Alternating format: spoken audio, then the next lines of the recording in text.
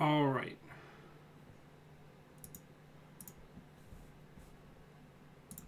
Hello, everybody, and welcome to a very special episode. Today, we're doing a 72-person online tournament, the Net Quarantine International. Here we are watching World Champion Pinsel at table 17 against Mars 1 on the outfit, and we're just going to have a great day of Netrunner as a group here. I'm very excited that everybody is here with me, and let's do it.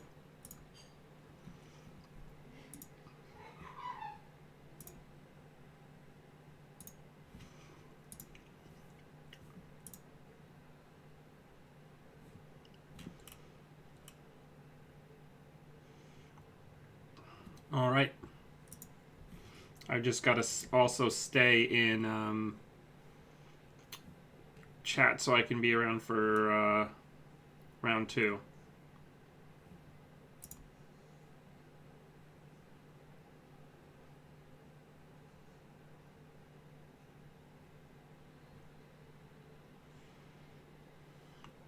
All right.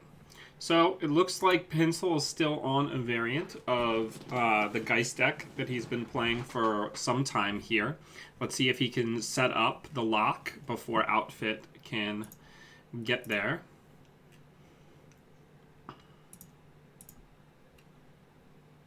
I'm wearing many hats today, so I'm not going to be necessarily the greatest commentator ever.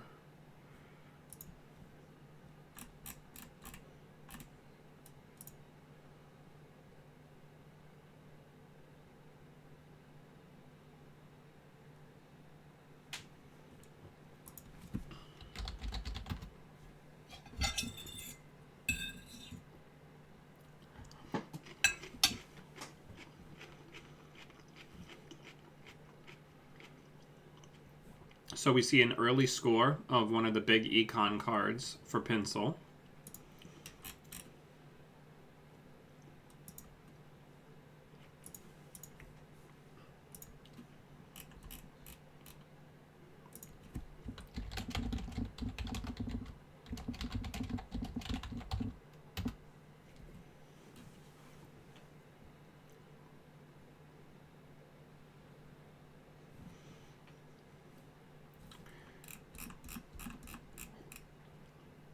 So we see a La Costa coming up.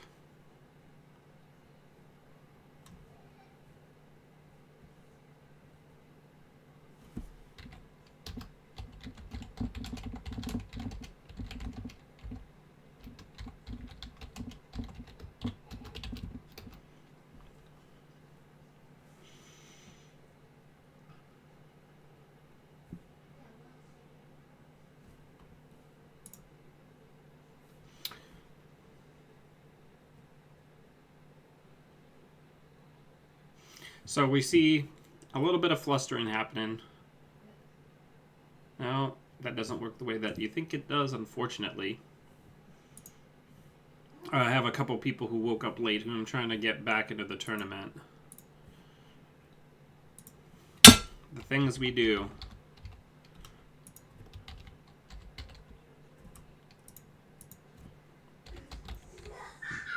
For our friends.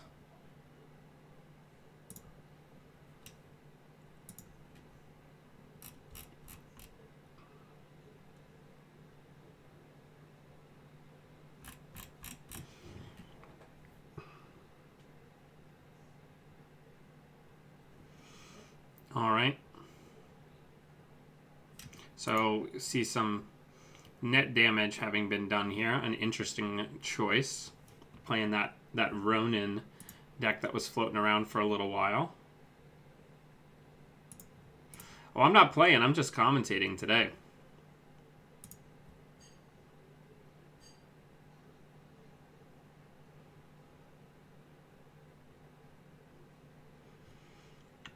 This is exciting. We have 72 people playing Netrunner.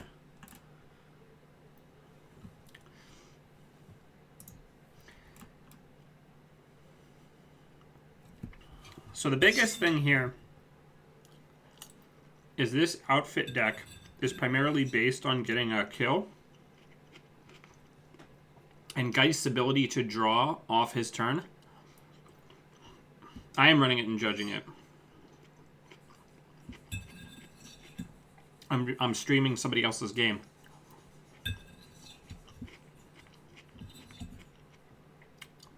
So Pencil's going to be very difficult for Mars to kill because of Geist's inherent ability.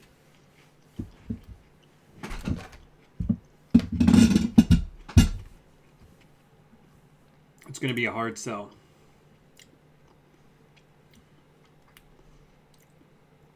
But we're going to see how it shakes out.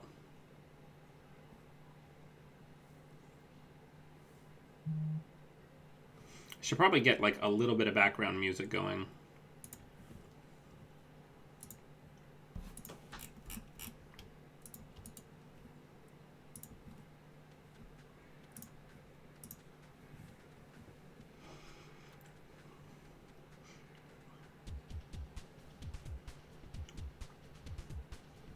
So there's also like 4 different streams going on.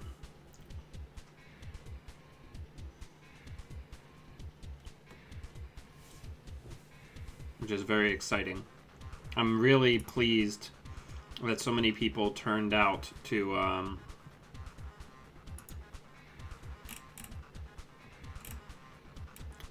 play.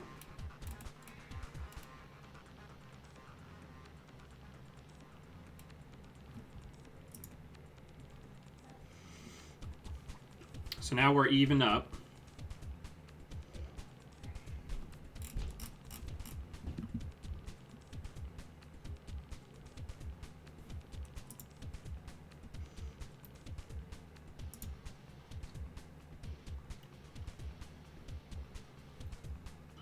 So one of the biggest benefits of playing something like a Geist against the outfit is the really big ice like Bulwark is significantly less effective because of things like Grappling Hook and Jabali, which is breaking based on sub. Hey Dan, we need a judge call in table 36 if you can.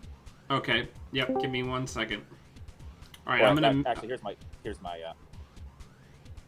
opponent too. Okay. Hi.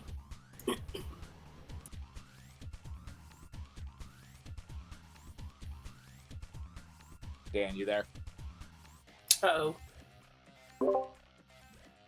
Okay. Just to double check with you, my opponent has a no one home access an oboe out of my HQ and is trying to activate the no one home to prevent the net damage and still steal the oboe.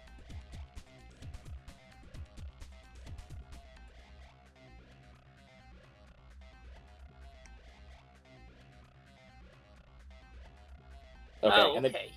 And just FYI, is that different than the old ruling? Do you know offhand? Because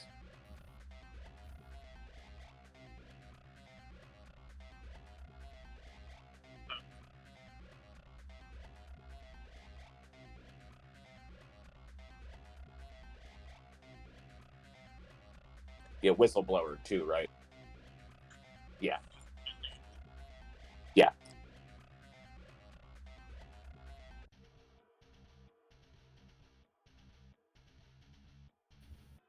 Okay. Okay. Okay. Thank We'll you. go back. Can we get a 2-minute time extension? Thank you. All right, I'm back. I just had to do a judge call real quick.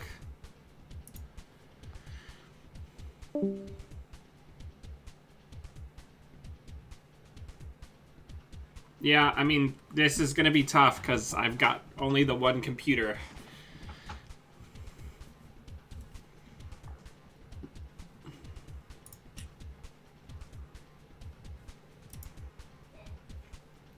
So we're going to do our best.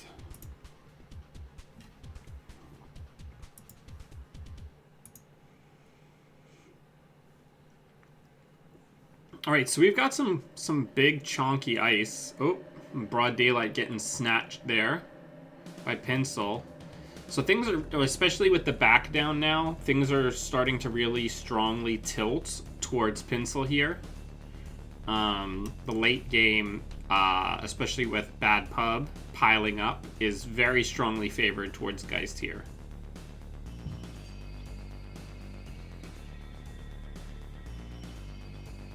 But we'll see what shakes out. The biggest problem that's going to happen is that the outfit is now so porous and only has one agenda point scored, which is going to make finishing this very tough.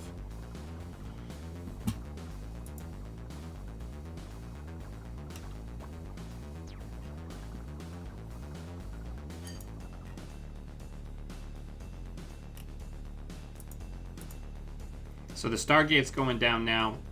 The Bugalter, it basically is free the first time because the 2 credits come back. So this is a very bad situation to be in.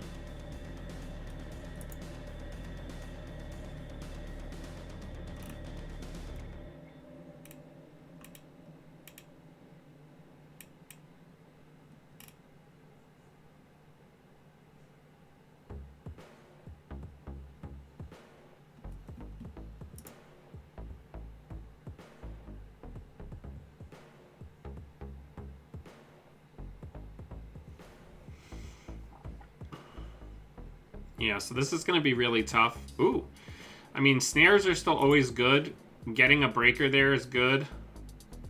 Because then Mars could triple advance one of these Mausoleses to try to create a very late game lockout.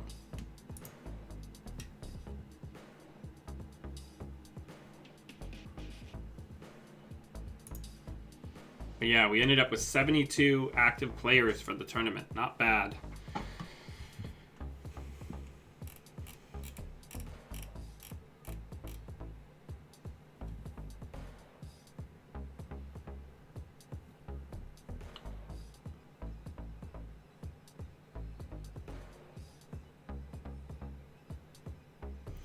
So Pencil here is going for the hard Vice lock, which is going to be quite strong here.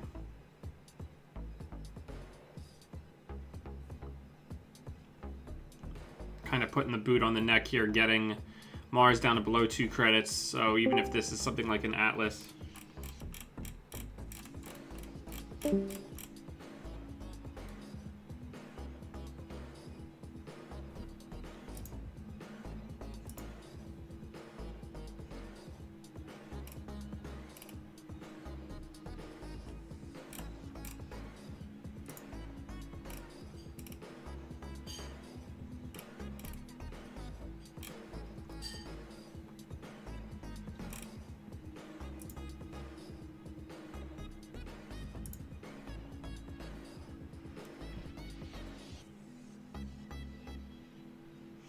Oh man, I've got these slips going, which is nice.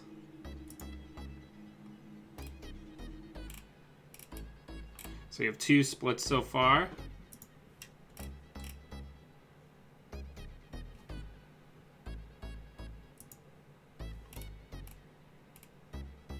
Two corpse splits.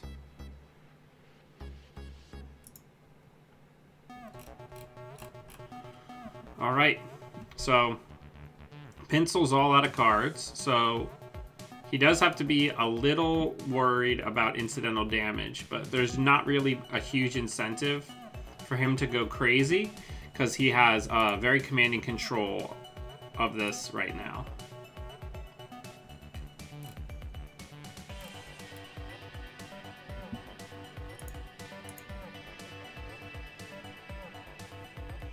I just have so many.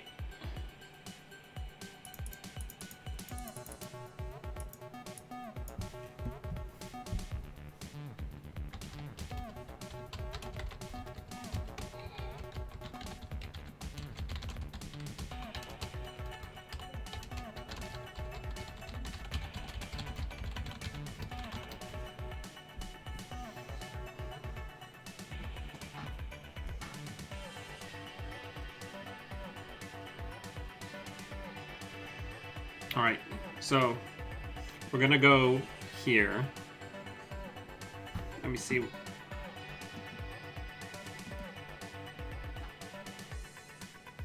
So we've got 39 minutes in the round. This is still game 1 here.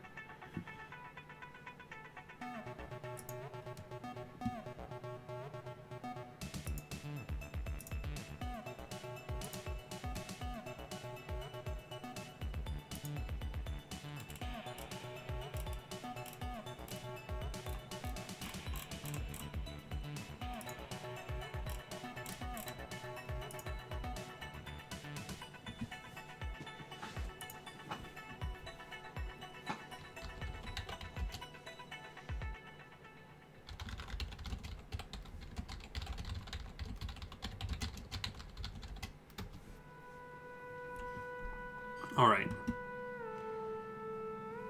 So looking here.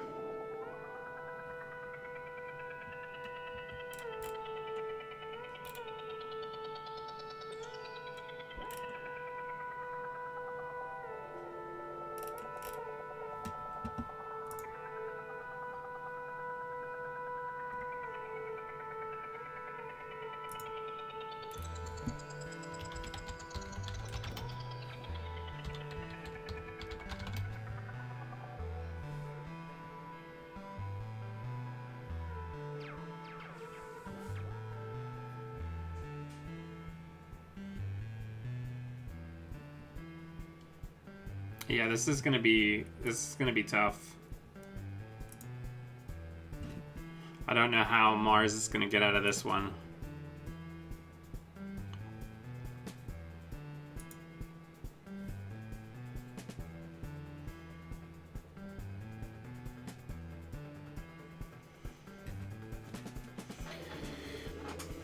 It's definitely a daunting first round to be up against the current world champion.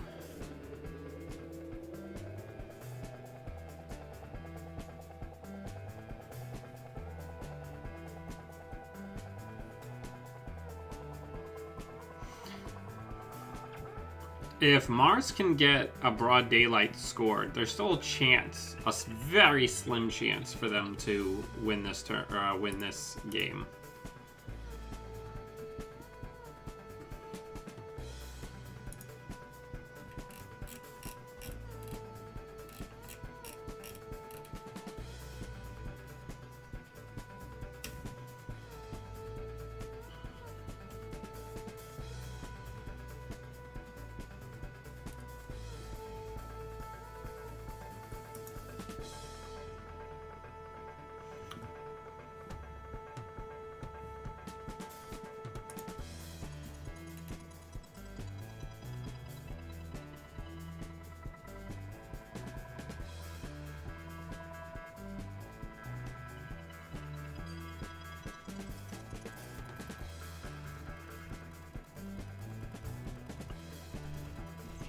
All right. So now Pencil's really just hunting for the last agenda here.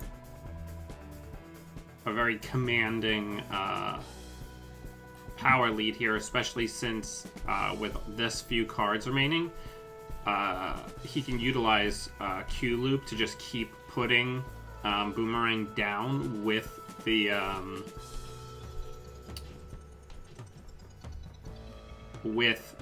bad publicity.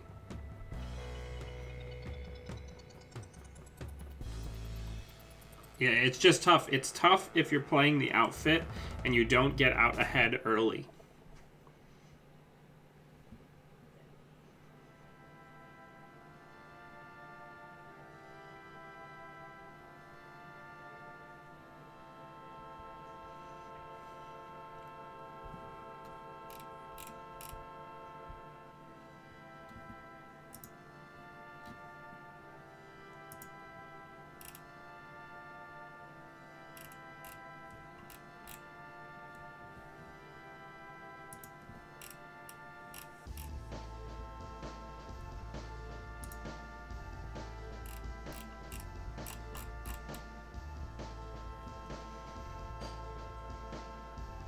Interesting choice to use the Peddler.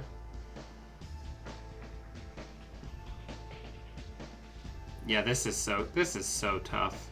I do kind of feel bad because in a skilled player's hands, this Geist can be really devastating, and it creates a hard lock, almost like the old 2015 lock Haley, where there's just not really any outs for you because it gets rid of all of the fast advanced tools and things you might use to close with Stargate.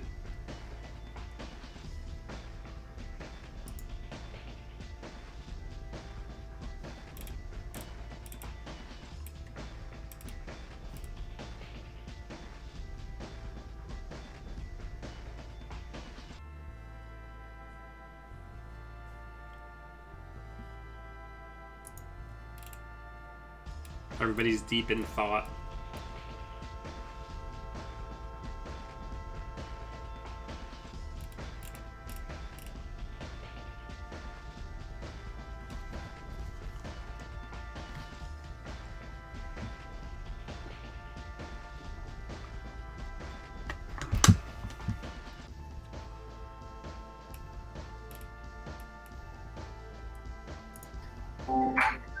Oh, Dan popped in. Hey, Dan, we have...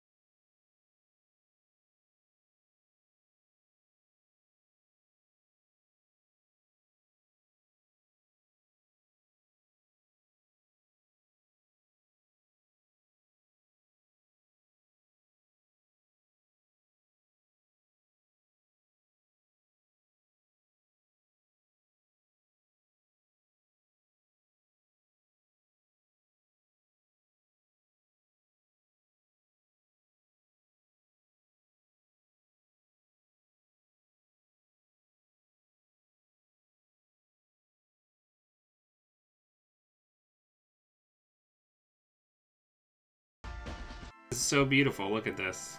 It's beautiful. All right. Let's watch the other side now.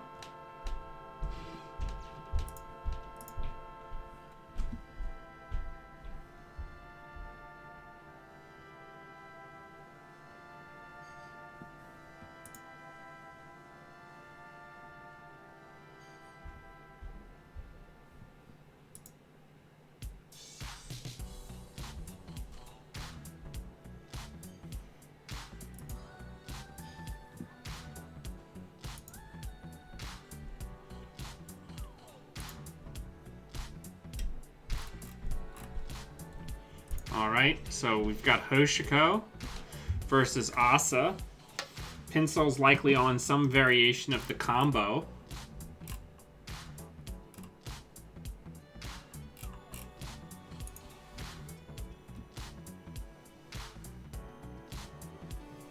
The combo Asa trying to use various assets and tools. Oops, somebody mentioned me. What's up?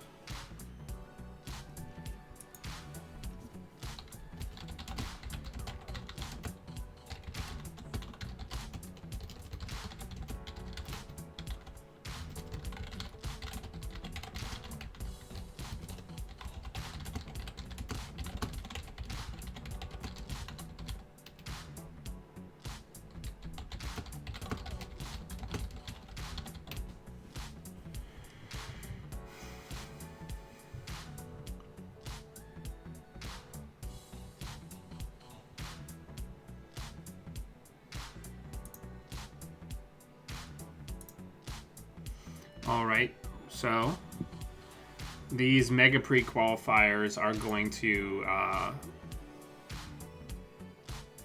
become liabilities over time here. Pincel's deck can really explode out.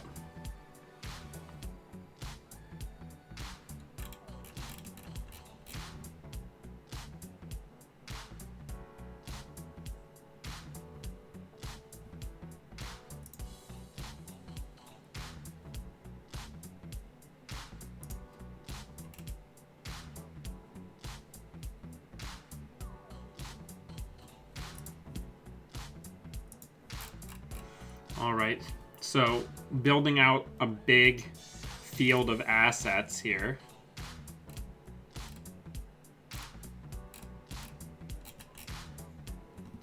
We're having a lot of corp splits thus far.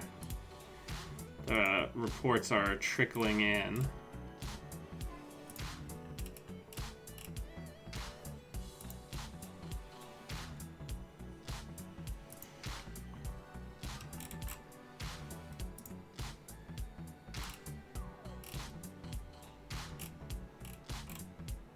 Oh, somebody finally got a sweep.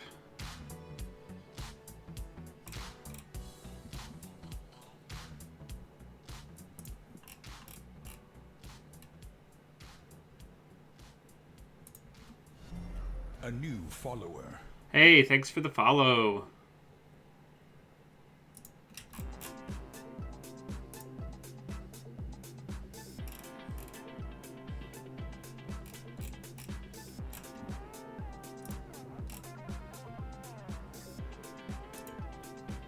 Seeing a lot of splits thus far. So we see the Vitruvius gets scored off the Arella here. Which with the team sponsorship and the trigger on Aurelia, the whole idea of this deck is that Pencil's always tempo positive, always moving towards the next score, getting a lot of free clicks that really accelerate the deck into the late game before the runner is ready, is the idea here.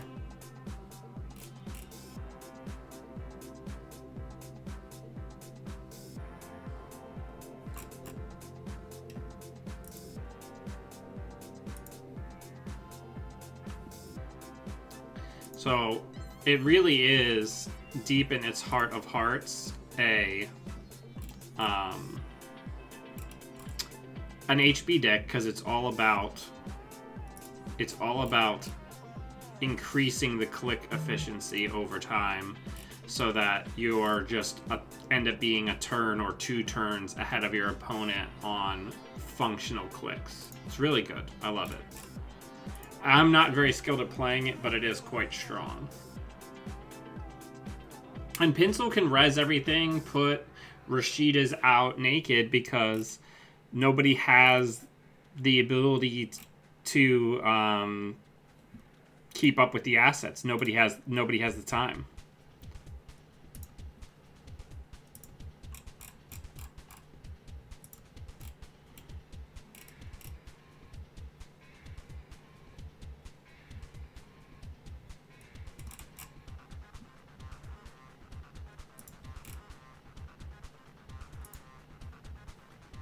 And like, that's one of the big powerful things here with this deck, is that it's just continuing to balloon out of control.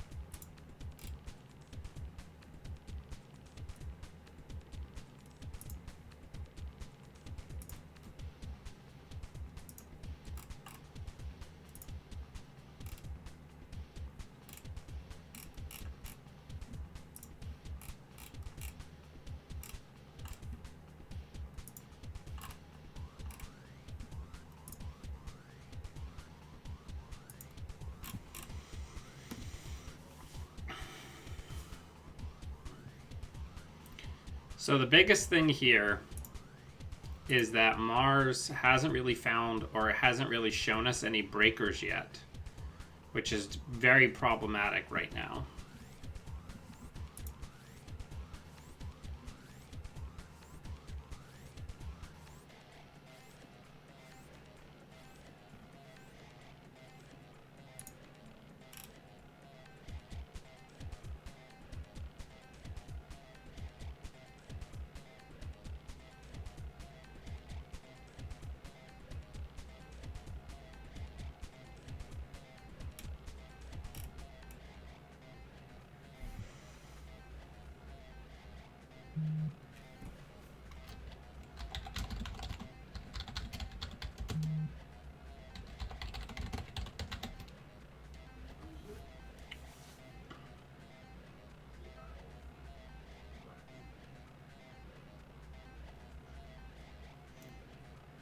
So we're seeing a bunch of tools, but we're just not seeing Mars get there fast enough as far as being set up.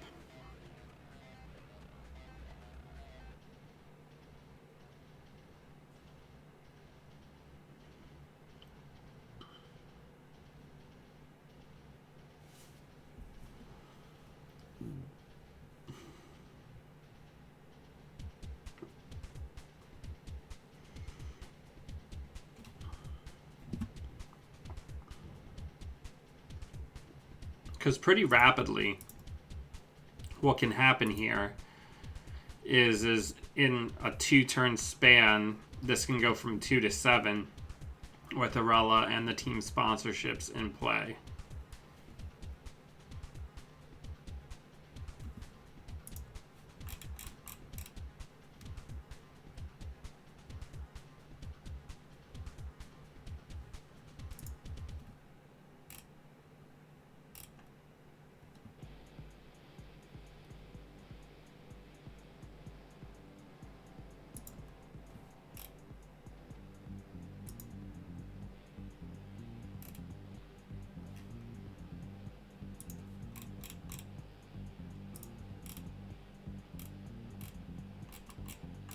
Oh, we have our first runner split.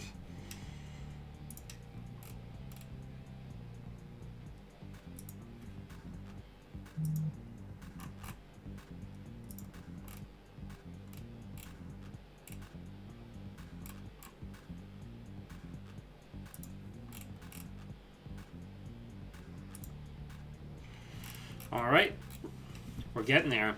The time in the round is 22 minutes.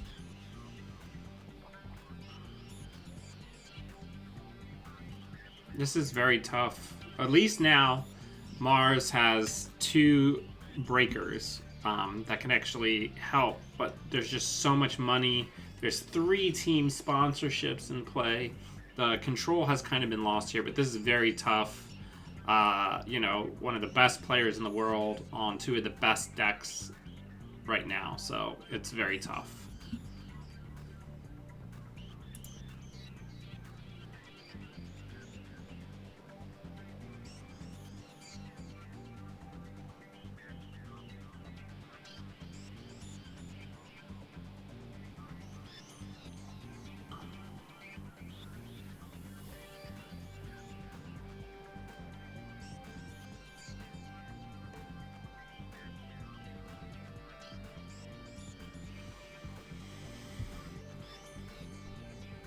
All right.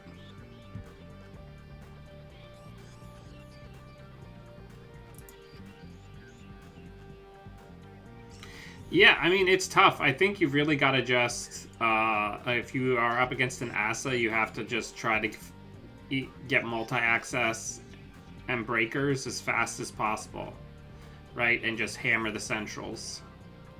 Because you're not going to be able... Yep. So... that's the end of that game. Let's jump in somewhere else. Who do we want to watch? I mean, I think it depends. I think if you're Val and you've got a lot of bad pub and you can keep control of it without breaking yourself, you should. It's very hard. That's one of the things that makes it such a strong deck, is there's so many decision points where the runner can make mistakes. All right, who do I want to watch? Let's watch our friend Chris.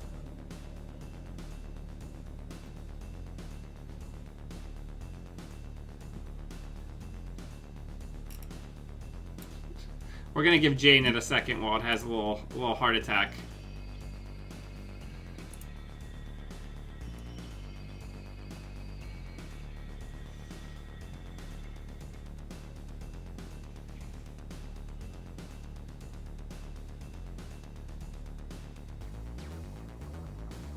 There's 5 different people streaming the tournament right now, which is very exciting. Yeah, I mean, if you can get a sponsorship early, I think you've got to get rid of them.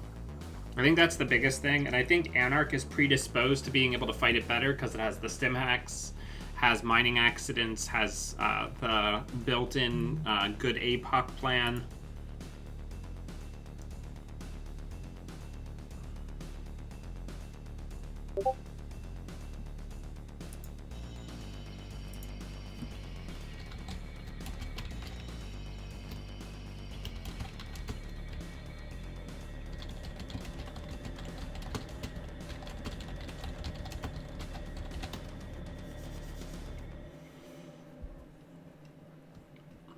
All right. But yeah, so just trying to get people together and keep people connected. The community is alive and well, and we've always been highly digital, so we should continue to support one another and, you know, stay on top of our communicating, staying in touch, playing together, right? So I figured, why not? I was missing everybody, so I wanted to get this tournament together.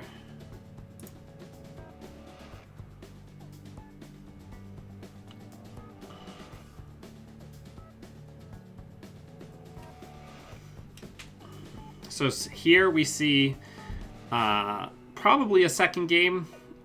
Chris is also on the Geist, the good Geist. Trying to keep the pressure up on the Centrals to prevent Earth Station from really utilizing its ability.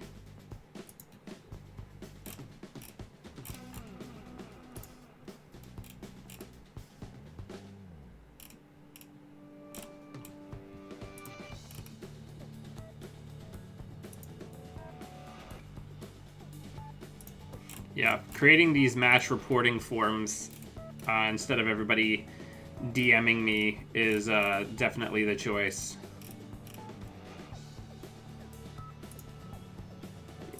I've done previous online tournaments where everybody just DM'd me the results, and it becomes like a whole mess of you never having a sense of who's already talked to you.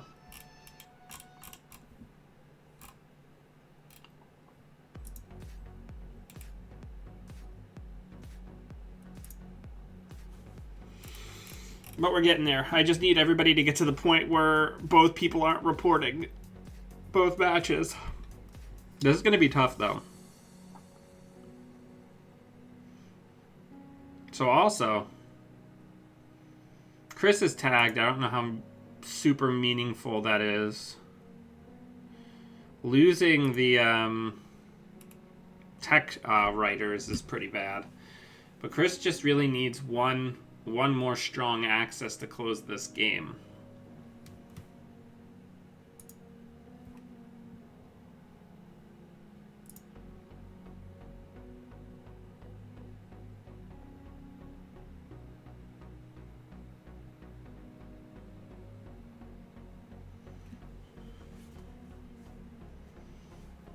I just figured, when are we going to have this many people together on a Saturday where everybody's actually available because nobody can go outside?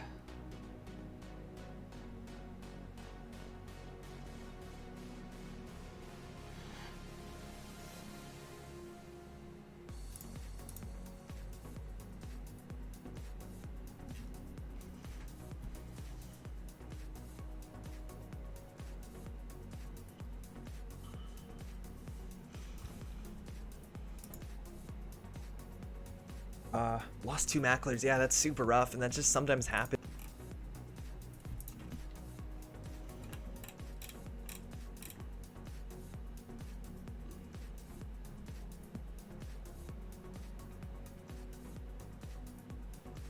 Oops, I lost my channel. We've got so much commentary going on.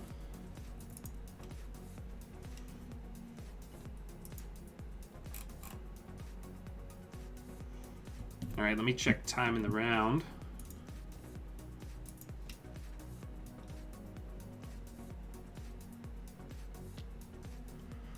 Alright, Chris is just trying super duper hard to close out this match. Only 14 cards left, seeing 3. I think he's got a very good chance that he'll get there, right? He's probably only gonna break the end the run subroutine. Because Stargate creates a counter basically for the run. It doesn't have to be in play when the run ends.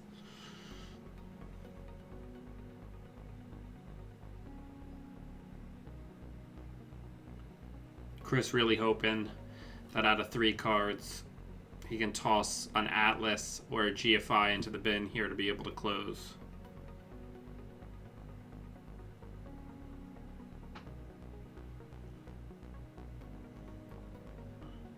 I'm so happy that so many other people are streaming too. Shout out to Andre and CTZ and Vesper, and I think there's at least one other person streaming who I'll look up. But everybody's really coming together to keep the community engaged right now, and I love it. Oh, he didn't see anything. That stinks so bad.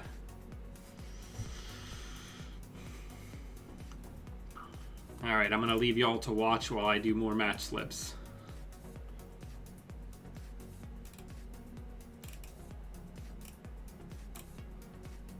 I'm trying to keep everything seamless so we have as little time between rounds as possible.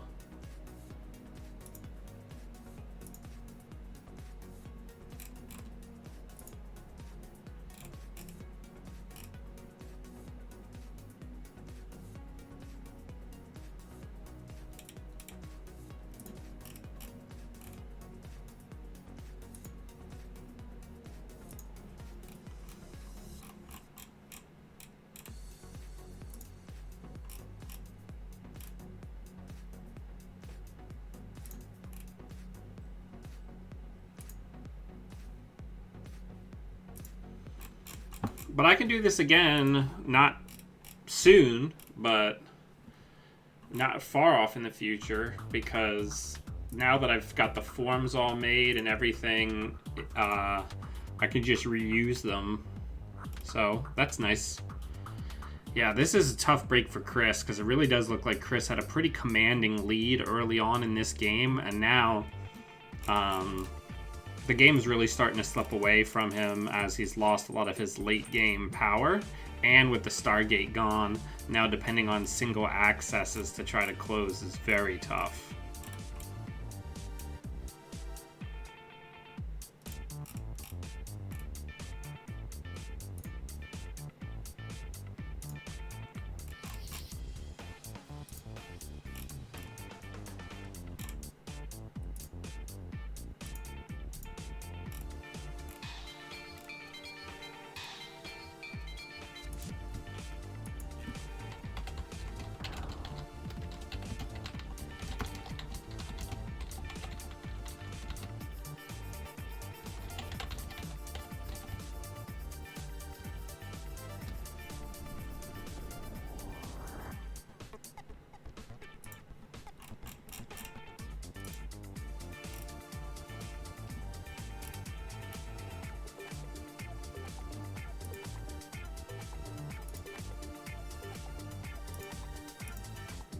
So far,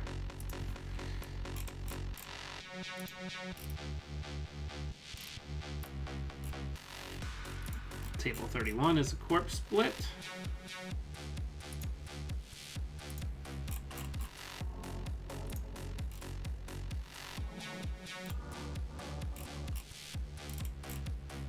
We have a lot of splits so far.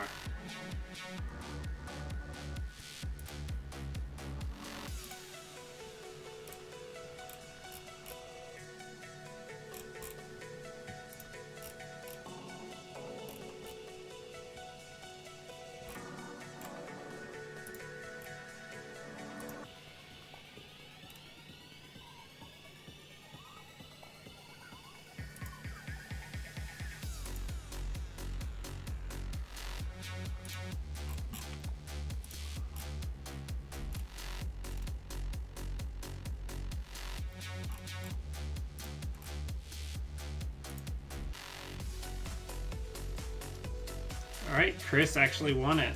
Sorry, I wasn't paying attention.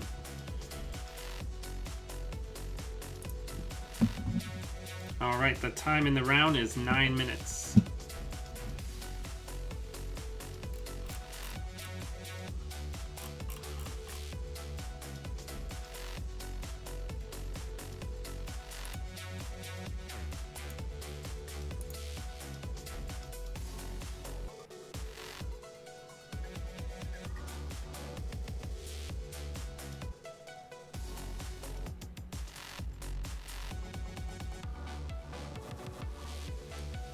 All right, let's see who's still playing.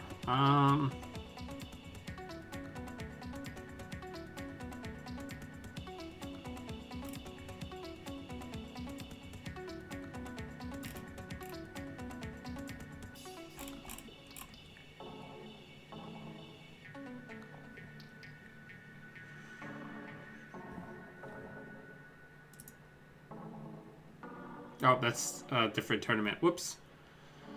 There's two digital tournaments going on right now.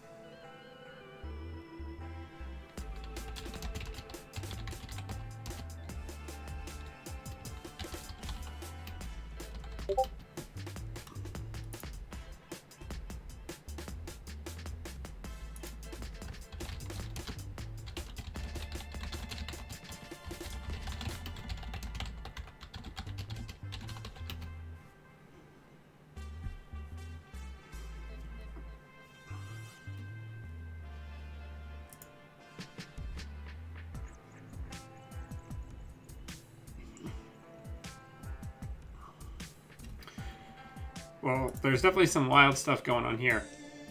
Conjun is an ice where I love the art, and I also love how like wildly insane the effect can be under the very particular circumstances.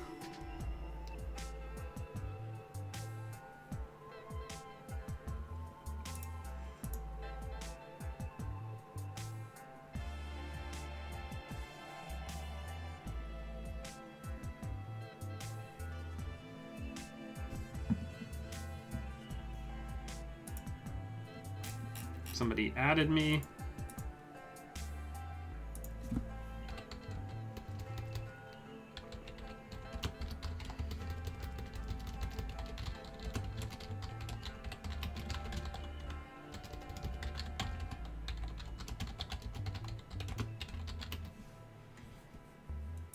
All right, so over here, this is going to be tough, right? Nisei's a really good economic ability, but I don't know what their close is. If it's just like a glacier and like click compression build, I don't know, you know?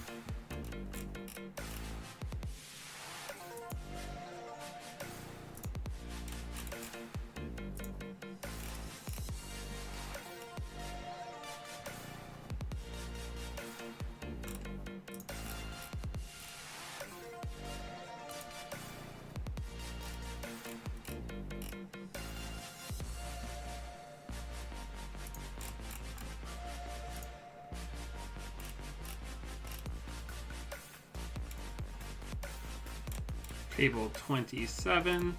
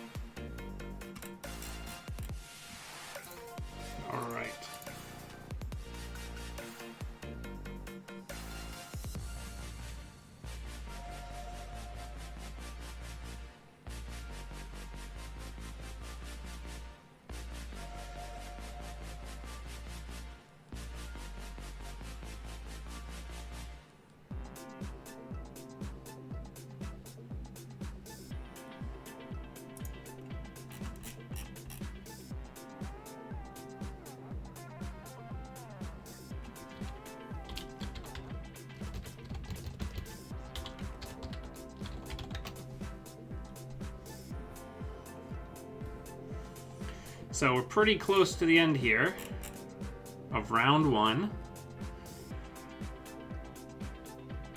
It looks like all told we're going to end up with 71 participants. So that's pretty fucking exciting. I get that not infrequently when I wear this hat because I have a round face like him and a similar nose shape.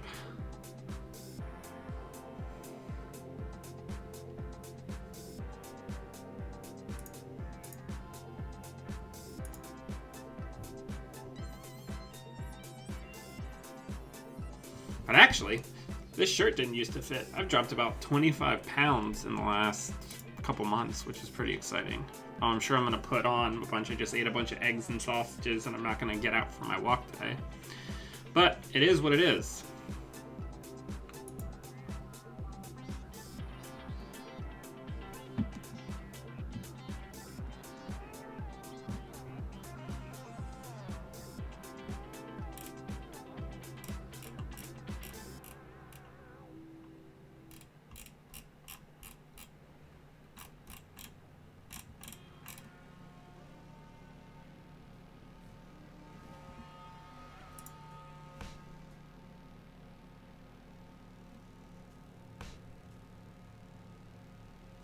So we're getting into the point, well, there are no timed wins anymore, but where this is going to be a...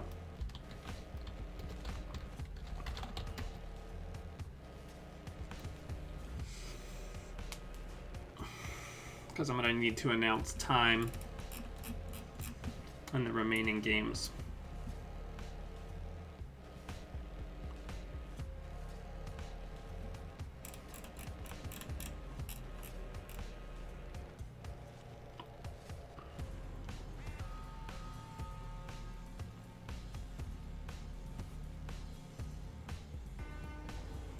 So, trying to push through here. I'm sorry I'm not doing too much commentary. I'm just also maintaining the tournament at the same time.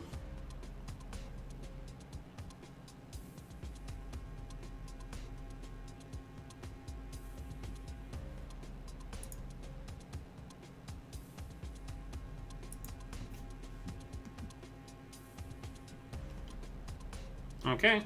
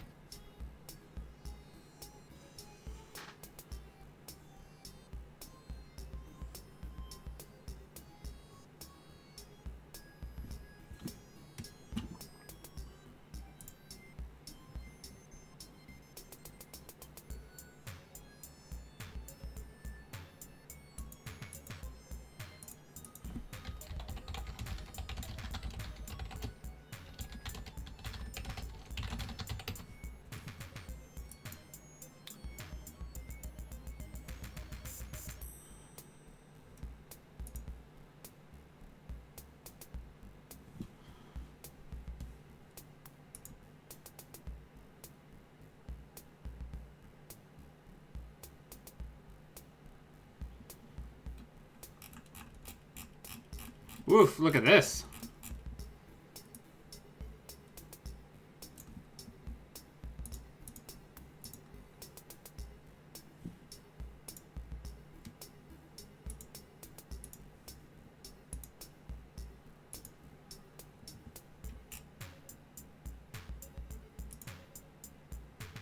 Did the two of you see that time was called?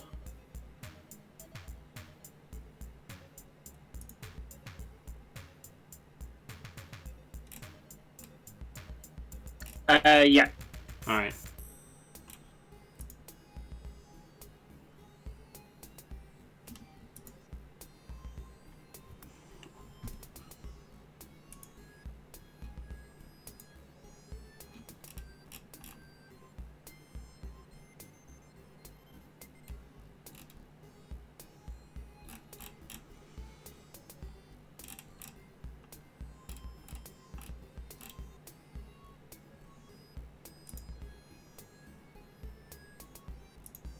Great job, everybody, reporting thus far.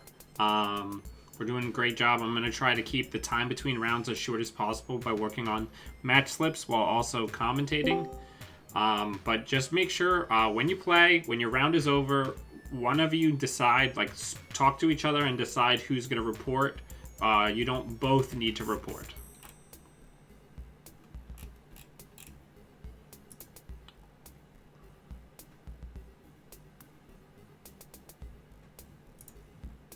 Okay, so we've got 2 more match slips. This is for table 26.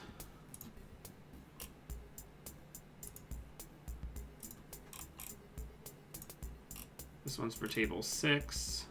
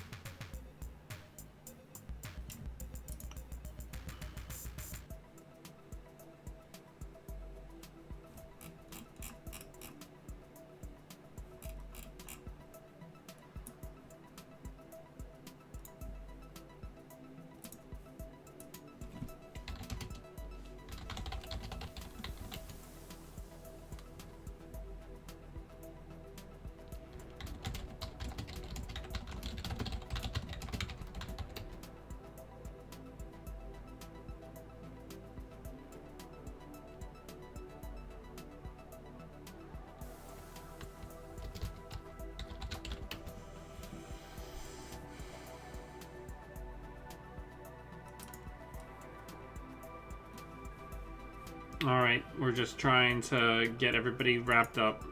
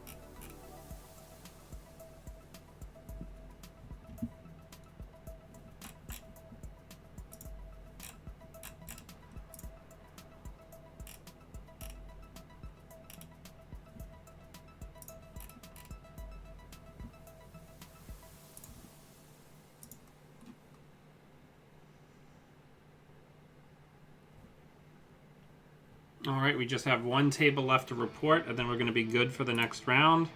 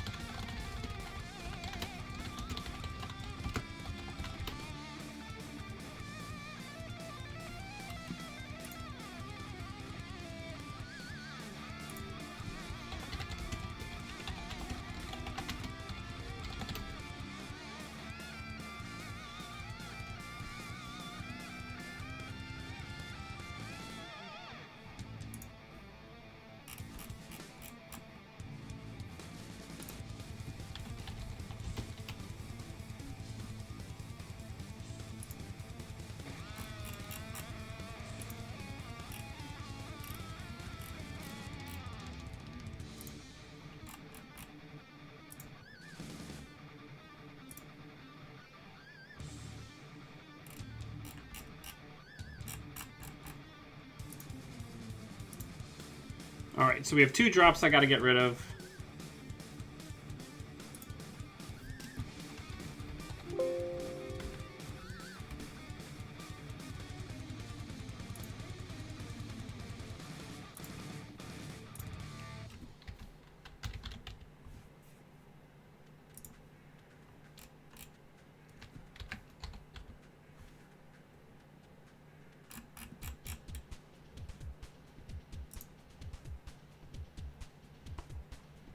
Alright, so we should get a pair of new round. Nothing should break.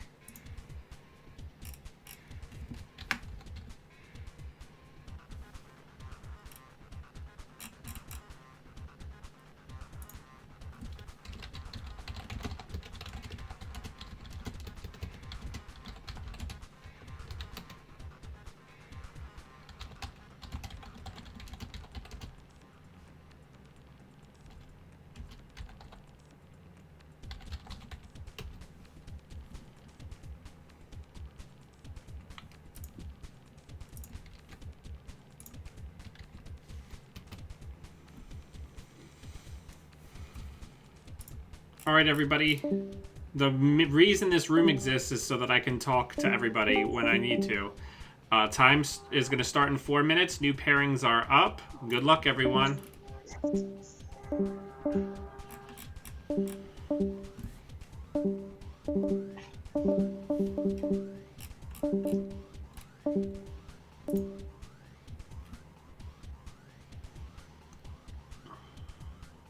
Alright, so let's see.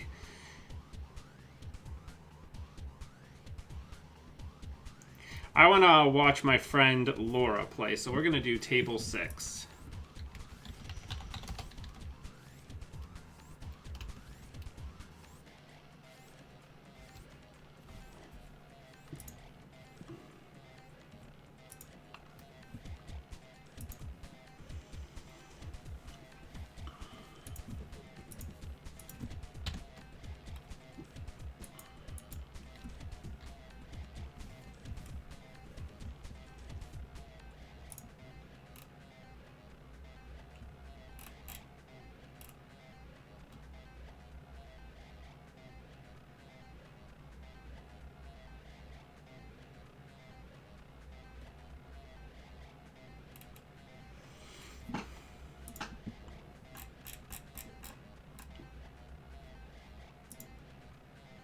Yeah, I'm pretty pleased with how the match slips and things are working out.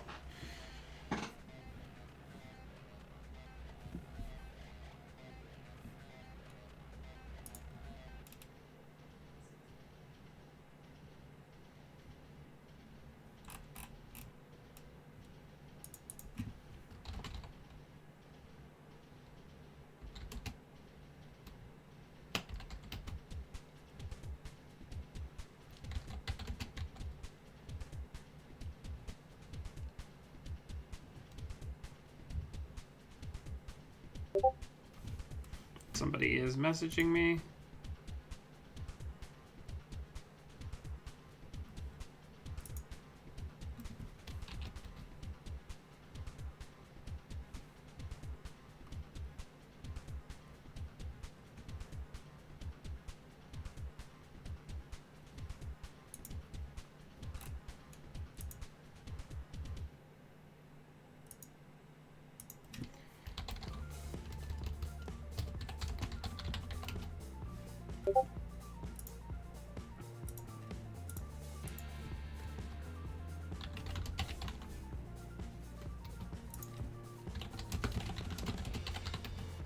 I have to repair.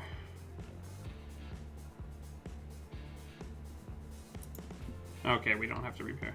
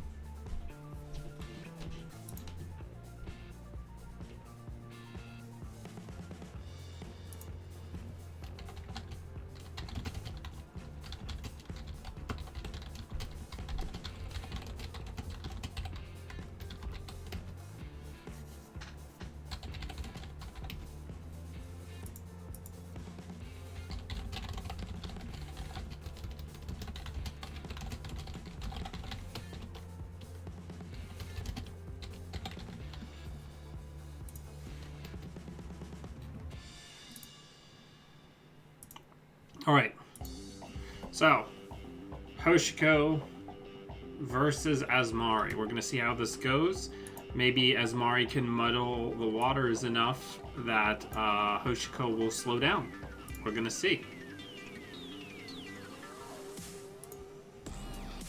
Early scarcity is very strong against Anarch. I know from playing against Laura that she's not a huge fan of that. So we're going to see what shakes out.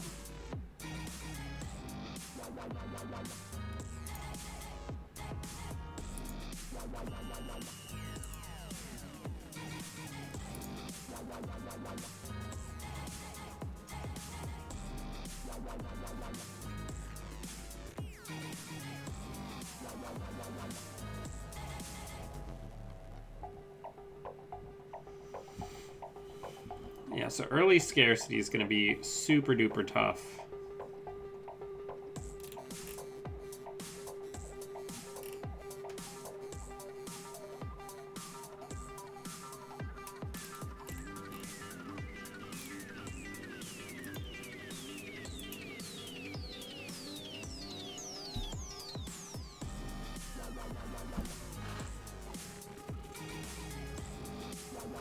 But good news is 2 breakers in the bin already is strong.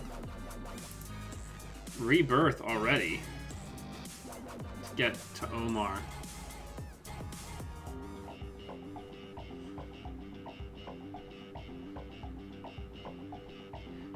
Deciding, I guess, that she's not going to be able to run frequently enough to warrant being Hoshiko, which I think makes sense.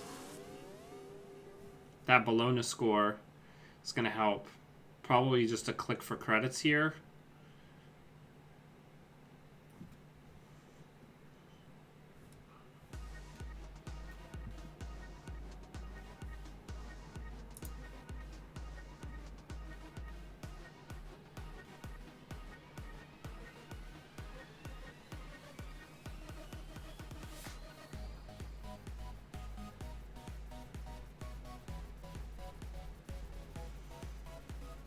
Oof. So some big oof energy happening here. Laura getting hit with the hard-hitting news most likely here without having the money visible to clear it. 2 deuces wild already in the bin.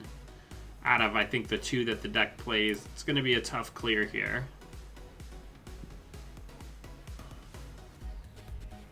Yeah, because if this is an HBT-based deck, she could be in a lot of trouble here.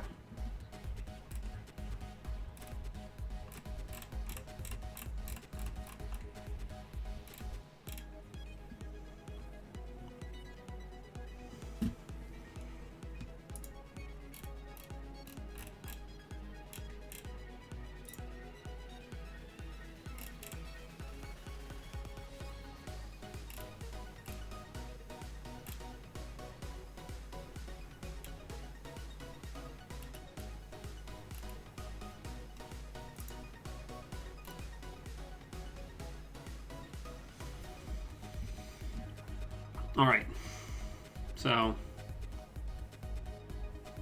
Laura's gotten out of the super danger zone here.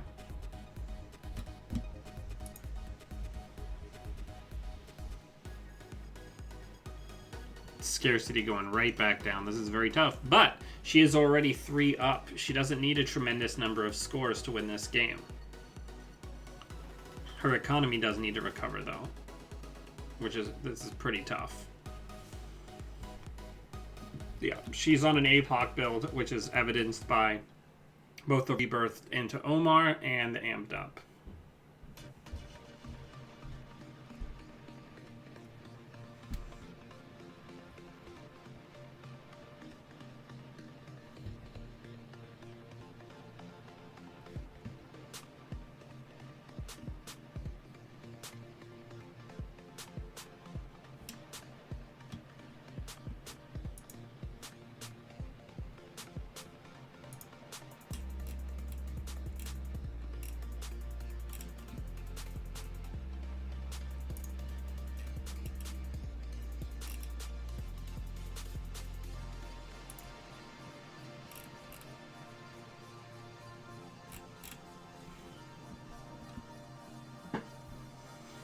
Alright, we're getting there.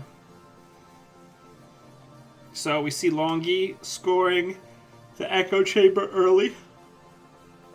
Nice to get it out of hand. It's a little expensive and brings the money totals a little closer than probably they would have liked. But if it's that or pitch it, it's better to use it. Now that point's just sitting there.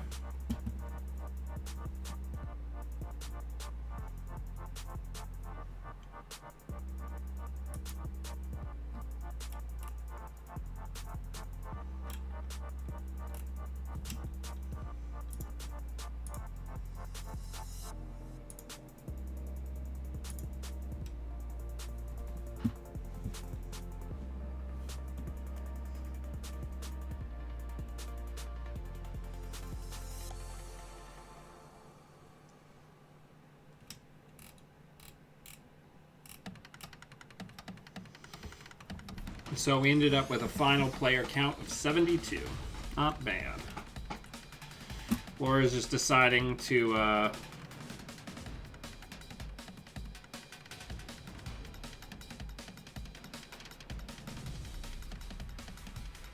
has just decided to float the tag for now. Kind of a weird board state.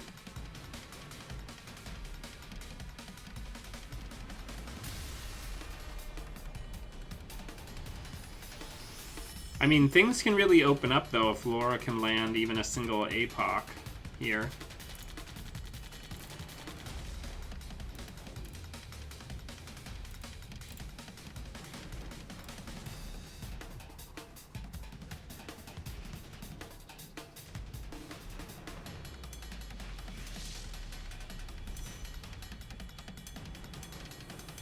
Now, if Longy is on an exchange play, that exchange play is still active while there's the single tag, so that Echo Chamber could be exchanged for that Palana potentially. So the longer Laura floats that tag, the more dangerous it's going to be.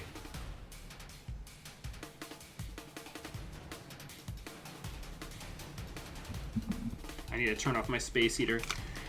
It's getting warm down here.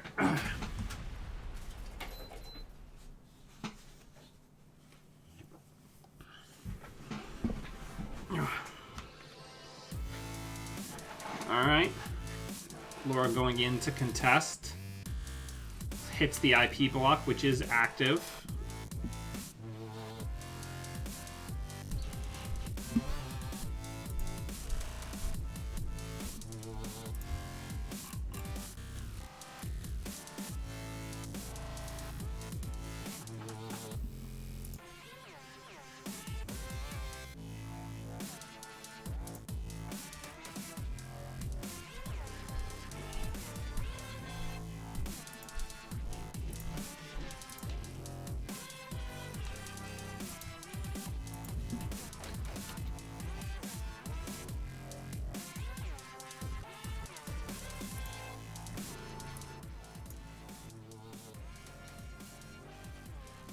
But yeah, so I think Laura here really needs to try to stabilize as much as possible, and she's got to clear that tag. There's too many ice that become more powerful if she's tagged, that otherwise she would just be able to kind of bully her way through.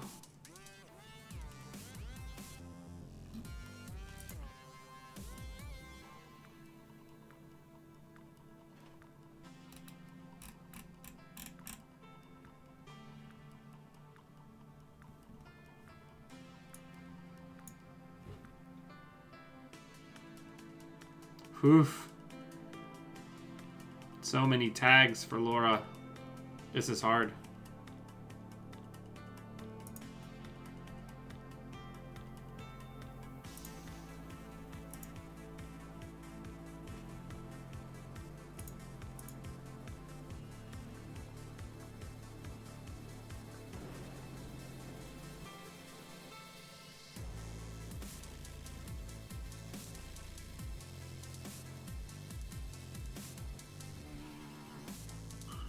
Laura is really on the back foot despite being up in points, especially as now this daily quest can really operate kind of unmolested, which is gonna keep Longy tempo positive.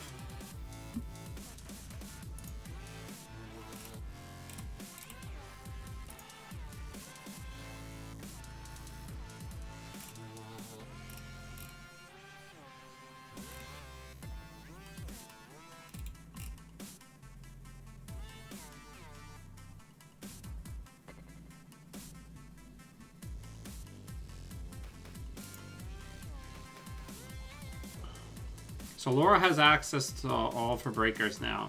Her money situation is really quite bad, while Longy's keeps accelerating. The tempo of those two hard-hitting newses really can't be understated here. Now, it's worth noting that, you know, as an Anarch, it doesn't take much for Laura to kind of rebuild. Yeah, Laura just can't get out from under these tags. Another big pile of tags put on, threatening the high-profile target kill. This might be it. I don't know if she can get there. She can only clear 2 tags. Yep, she's just gonna go for the wanton, try to clear the ops out of hand. Ooh, a news hound. So this does end the run. It's tough. Yeah, this might be it. Unless Laura can get very lucky on accesses here. There might be a missile coming through her window.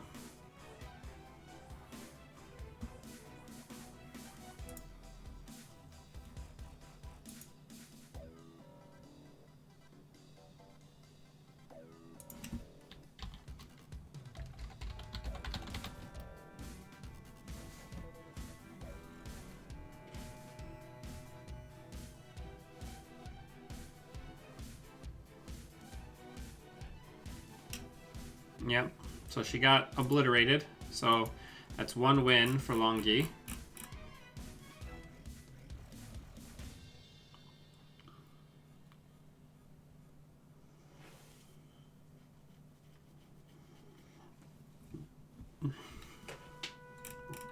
I was waiting for the next game to pop up.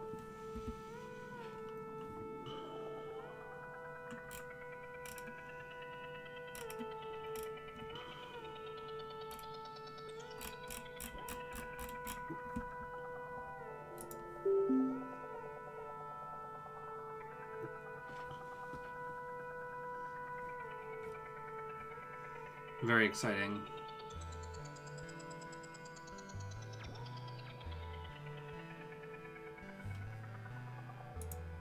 So now we're really on probably Laura's strongest deck. She's an incredible Argus player. I would say probably one of the best in the world. She won the the East Coast Championships at PAX Unplugged, just really with incredibly strong Argus piloting. So let's see how this game goes.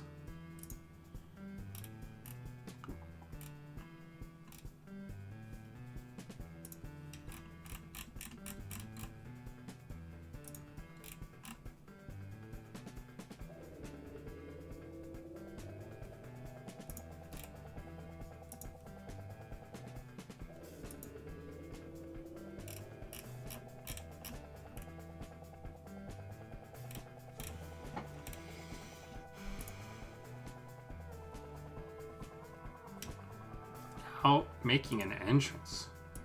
Wild. Laura going for the gutsy opening hostile score against Val. It's a bold move, Cotton. We'll see how it works out for her.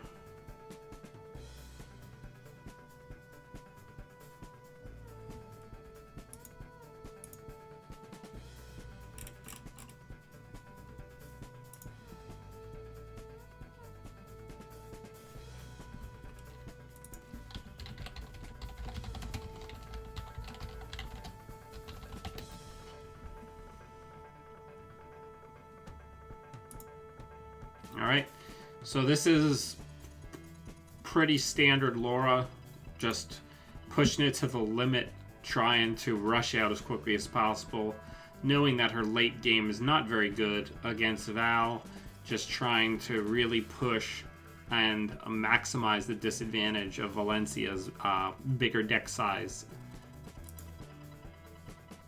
Oof. DDoS comes through. So... but that's a DDoS that isn't getting used for like an apocalypse, so probably gonna take the meat damage here, I would imagine, but we'll see. Might take the tag depending on what operations are in hand.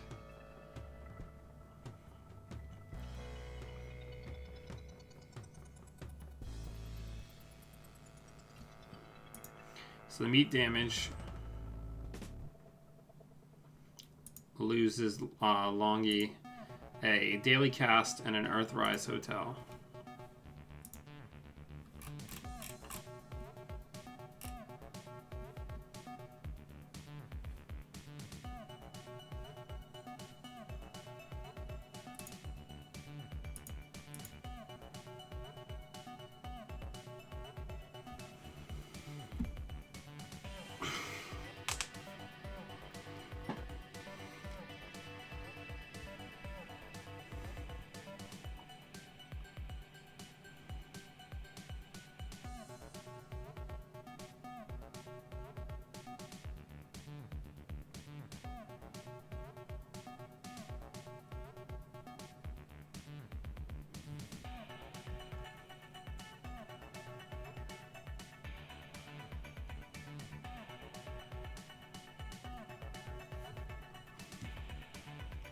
I didn't check. I wonder if Laura's playing her Mwanza. Oh, please let that be a prize second that remote. Are they gonna pop it and go for it? Nah.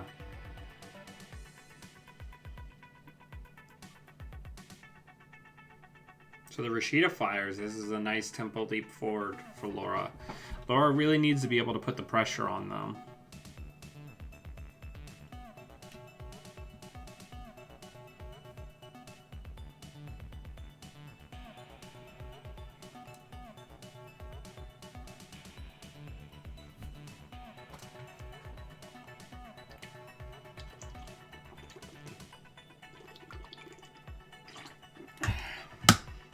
I'm gonna go get a throat lozenge in a minute. My allergies have been going crazy and I don't want to lose my voice doing this.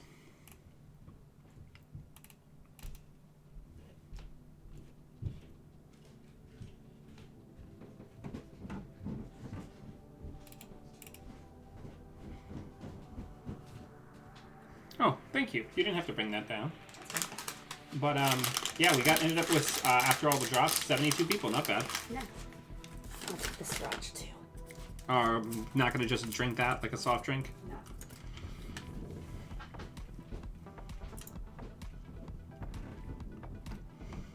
Alright, so Laura asking the question, right? Are you gonna use that DDoS to challenge this card? Because if it's an Atlas, that puts her in a significantly better position for landing the hard-hitting news, right? So, big questions here.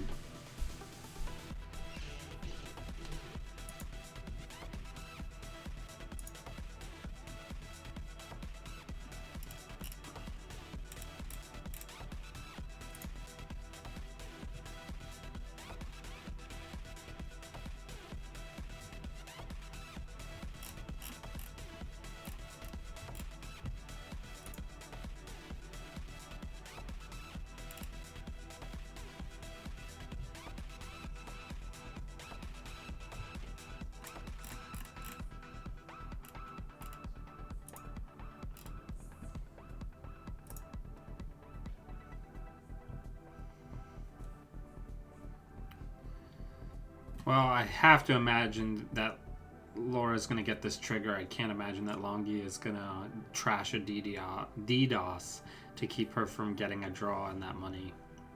Now, this is the problem, though, is the more careful Longy plays without Laura scoring, like, meaningful agendas, the harder it's going to be for Laura to tag Val, because the econ warfares don't matter as much, when you start getting into the high teens and 20s of credits. So this is a way that if Laura's not putting the pressure on, Longy can really create the inevitability here in the late game.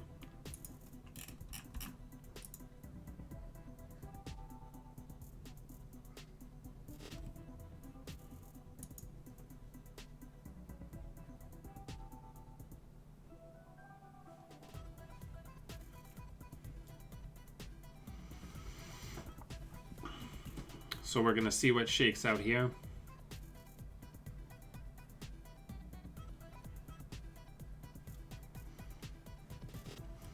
I think one of the biggest things here that Laura's going to need is some incidental damage, like some snares and things to get rid of potential I've had worses.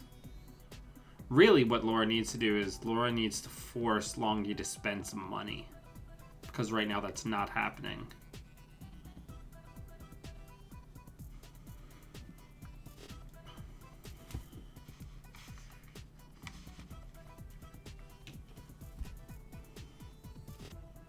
Yeah, because this is the problem, right? Is that drain a few Liberateds, then it takes a tremendous amount of money to actually make Val poor enough to tag. Yeah, and Laura's just not finding the agendas she needs to really push. If that had been an Atlas, right? That dramatically changes the landscape here. This being there, plus all this in the bin, is very tough.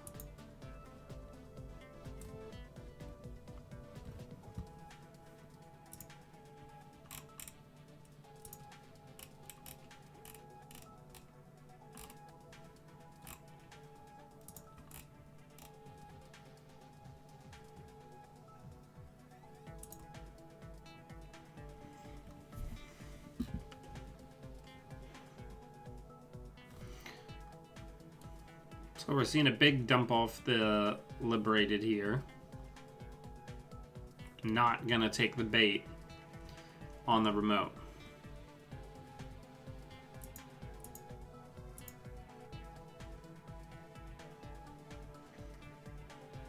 So she gets the Naked Atlas off the table, bluffed as maybe a defensive upgrade or a Rashida. So that's huge. Being at 4 points here, very big. Here's the Mwanza potentially into double snare, because we've had enough time for there to be 2 snares in there. We'll see what happens.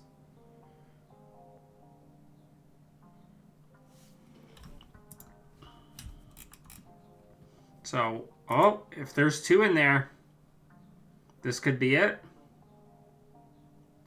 2 Apocalypses out of the hand.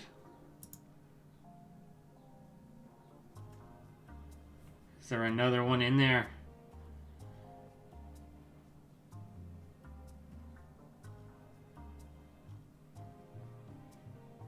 Has to take the tag, because if they had hit another snare, they would have died. Huge, huge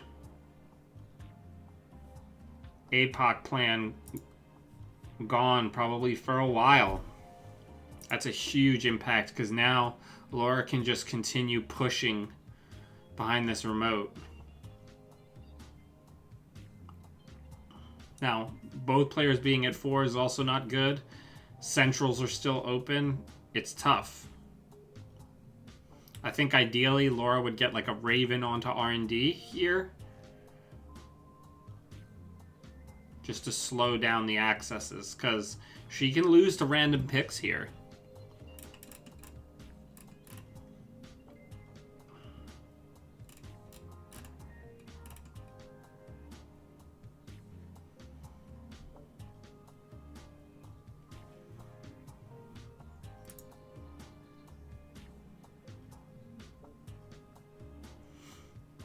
No, Laura's on Ooh. So 6 points. So now any score is the game for Longy and gives Longy the clean sweep.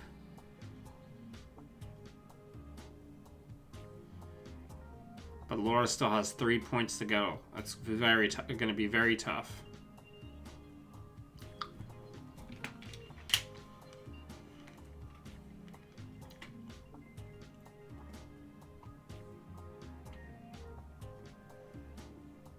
Oh, there's still a Stargate in the mix somewhere, I think. No, it got picked unless they're playing more than one copy. A lot of times the Val decks only have one copy. So if that's the only copy, then the ability to avoid the snare might be gone except for Wanton.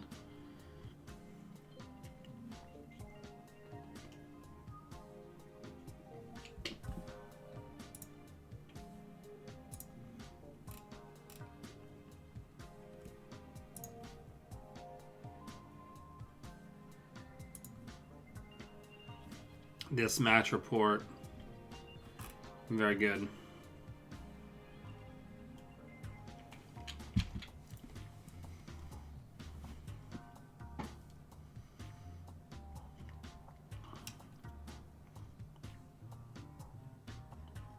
Too big to fail. Probably was gonna get left. Just doesn't matter, right?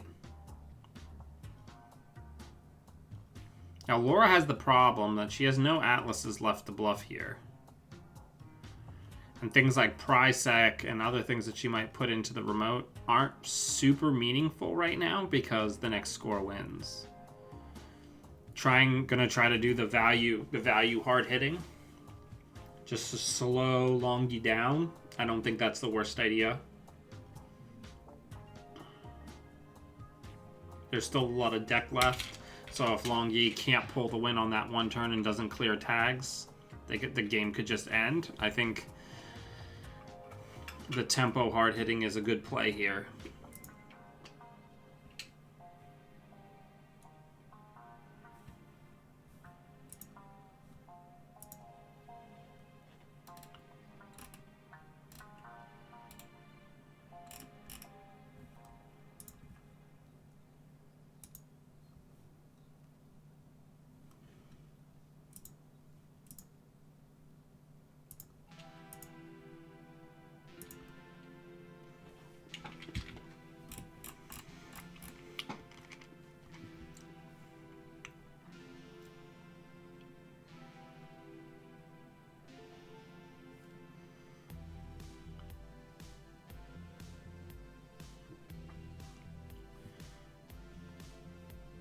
Laura can still definitely get APOC'd here, though.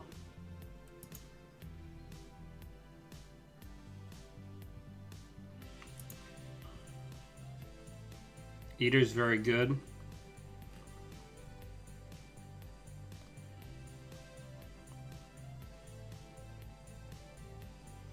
I mean, really here, only one hard hitting's gone. Laura really needs to bait Longy into a run to have a good shot here.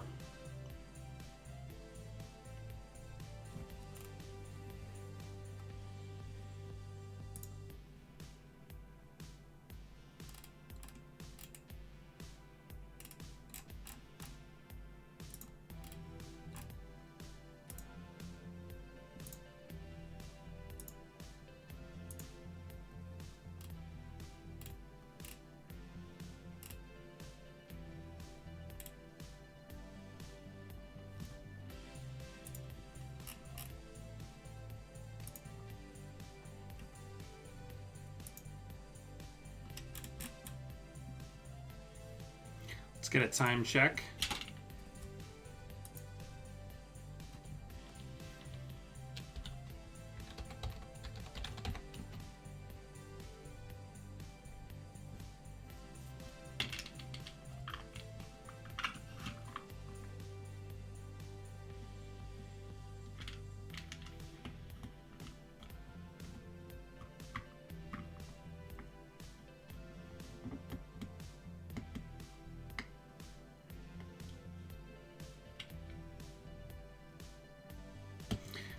We may have just had a Jnet crash.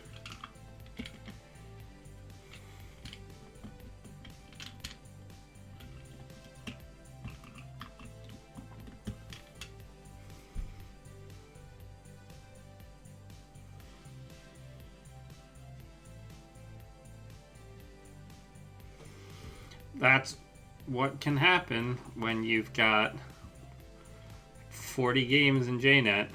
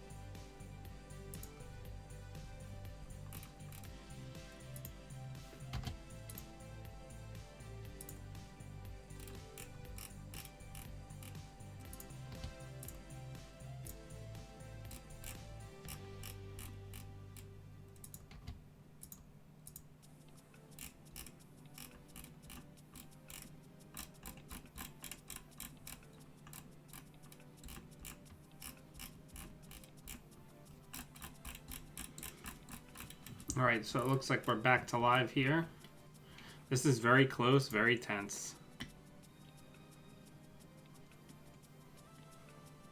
So the Wanton coming in hot.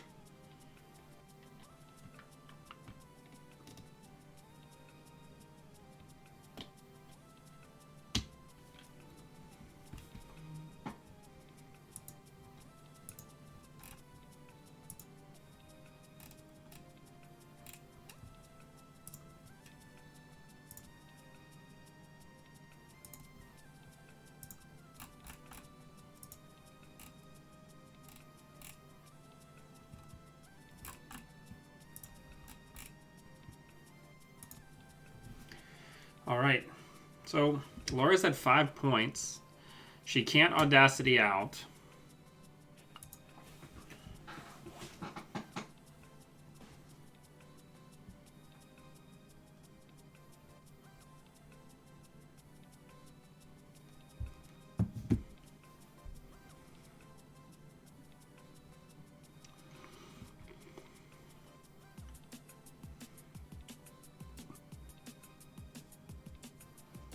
She can still get there. It's just going to be hard. She's going to try to push it to the limit.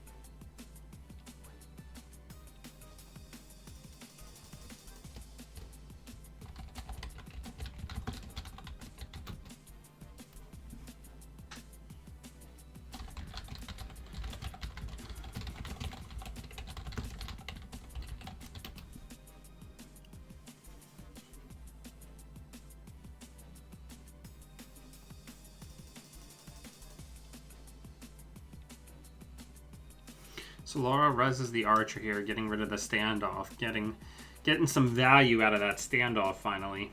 Sorry, we're dealing with, on the other screen, people's Jnets are chunking out, so some people are having to restart their games.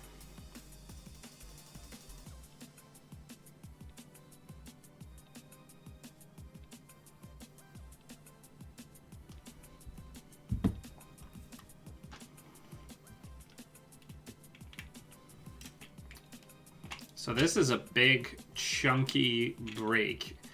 My dream for Laura would be that this ice here, underneath the archer, would be border control, so she can boot them out. Because if that's the case, she might be able to pull this out.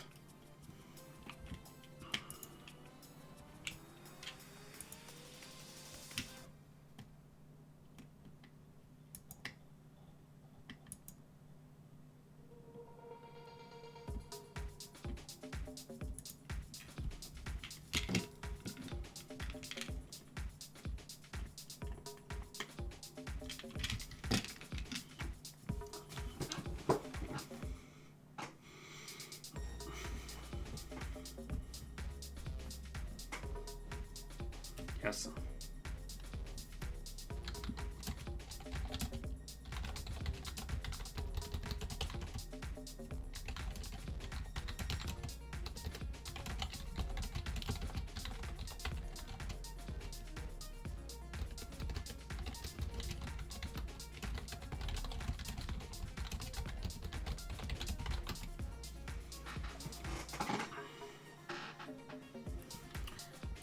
So, going back in, only breaking, I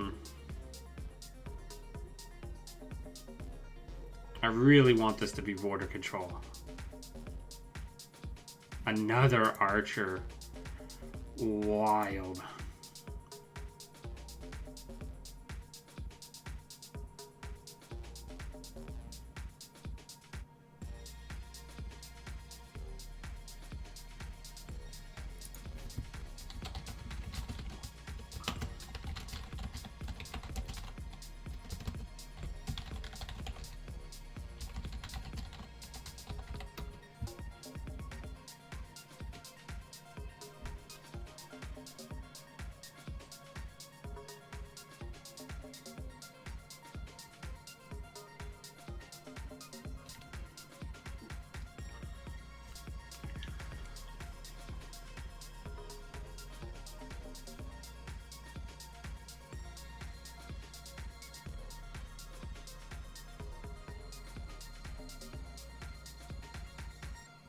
So, Laura's got a crazy amount of money. And Valencia's broke. 2 rezzed archers with the ability for her to just kind of windmill into this server.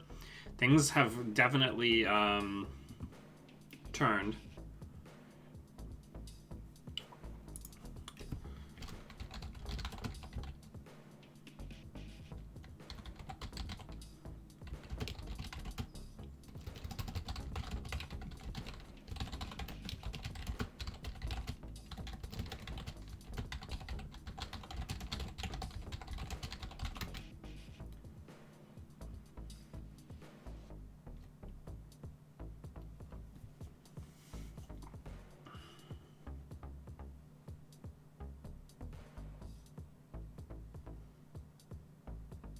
Oof. So at the end, Laura fights very valiantly, but Longy pulls it out and gets the sweep. But what a tight game.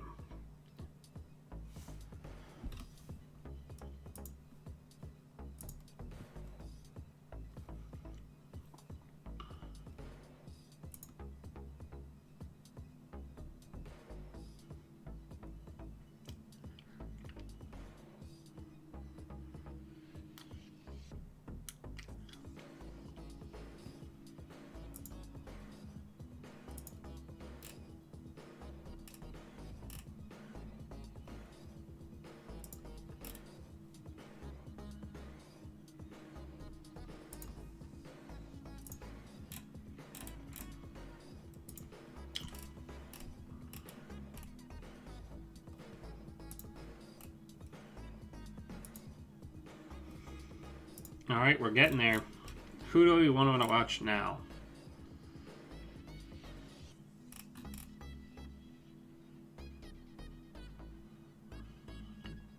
Look at all these busted rooms.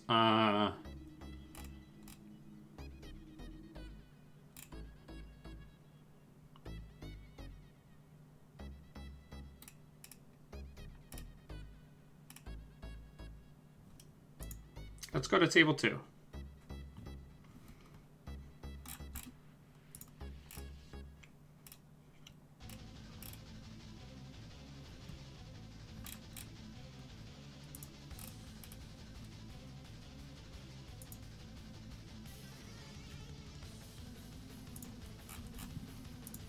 Alright, this looks like another maybe just good stuff matchup, just the Eater Stargate combo.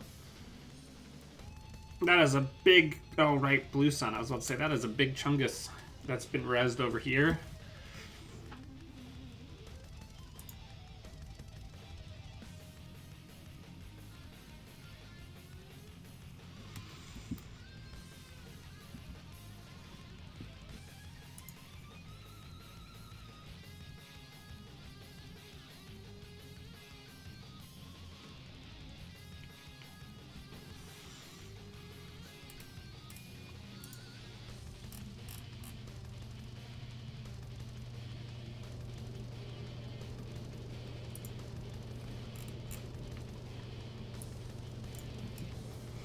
We're just giving Jnet a little stress test, you know?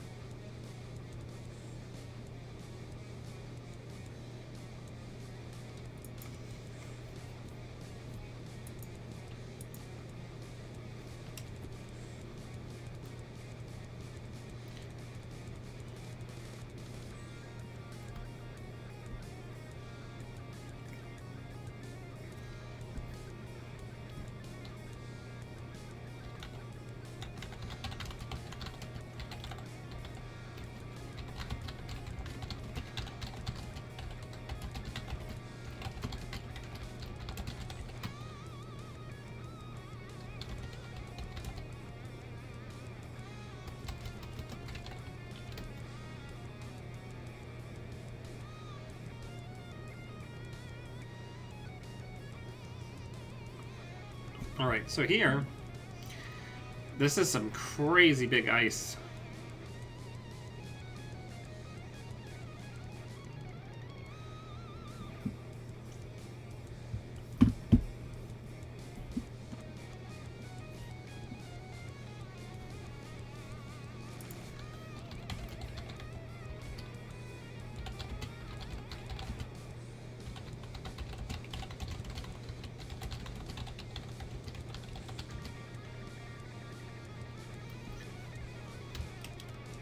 I need to get a ruling here.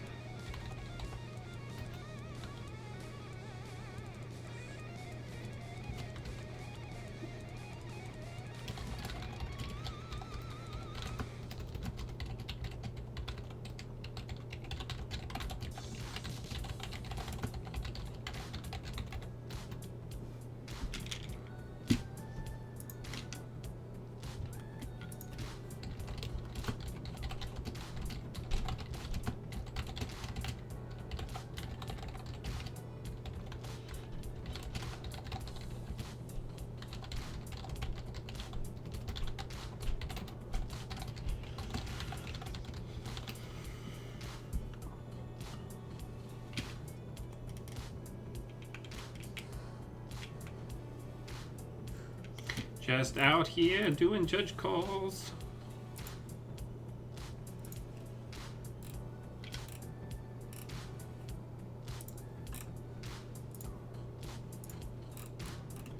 Sorry, I'm doing this kind of strange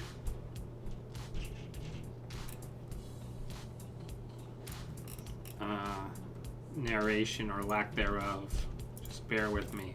I am multitasking quite a bit because I've basically got a bunch of different chat clients open simultaneously.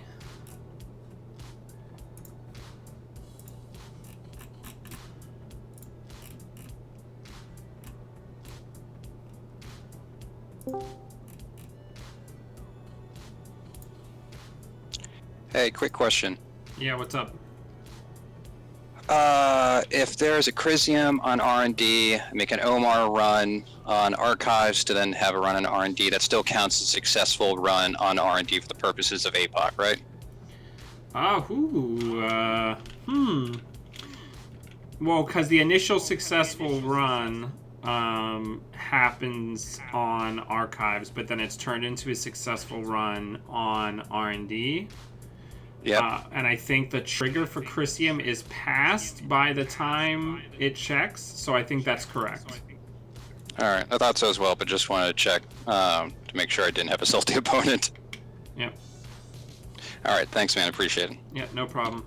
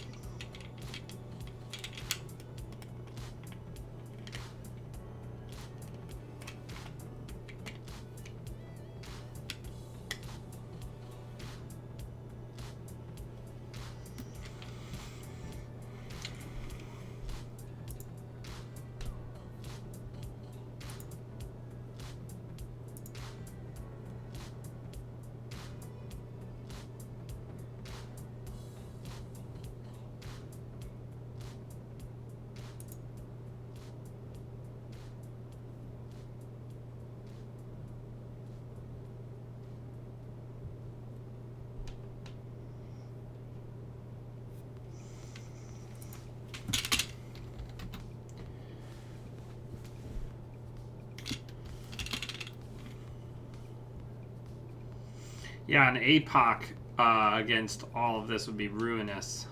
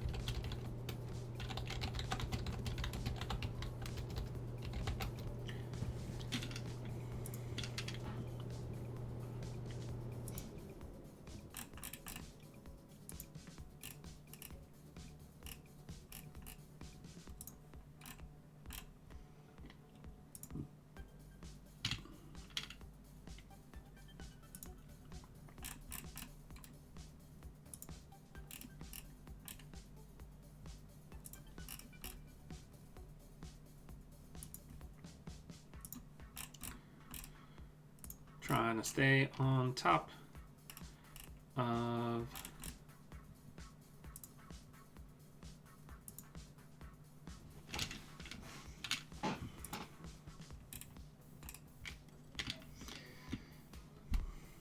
it's gonna be very difficult to land a APOC in these conditions. Very difficult indeed.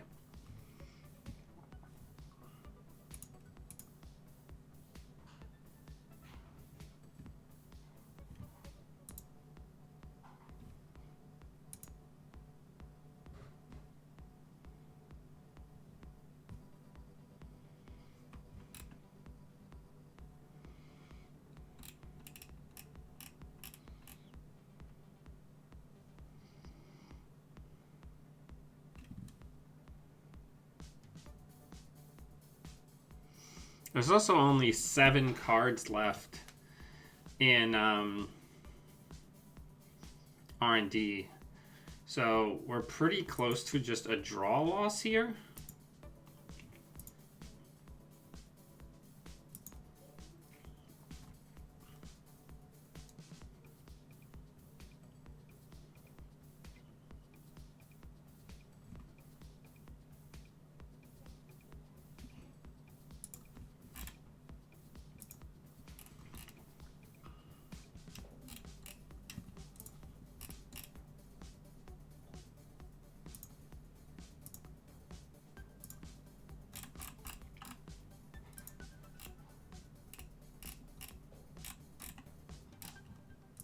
$32 is a runner split.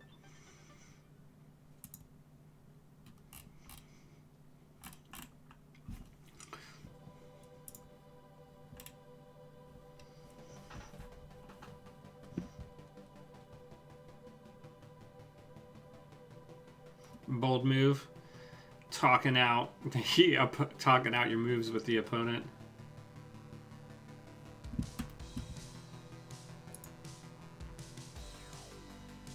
I love the Afshar with the oversight AI on it because it can never have both subroutines broken. That's so cheeky.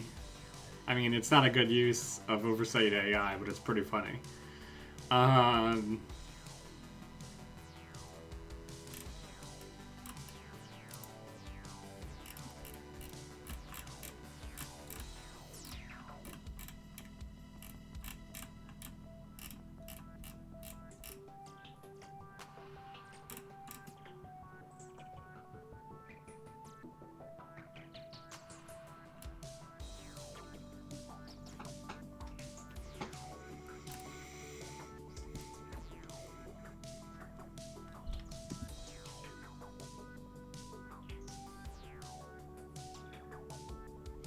So there has to be agendas in hand. There's hardly anything. Oh, right. They're not going to access anything because they're using Eater. Right.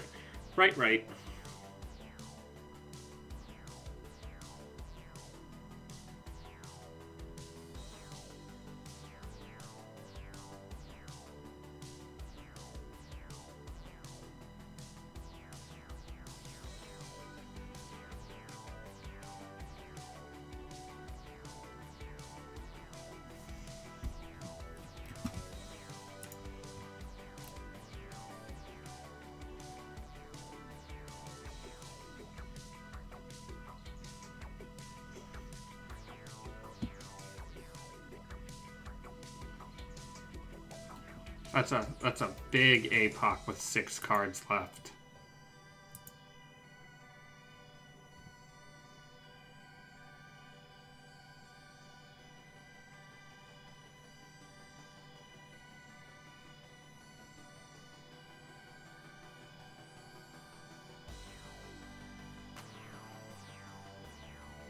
Yeah, this is very hard. Like, just look at that. Look at all that trash.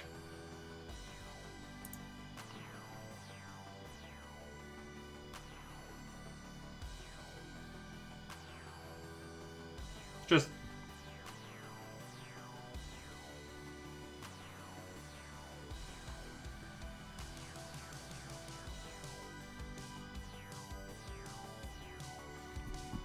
I guess they're willing to say deck yourself before you really wreck yourself.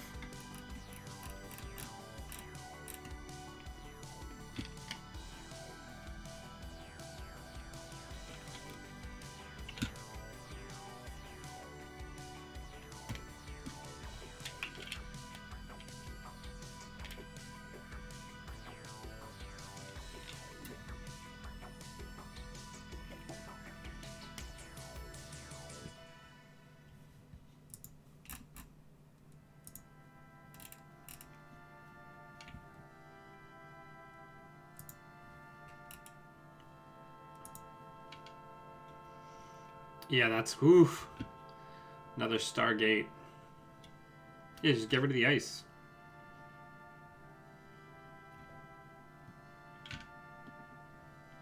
Or just get rid of the yeah, just get rid of the ice. Don't even steal it. You don't even have to steal it. I mean, you could steal it. You don't have to.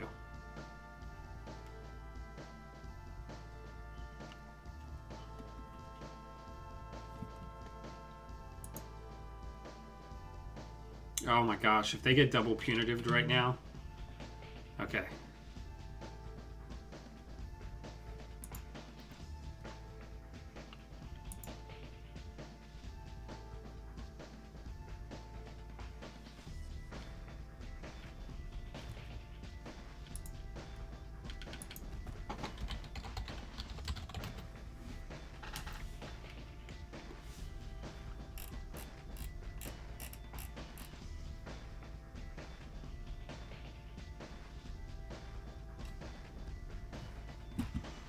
Alright, that's a good game.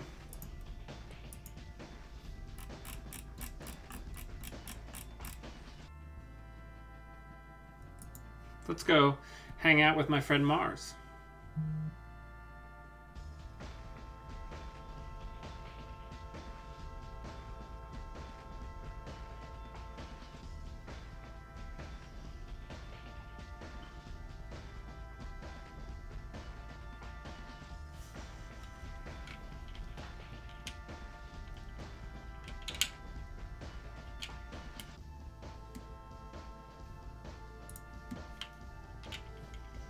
Nice, that shirtless wonder. Seeing a lot of love today.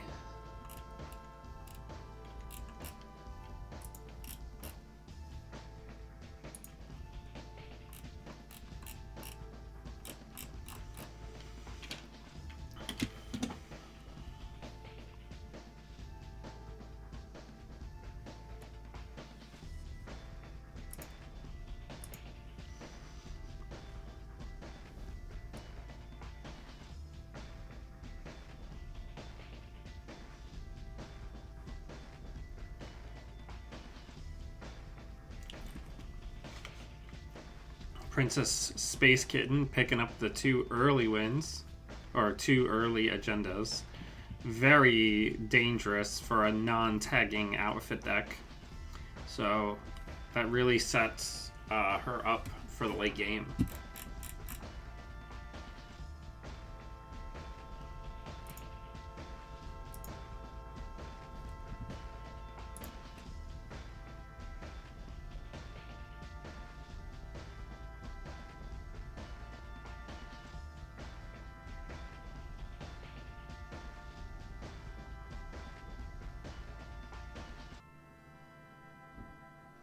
Alright, I'm going to run to the restroom really quick.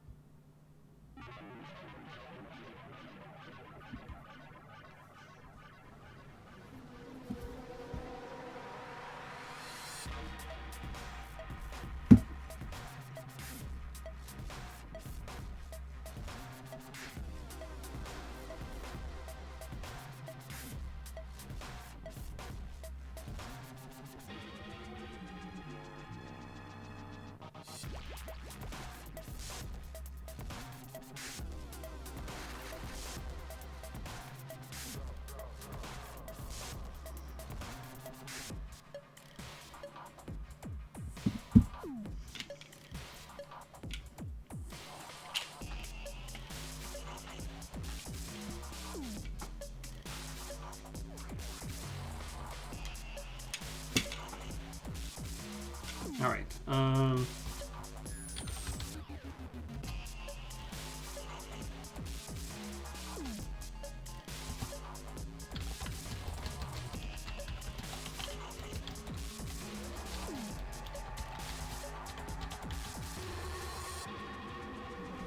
right, I'm gonna run to the bathroom real quick.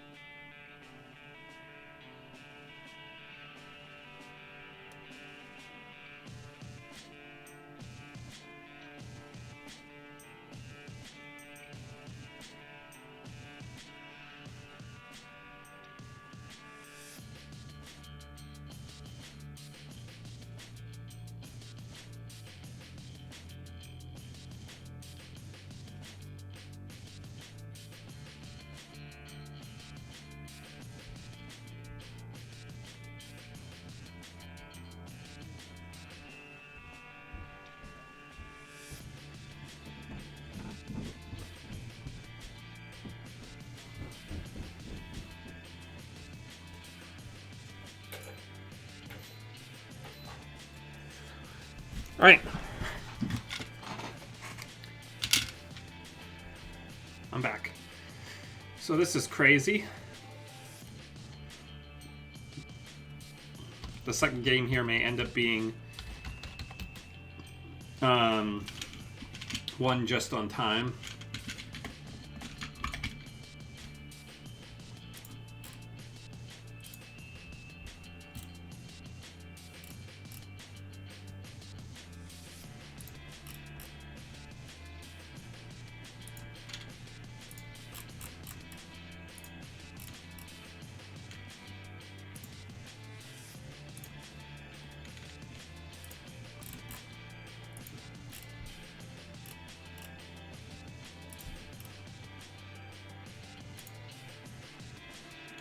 Got some good matches coming in.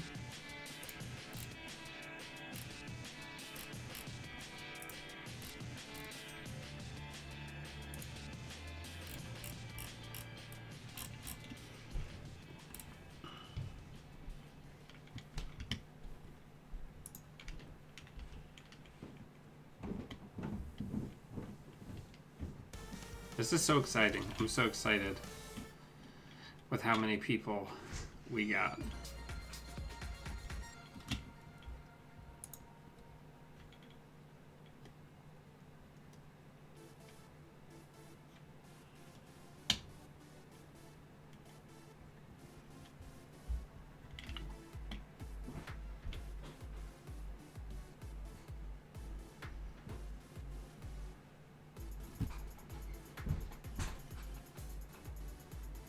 All right.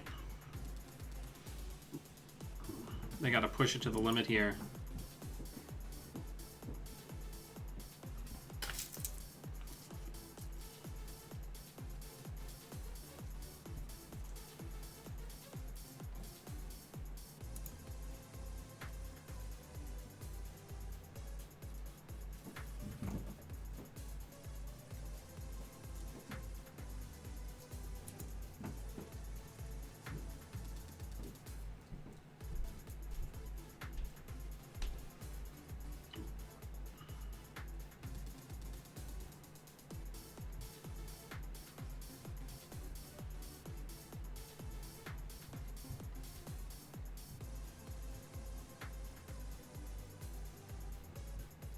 Oh, interesting.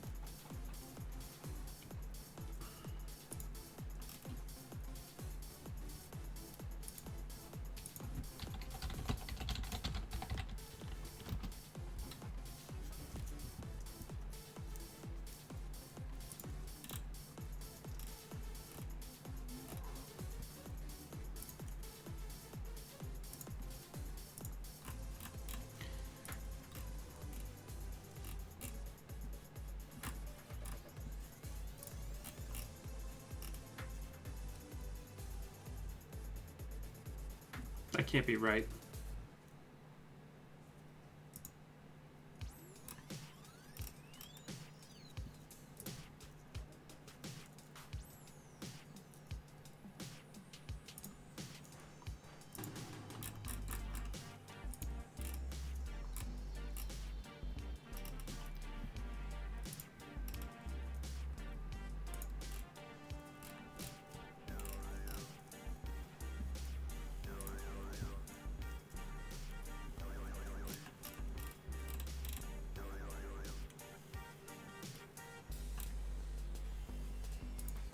That's time in the round.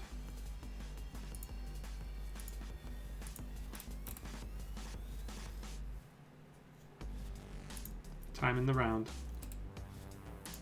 Time in the round. Yeah, finishing the turn Yeah. and Yep. we finished. I have the last turn. Thank you.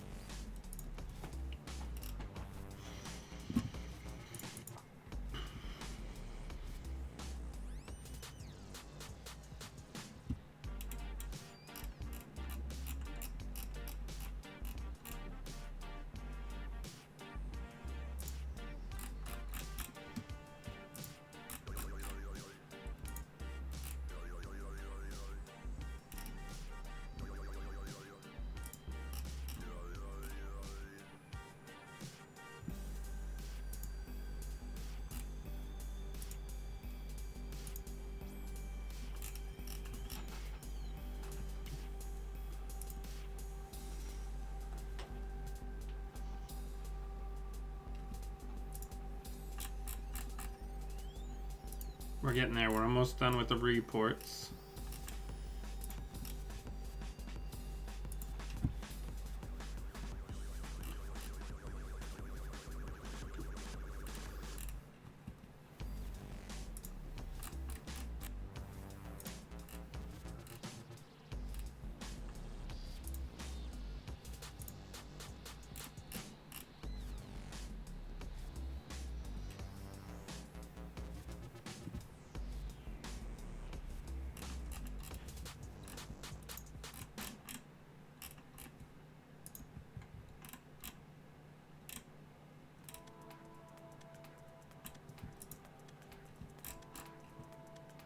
Alright, who's still missing?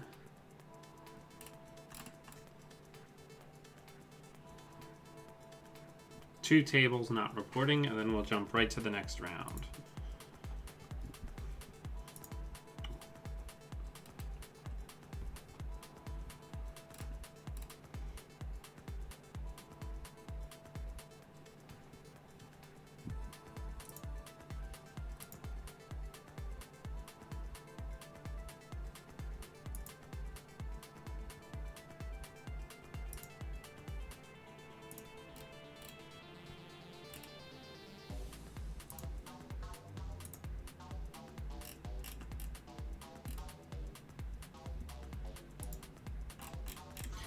All right.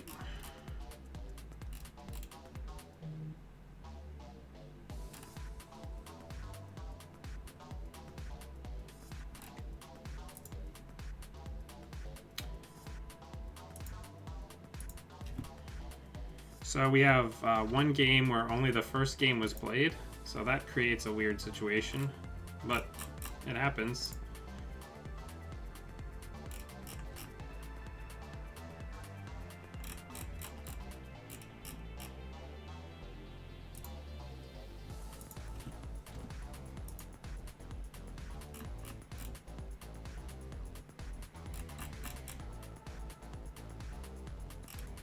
What's not reported?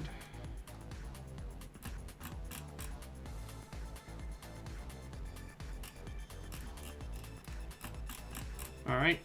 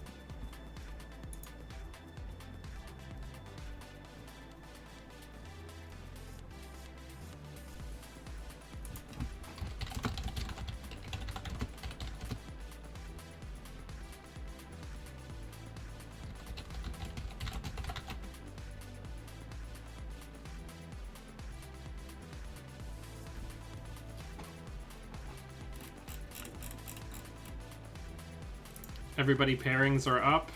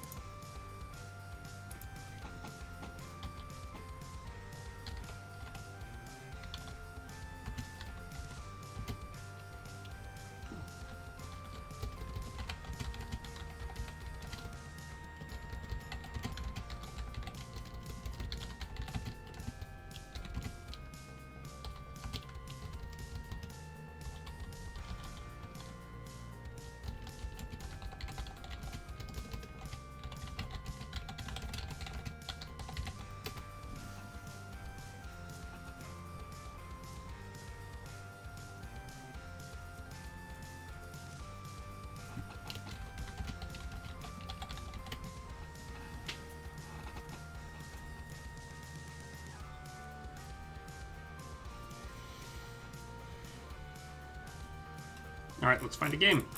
Let's see who's at table 1.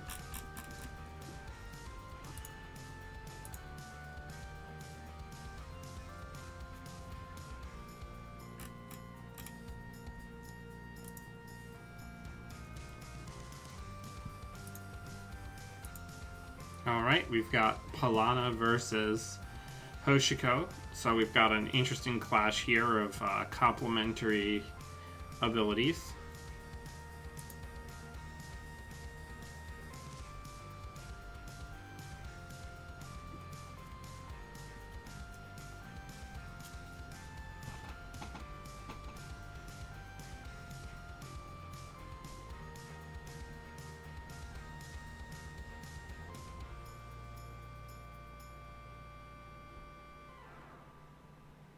Sealing off the centrals early.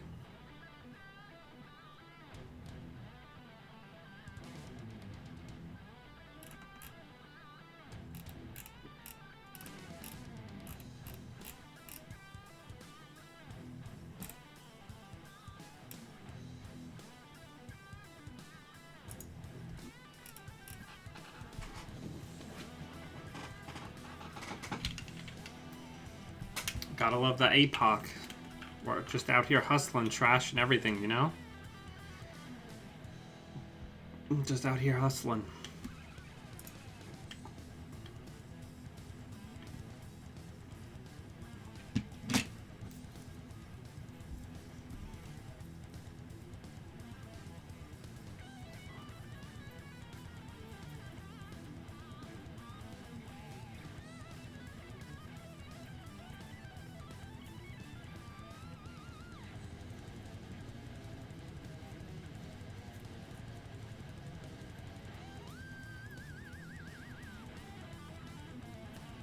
Alright, so Ola has to push a little bit, I would say. The longer the game goes on, the more dangerous this gets. But if even a single Nisei can get all 3 breakers early too. If a single Nisei can get scored here, things are going to be very strong.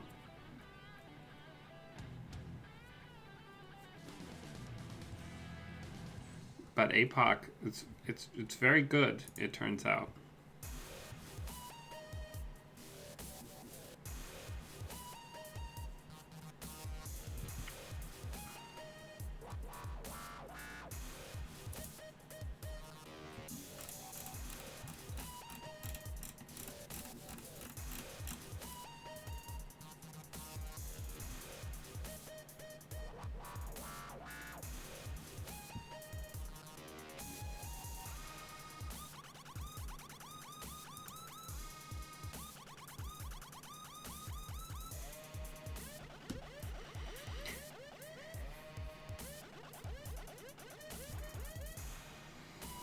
Two DDoSes. What is happening?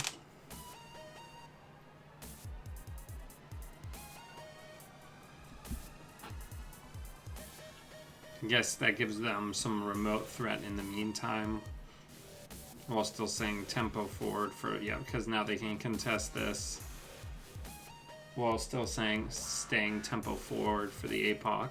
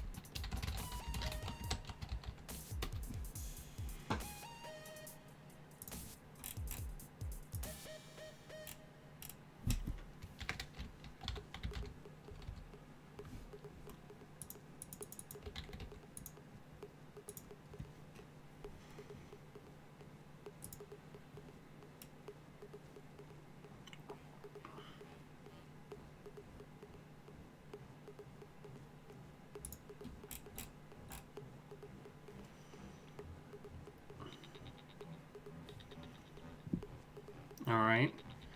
So we could be seeing an APOC right now.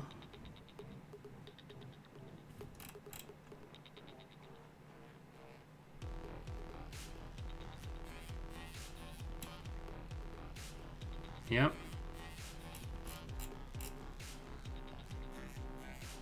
That's tough. The 3 agenda points up and still able to land the APOC.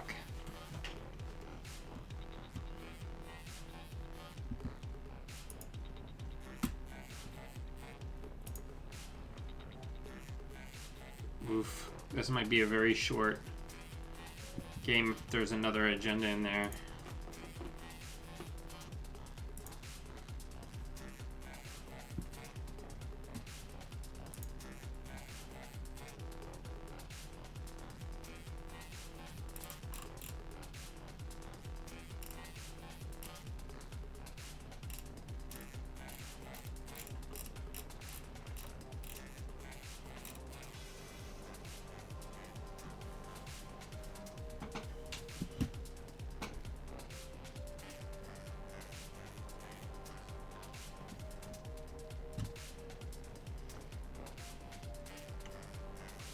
I wonder what the other side's going to be. Let's take a look in the meantime.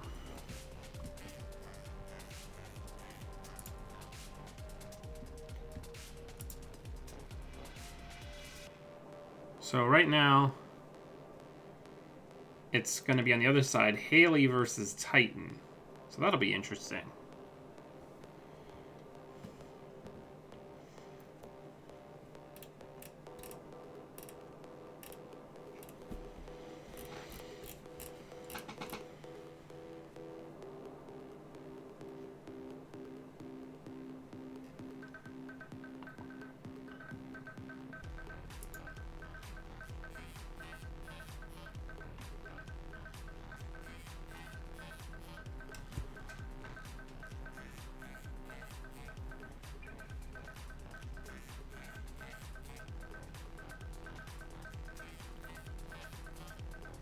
Oh, hey, Baldur. You're here to bother me now? He's like, indeed I am. Baldur, you want this ball? He's like, I won't fall for your tricks.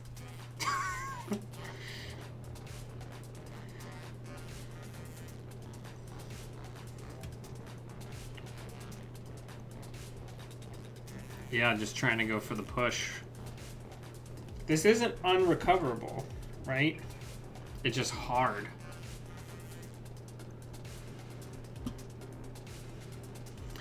This is round 3 of 6 rounds of Swiss, and then the cut will be on another day.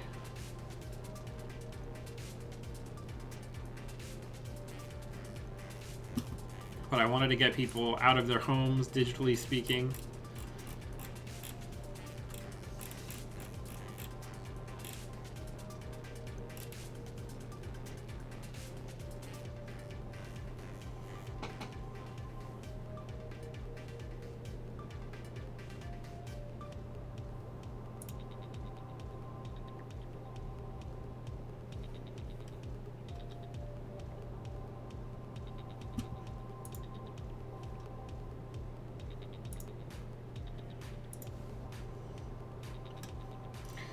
So, 1 APOC in the trash. Still a fair amount of deck to go.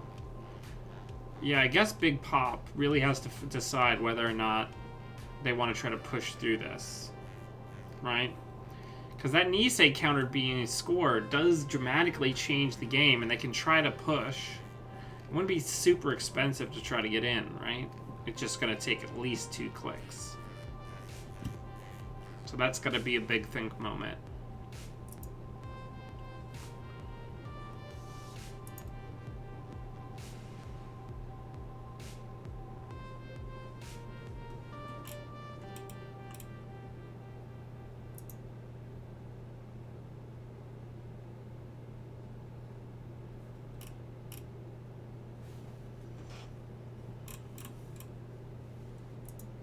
Baldur's here to claw my leg. Gotta put a towel on my lap like I'm FDR.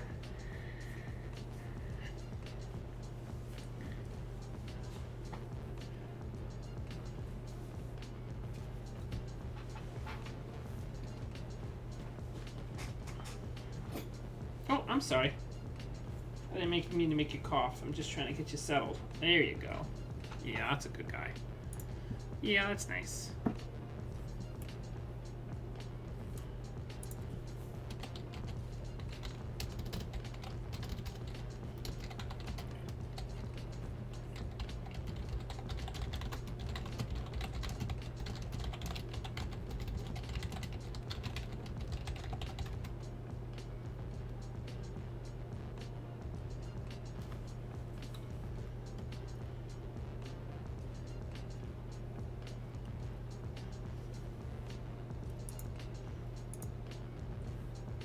So exciting. We're getting into the big weeds here of some of the rounds that are going to decide who's going to be in the striking distance of the cut.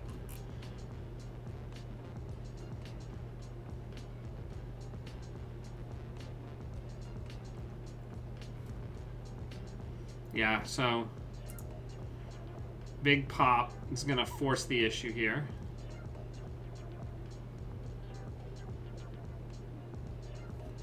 Gonna use the border control.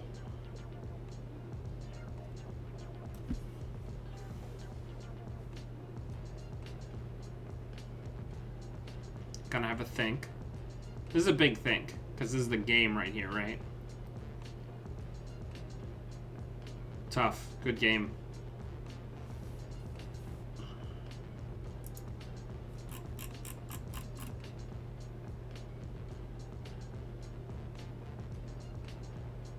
So we're gonna wait for the new table one to pop up. Balder. My dude.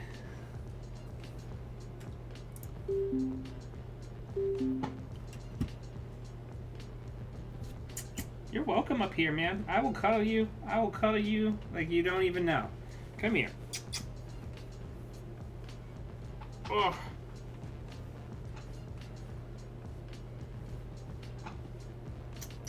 Sit here like Claw from Inspector Gadget.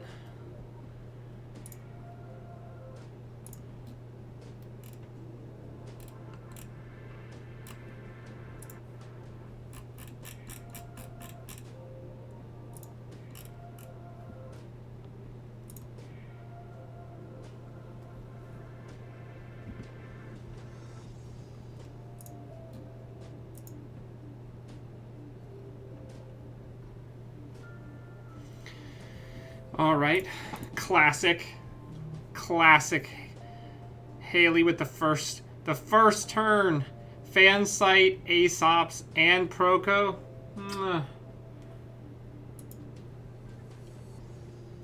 So good. So good.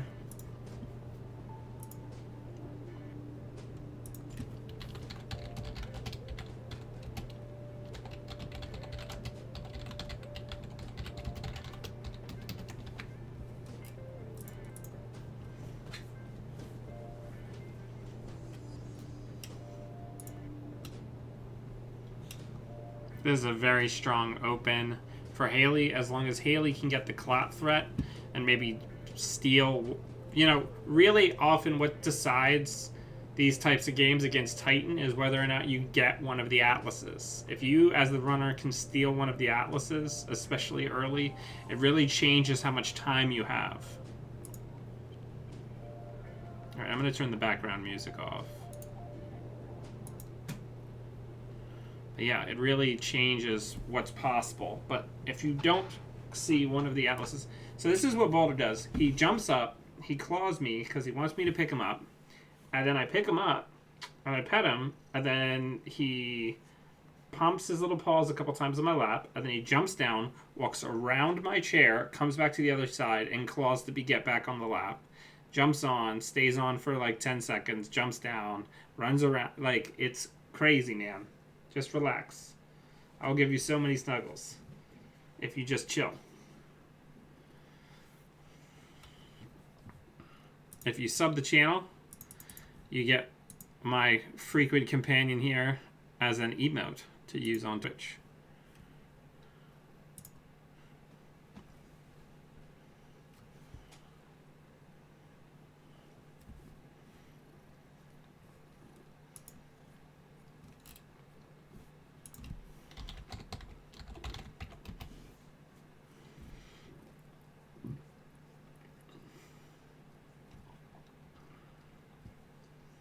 Thanks for the licks, buddy.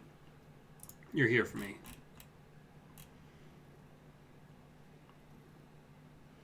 So we see the first Atlas getting scored here. Don't know yet if there's any additional agendas that were trashed to get that score, but the engine is certainly running now.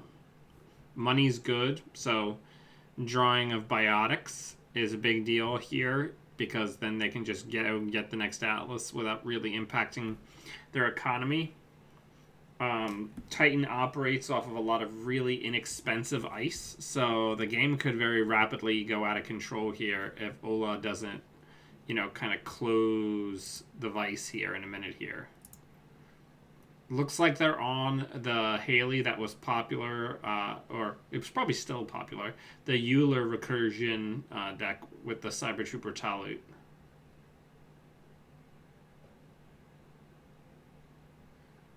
Alright, so Ola's really gotta make some pressure somewhere here, right?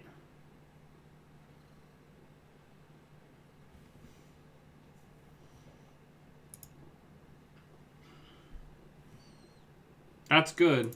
You got to get the clot in the bin, or you got to get an SMC. You got to get something. Otherwise, you're going to get blown out. Yeah, so we're probably going to see a biotic here. Yep.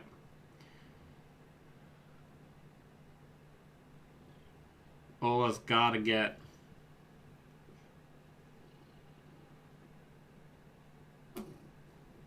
Thanks for the sneeze, buddy. You're a mess.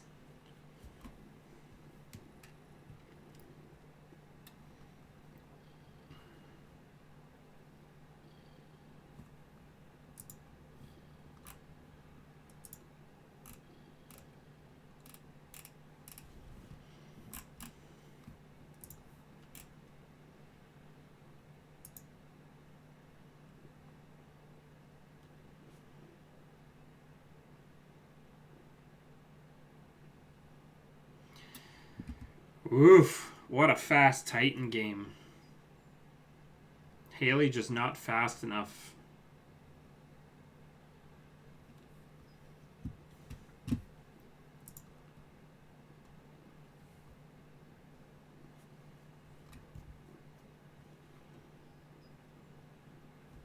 Yeah, so that's basically a roundabout concession. So we're going to dip out of here and...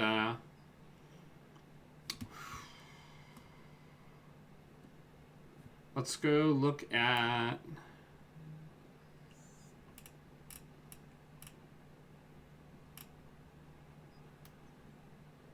Well, we already watched Pinsel a little bit.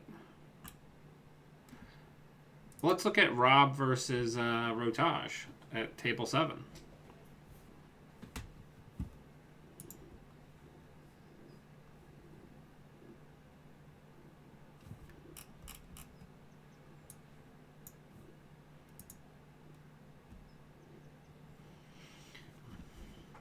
All tied up here.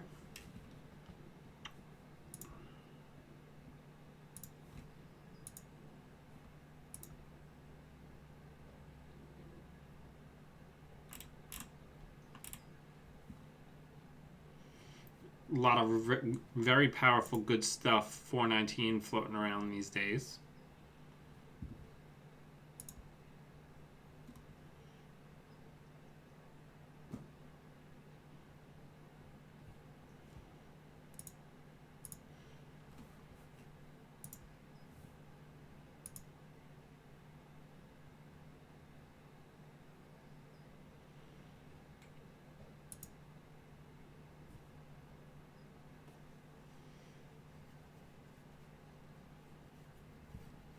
Alright, let me jump out of this so I'm not further clogging up their game. Let's go see how Rusty Rider's doing. These scarcities. Longy loves these scarcities.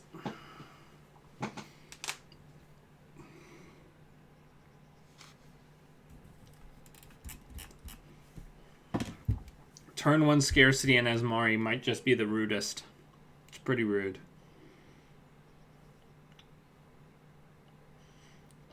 But But hacktivist is okay too, I guess. A lot of APOC floating around today.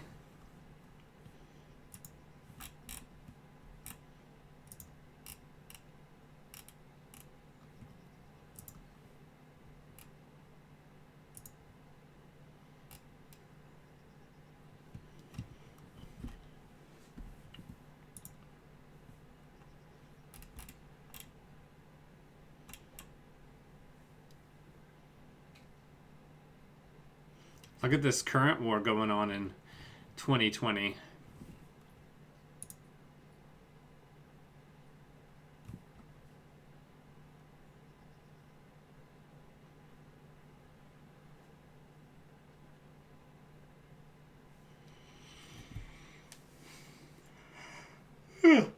Excuse me.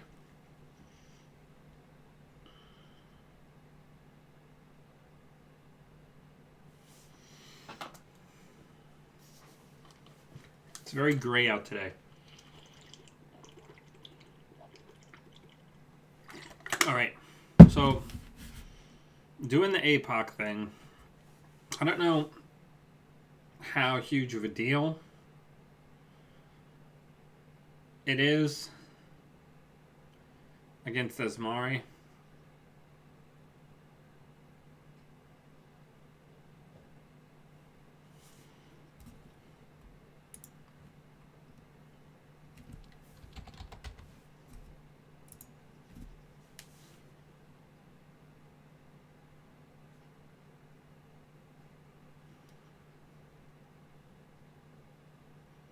Decided to get rid of the christening grids.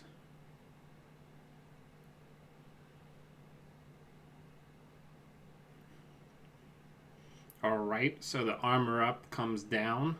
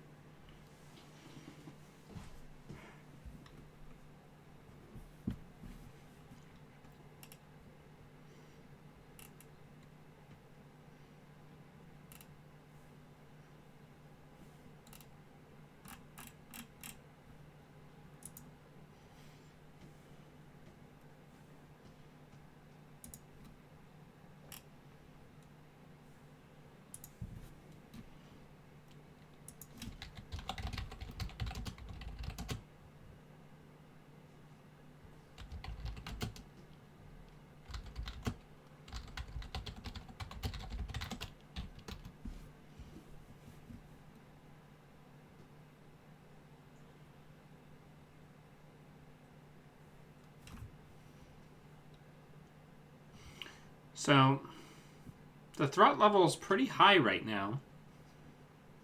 The APOC is definitely in the mix. Moshing? Huh, I haven't seen that card very much. But I guess it's nice if you just want to trash breakers and replace them and just trying to get to the ability to APOC as quickly as possible, right?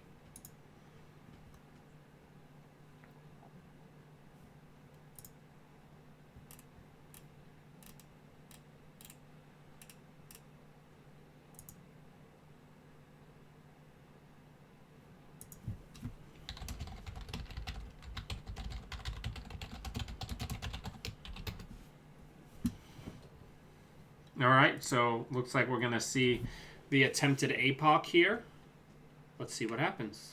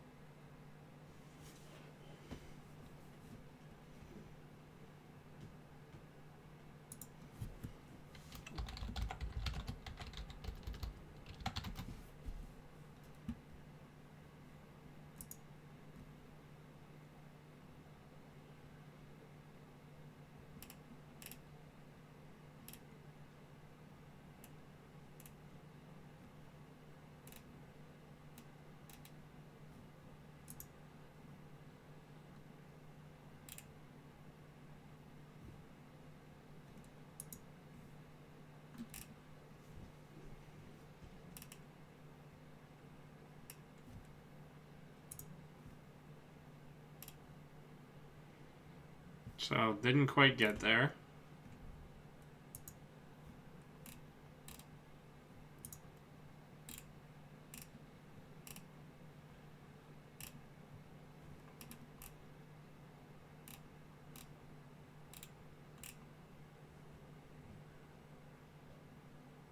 Right, they're not even going to trash it because they're planning to APOC on like the next turn.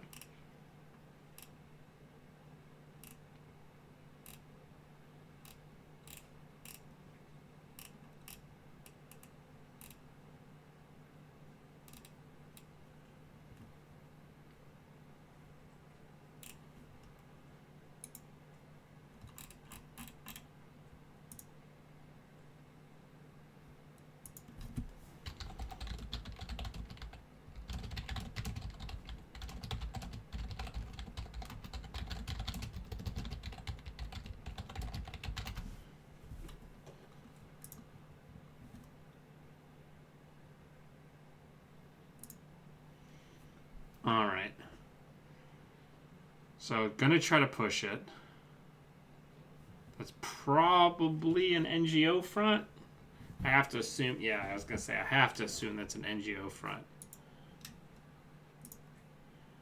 Because that would be super bold to go down that low.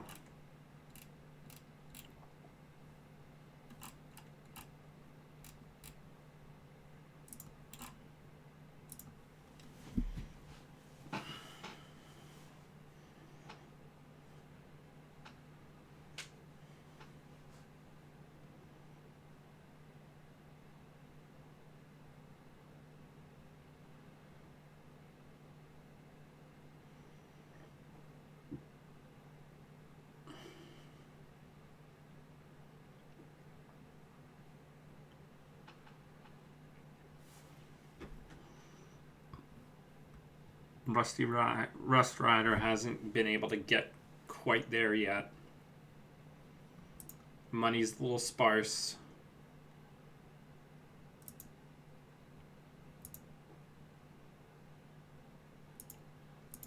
I guess the biggest issue is Rust Rider really wants the second DDoS here to decrease the chance of hitting a code gate, because there's no Black Orchestra in the mix as of yet. Things are hard. It's hard out here. Oh, that was a bunch of reports that came in really quick.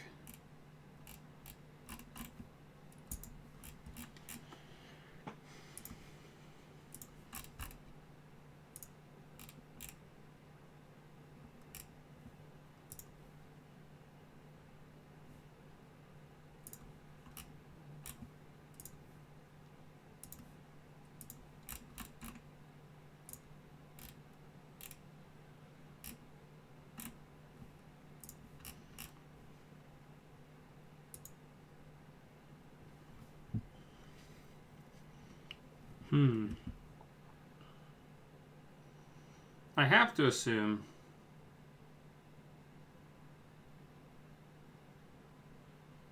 Oh, the echo chamber. Yeah, trying to get it out of the way early, just like in the previous game.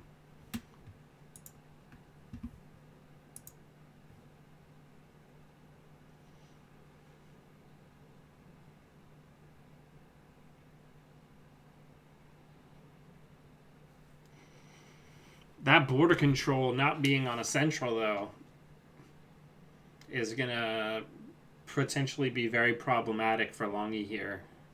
Unless they can push pretty quick. Because otherwise, it's going to get yeeted into the abyss.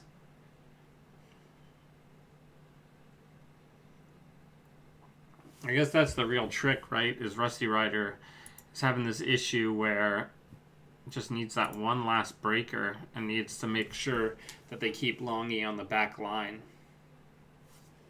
Or on the back foot.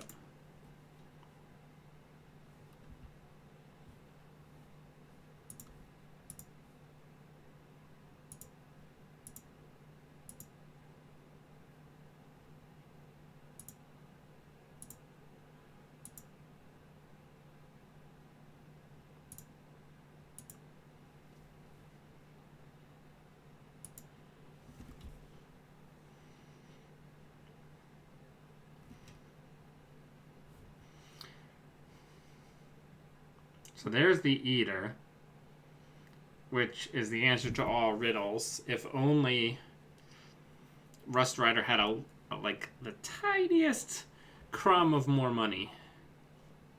That's one of the issues that Rust Rider is going to have here, is just the economy has kind of stalled for them. That's an NGO front that's going to be extremely tough.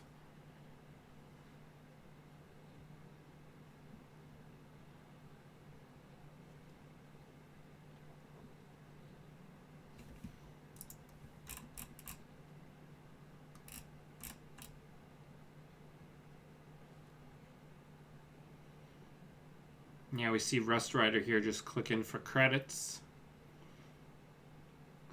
Getting ready for the APOC. So this is probably a Palana here? No, it's the SSL. Okay. The Palana would be better for Longy here because it immediately refunds the money to make it easier to ward off the APOC. Because now, yep, as we see, there's only 5 credits between 2 servers that are fully unresed, which is pretty rough. Now, if there's a border control on one of these servers, it buys at least one more turn, of course.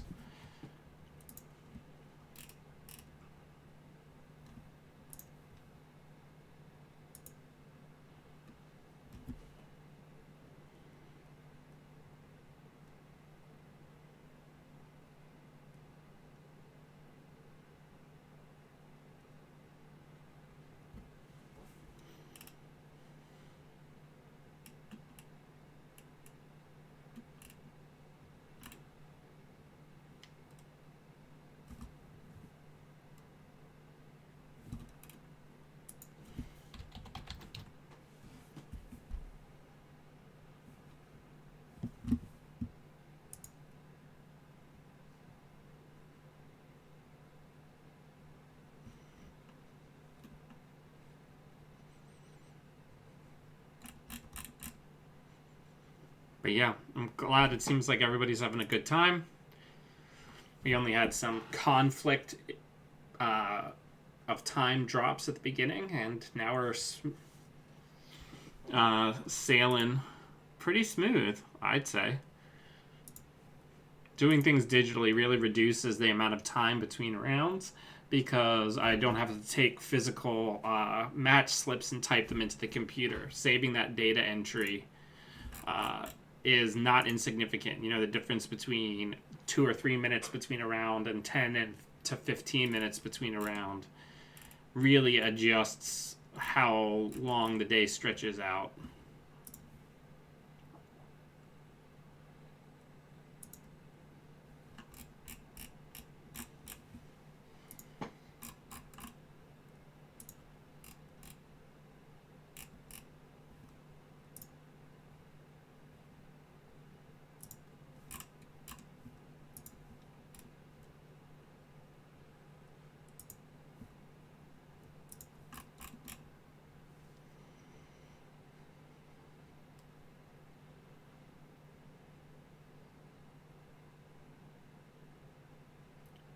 A steal there.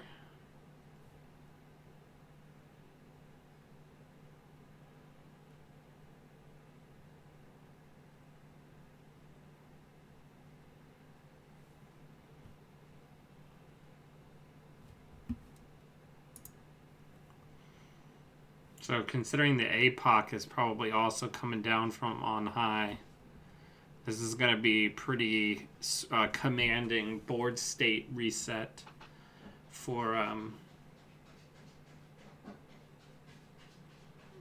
Rust Rider.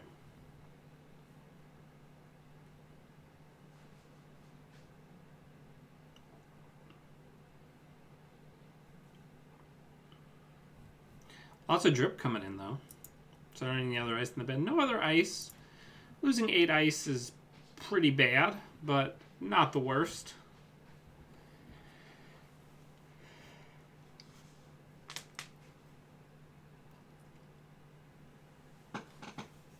Oh, interesting. Rust Rider's going to end tagged.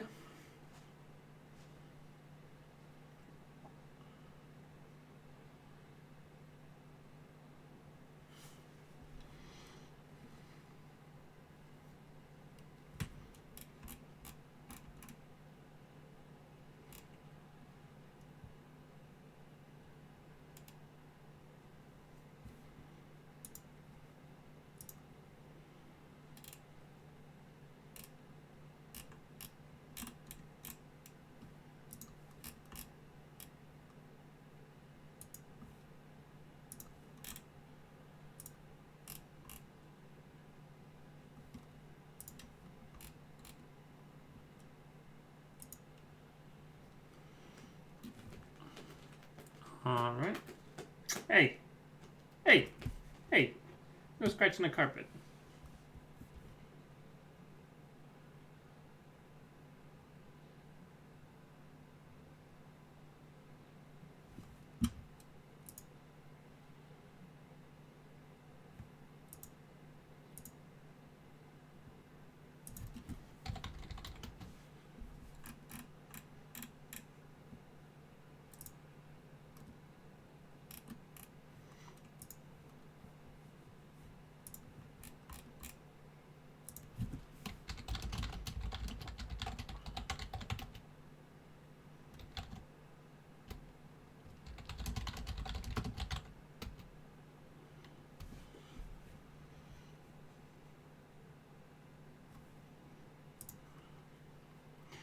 All right.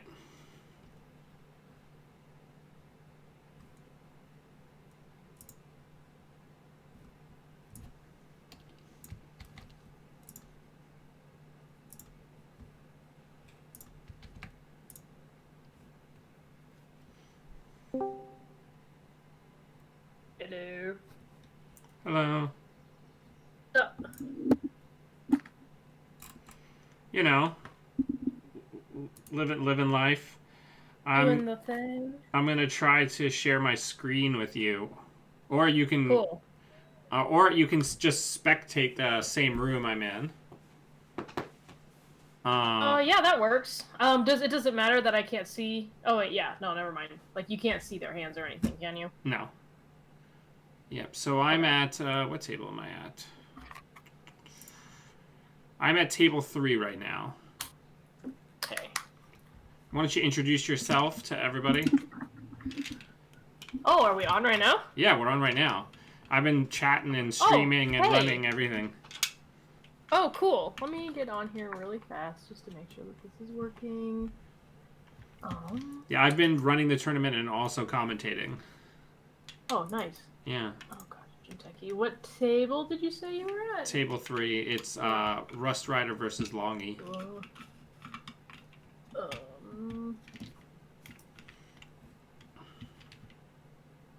But yeah, we ended up with 72 people. That's a lot. Nice. This table. Is it in competitive? Yeah, all of the games are in competitive. Oh, here we go.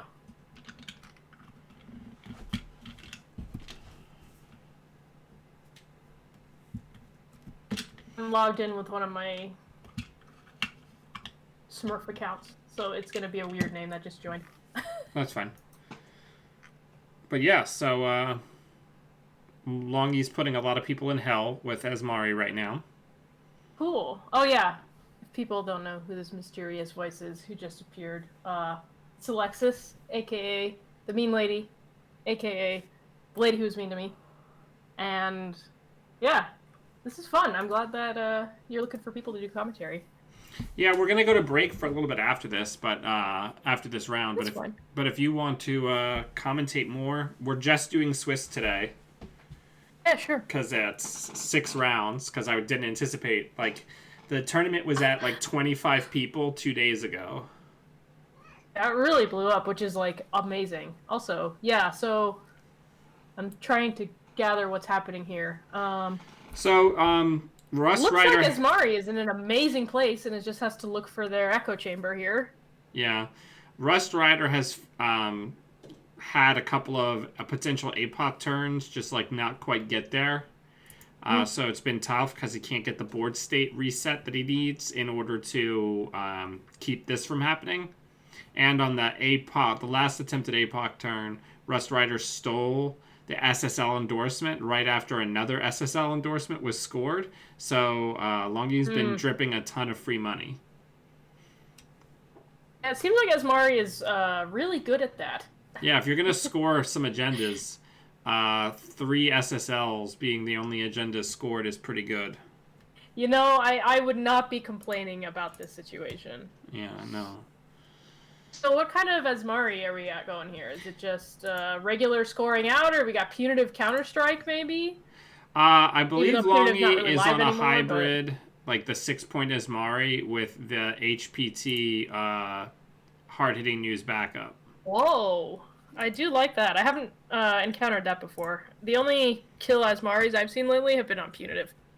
Yeah, I don't know. I think Punitive's really dangerous right now because runners are so incredibly rich. How I see Punitive when you're playing Asmari is when you're playing against like infinite money Shaper, and you also have infinite money of your own. It lets you win the money fight. That's that's like the main advantage I see to running Punitive. I do like I would not expect the hard hitting out of Asmari, so I do like that. Yeah. Thus far, it's been a really interesting field. Let's talk about the field a little bit. We've got 9 outfits, 7 Titans, 6 Arguses. That's the top 3 I am course. liking that. Yeah.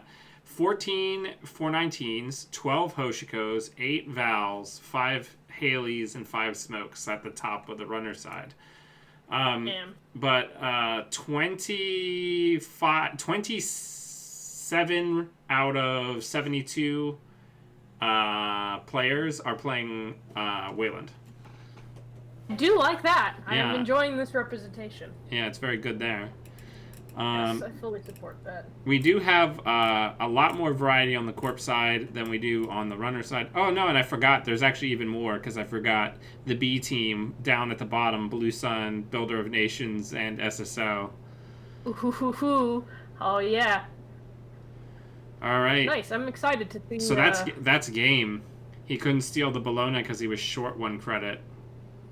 Oh, well, that'll do it. Roughs. Palana is amazing, by the way. I love that card. Yeah. All right, so that was 2 good games there, very rapid. Let's jump to another table. Sure. Who's still playing? There's so many people trying to run online tournaments right now. I noticed that.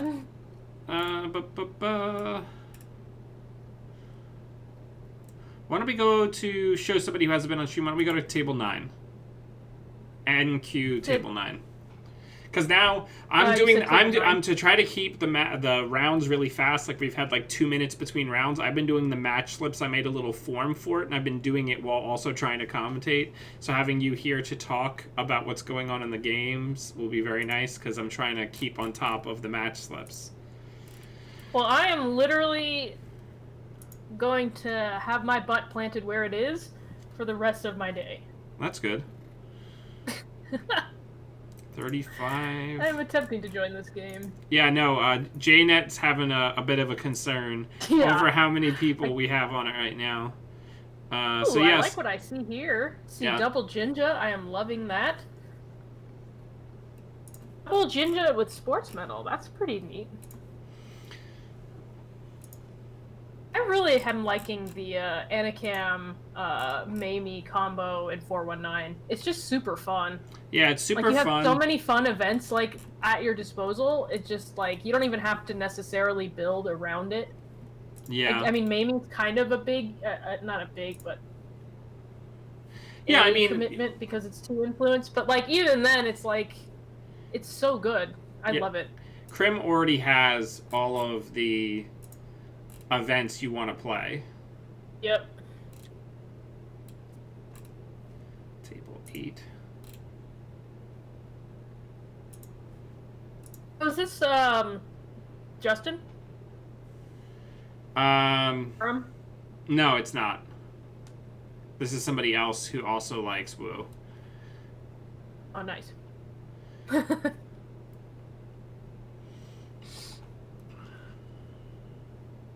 I don't think I've seen Super Glacier. Well, I guess I don't know if this is Super Glacier, but moderately Glacier sports medal before.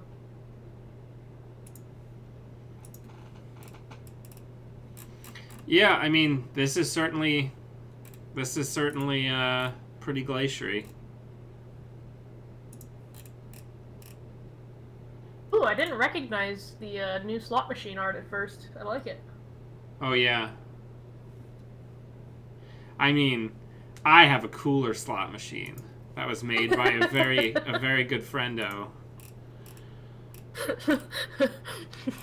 By some mean person. Yeah, by some mean person.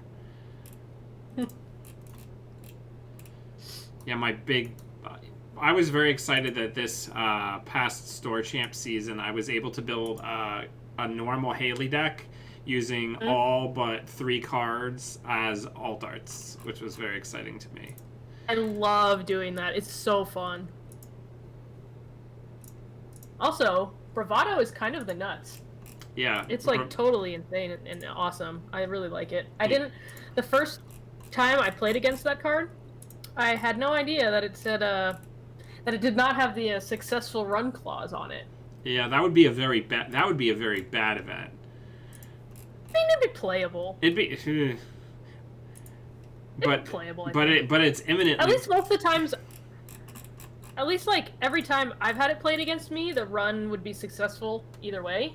Sure.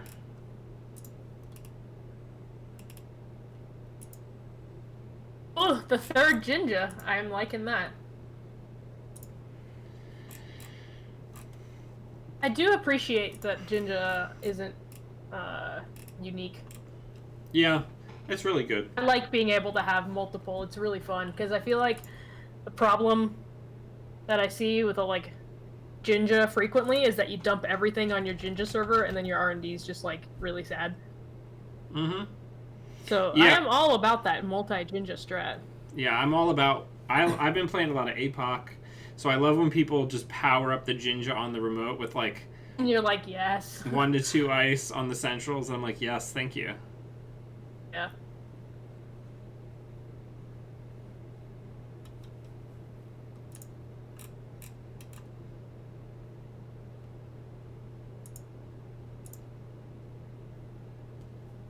So, I feel like the sports right now is kind of in a situation, just because they only have $5.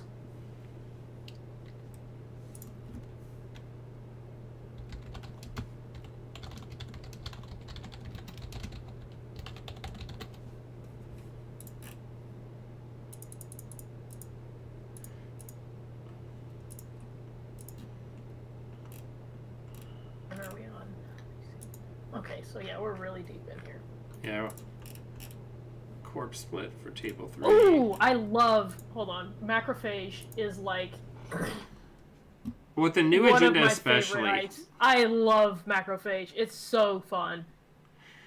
Yeah, I mean, Like, it's always going to be super potent in any meta where 419 is really popular.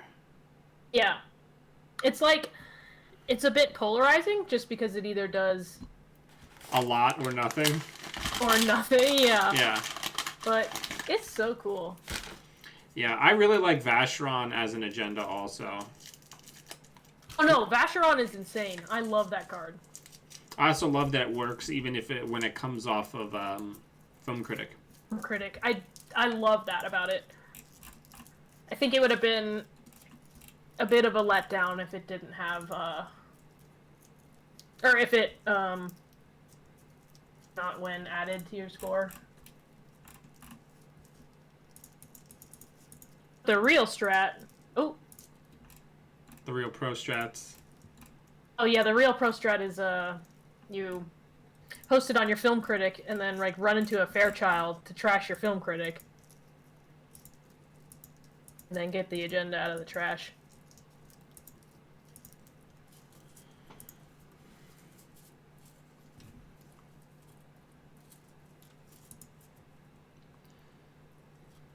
All right. So where do we want to go now? Know more about these people. Wait, let me see if I recognize anyone.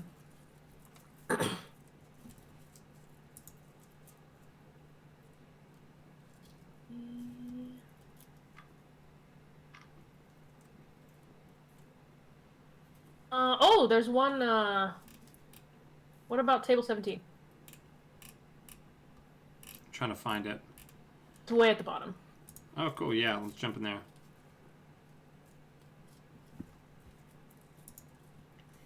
Take your time, computer. No, it's working its hardest. I'm so it's, proud of it. It's doing its best, yeah. Yes.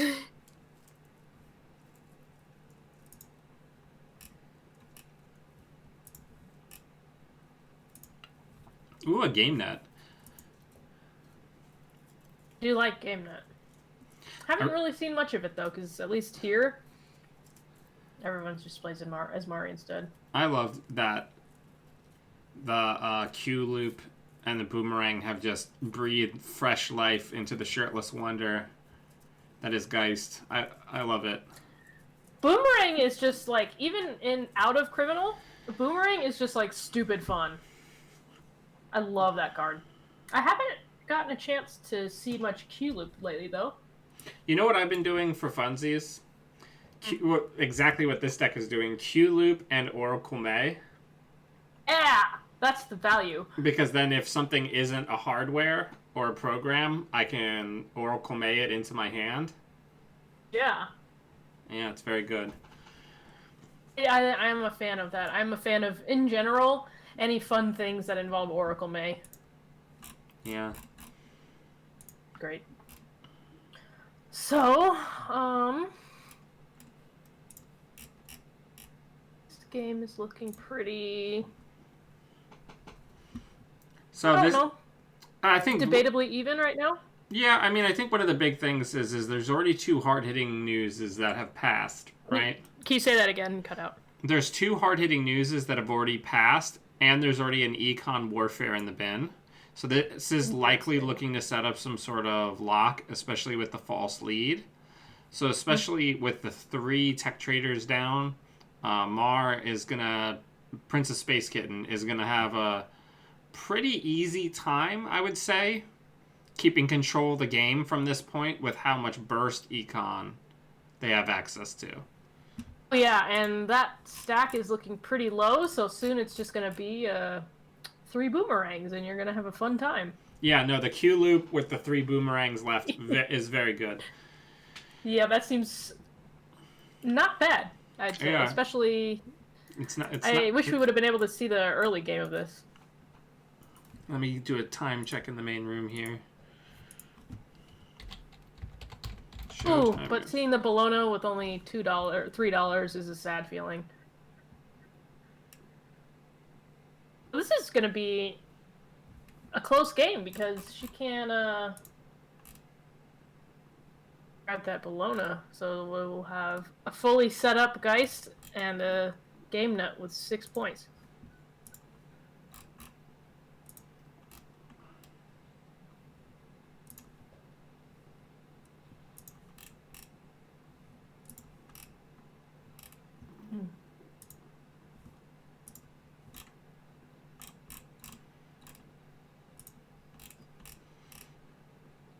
But yeah, I just figured, when are you going to get the opportunity to have people available for an online tournament on a Saturday? People are usually too busy on weekends to play on the interwebs. So I figured now would be the time.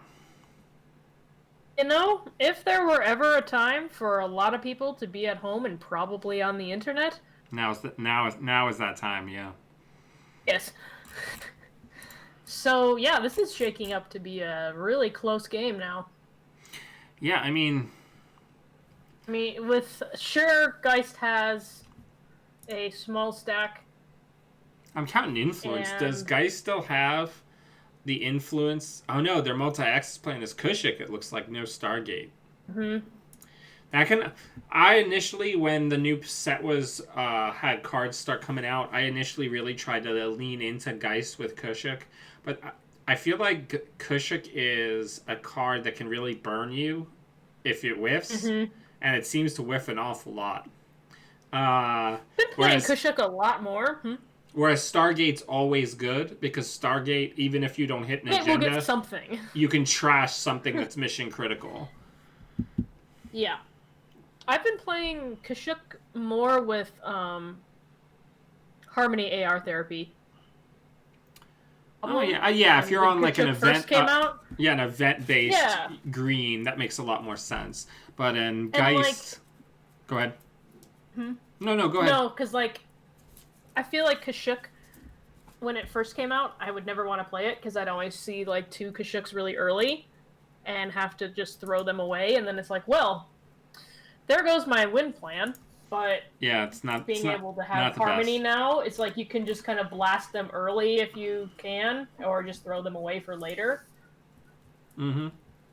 Which, like, is not the worst feeling.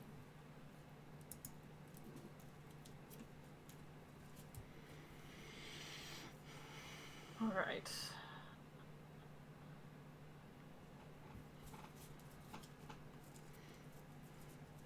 But yeah, Google Forms coming through in a pinch, really helping out. Yeah, I feel like that and, like, Google Hangouts has been, like, a saving grace of this whole Situation that we're in. stay-at-home period. Yeah. Yes. So, interesting, also frustrating having your boomerang stuck on an ice that they won't res, and not being able to get your $3. That's the risk, though, right? When you play it blind. Mm-hmm. So that's the 2-minute warning just came up in the channel.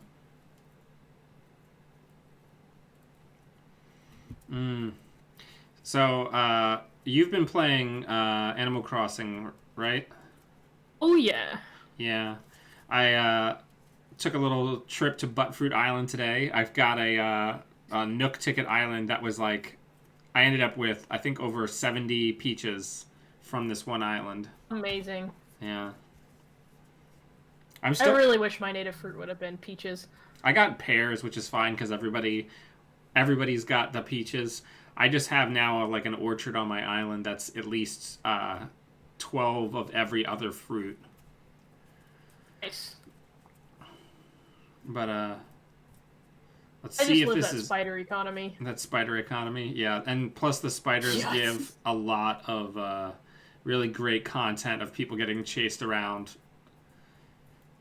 Oh, Yes. yep. So that was the false lead. So, Princess Space Kitten was 100% right to challenge that. I think now the game is just install something every turn. Yeah, try to burn through the resources. Yeah. Now, Boomerang is unique. Playing that install never advance kind of game.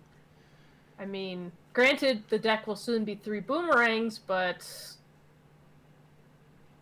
Oh, okay, here we go. Guys can't... I mean, theoretically can go quite a long time with 3 boomerangs, but we'll see. Mar now has to contest that remote pretty much every single time that they put something in there. I think one of the harder things here is that the back ended up not being in play. It was stuck on a street peddler with something else, so it got sacrificed. Oh, that's really unfortunate. Which really stinks. Abigail's also in the bin, which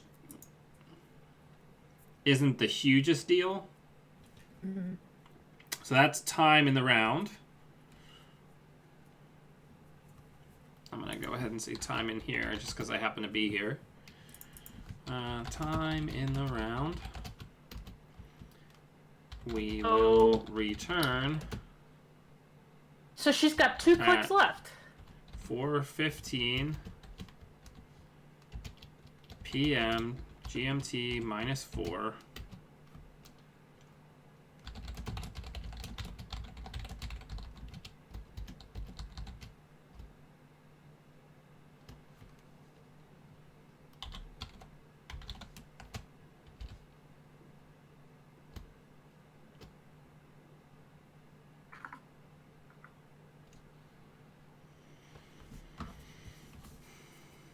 I've got the opposite of a quiet keyboard.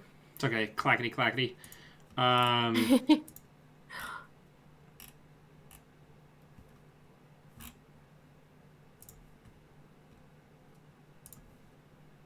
just going through the slips. You're fine.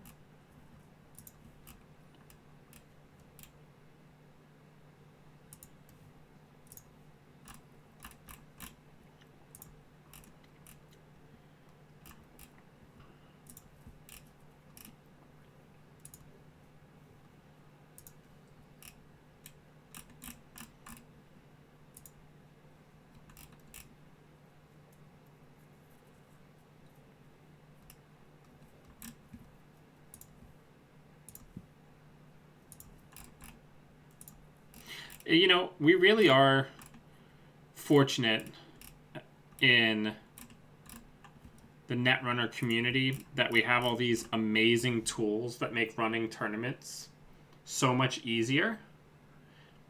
Oh yeah. Because it's really, really, really tremendous. Like, all these web-based tools that constantly save, like Cobra, and like all the integration between everything that's been done in the past by various people and is being maintained now by Nisei.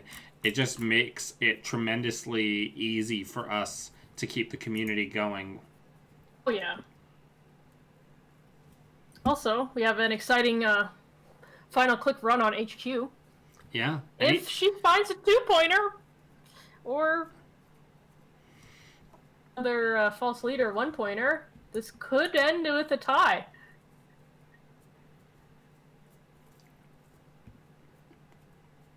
A new I subscriber love when games kind of end like this, you know? It fills you with determination. Hey, Janktifus, thanks for the subscription. Appreciate it.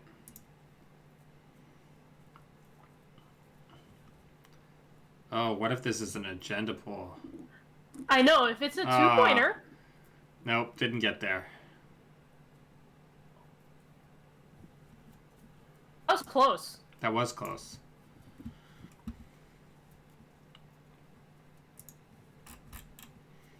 There's been some really good games, especially at some of the not quite like the very top tables.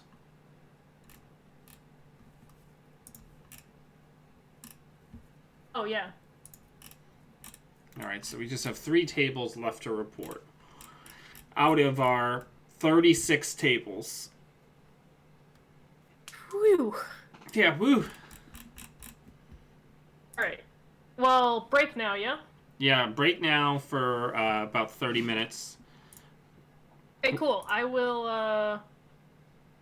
yeah, you just message me back when you're ready. Okay. Yeah, thanks for jumping on. I I will appreciate come it. chill. Yeah, no, this is fun. I love doing this. It's like one of my favorite things. Yeah, no problem. Alright. Yeah, for now. See you for now. Alright, everybody. We're going to go on hiatus for about 30 minutes. We'll see you soon.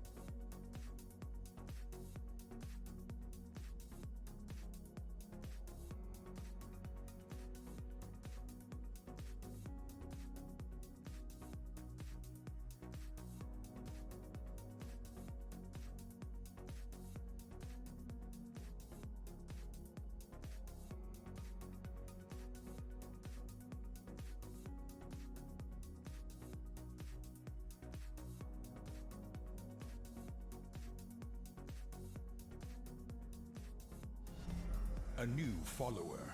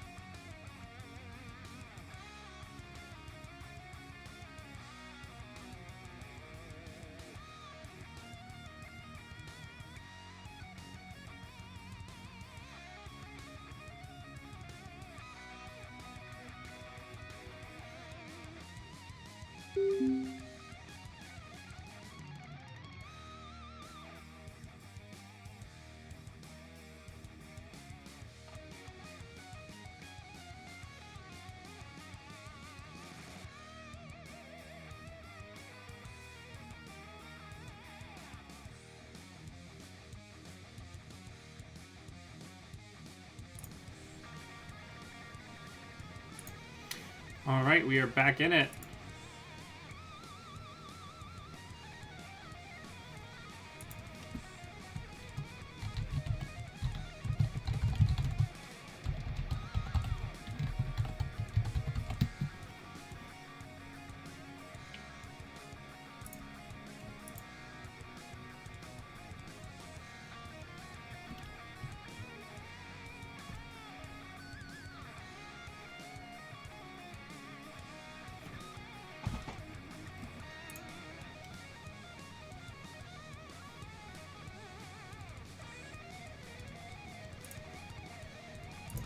Everybody, make sure you get into your rooms. We're going to be starting soon.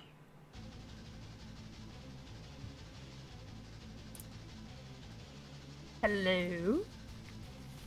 Hello. We're going to be at table 3, Ohm versus Pinsel. Cool. I'm just waiting for everybody to get in.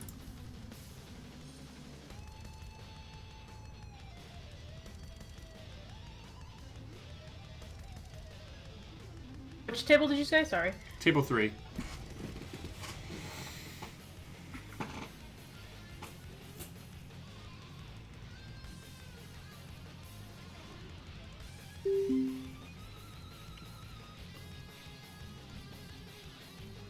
You like my Smurf name, by the way? I do.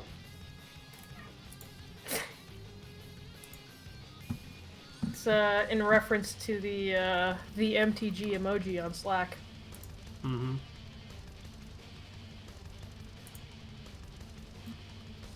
Okay, so I'm gonna start time.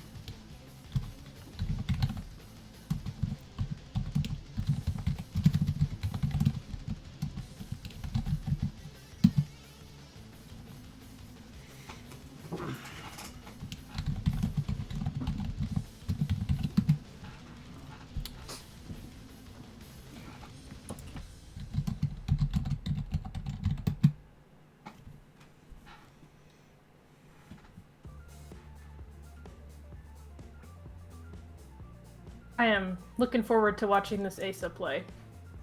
Yeah, it's the it's a assume variant of the it's combo. the combo? Yeah. I always admire people who can successfully play this. I've tried to play it a few times, and I feel like there are just so many different lines that you can take every single time that I just get like completely paralyzed. Yeah, I mean, it's definitely a Because there's deck so many where options. you can lose it for yourself. Like, it's not an easy to pilot deck, but it does have a tremendous amount of power. Yeah. Because it's a really flexible build, but it's just flexible enough for you to break your own engine.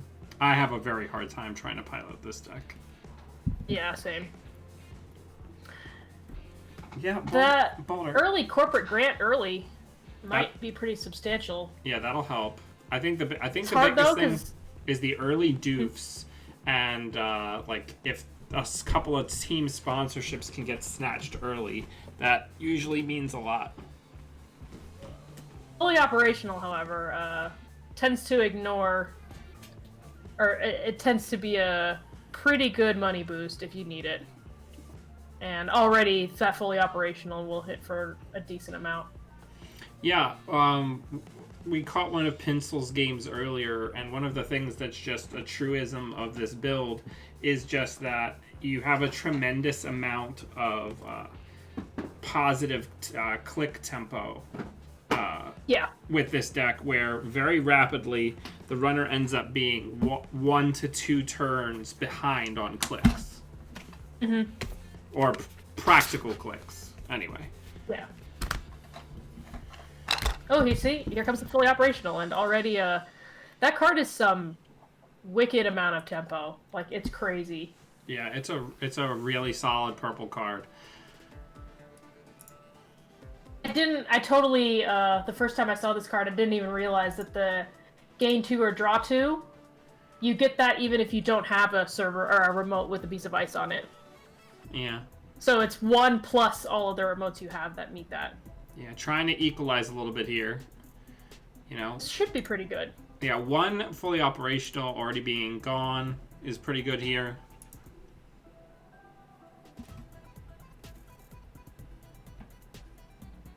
And you just let him have it so that the boomerang's wasted.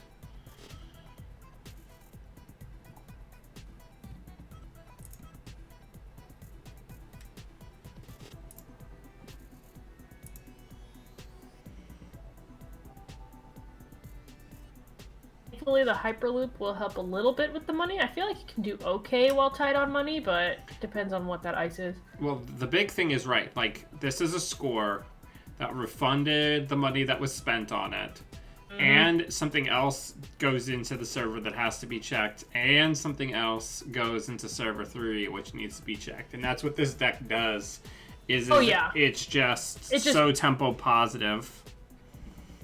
It's great when as soon as you can get the team sponsorships and your calibration testings and just do it over and over, and then turns out in 3 turns you can just win. It's really fun.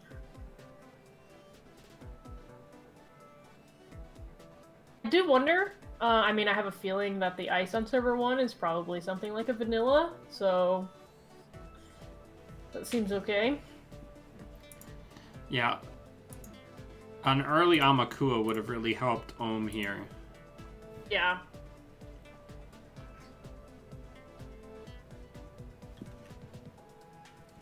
Yeah, I hear you crying, Baldur. You can get up into my lap.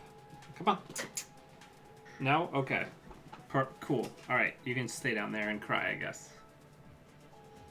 Really, whatever you prefer. I wouldn't want you to be put out.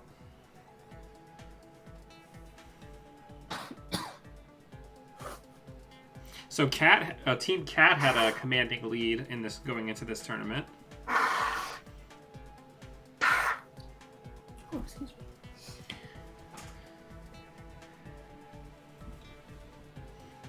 I'm interested to see Ohm's turn here because you've got to check server 1, right? I mean, yeah. You got to just you got to just force the res. Yeah. Yeah, he sees it as vanilla. Vanilla, which feels bad. That was like the mighty vanilla. Best case ice. That's interesting. I wonder what's. I mean, server 3 is probably a advanced assembly lines. That's teams. I'd say it might be an advanced assembly line, so then they'll still have the money to finish that agenda next turn. Maybe. I would assume that it's another team sponsorship. But that seems might be... Oh, yeah. I mean, because now you can team spo back. You can team spo your team spo? Yo, dog. Yep, so... See, but that was I think that was a critical misres by Pencil there, because it enabled the boomerang to be not overridden. Yeah. And it's a Vacheron, which Could have That's just... pretty bad for Ohm, because that Vacheron is like one of the best cards I think in this Asa deck. Yeah. Because that is just, I mean, granted, Pencil's low on credits, so probably won't be able to take advantage of, what's that card? Game Changer anytime soon, because that is expensive, but still, really good card in this deck. Yeah, I was going to say, going to go get the fully operational Yeah. and just... Being able to just play fully operational as much as you can is really good. Remember where you had, like, no money just a second ago?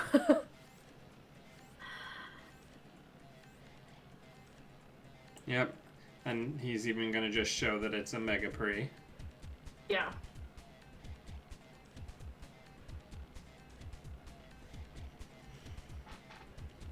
Yeah, Ohm really needs a Amakua here. Amakua would do so much work. And that would be pretty incredible right now.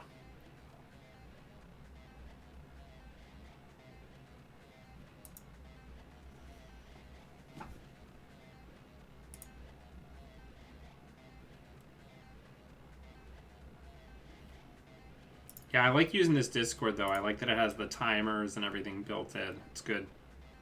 Oh, does it? I haven't even, Yeah, there's an Hourglass app, so people can check the time as they see fit, rather than me having to, like, go around and, tell Ooh. everybody the time, you know? That's super handy.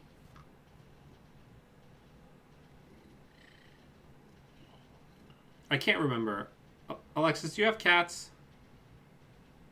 No, I don't. You don't have cats? Wish I did. I got my buddy here. Nice. I think he thinks that I'm talking to him. Ooh. Speak of the devil? Sorry Yeah. to interrupt you. No. Yeah, no, this is going to be good. Because this really opens up Ohm's ability to pressure. Hmm.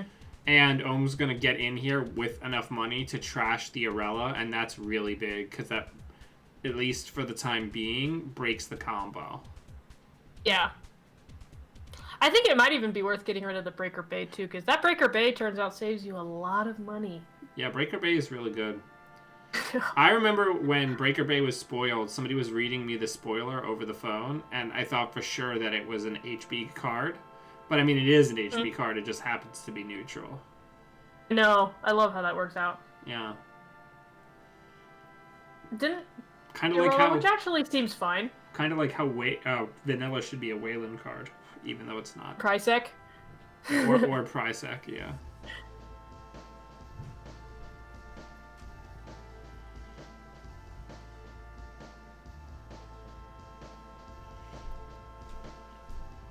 I think leaving the Arella was actually a good choice. Especially because Arella only helps after you score something, and right now that server is completely open. Yeah, I can get done with that. Let me see how many... Okay, so only Until one... this happens. Only one doof has passed. So doof is not inconsequential here. And that's why we're seeing it. Oh, Yeah. so much money. Here comes the fully operational. Man, that card is just nuts.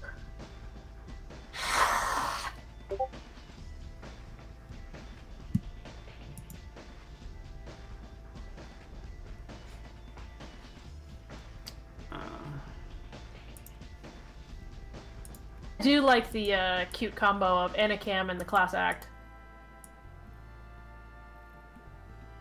Yeah.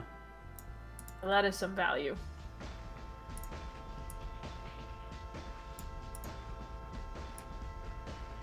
Yeah, it's certainly not bad.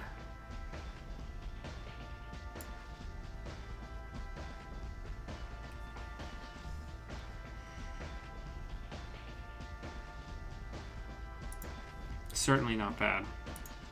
Mhm. I think one of the biggest things that's going to need to happen here is some strong central pressure is going to need to emerge. I don't know if Ohm's on Stargate as the multi-axis plan, but if they are, that needs to come out, because the only way to really beat this deck is to force the Force deck... them to do something else. Right.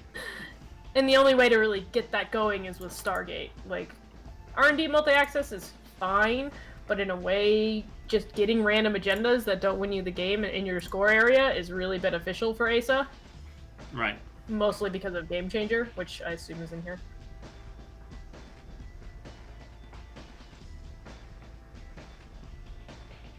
So this is probably a... Oh no, I thought it was going to be another Mega Prix.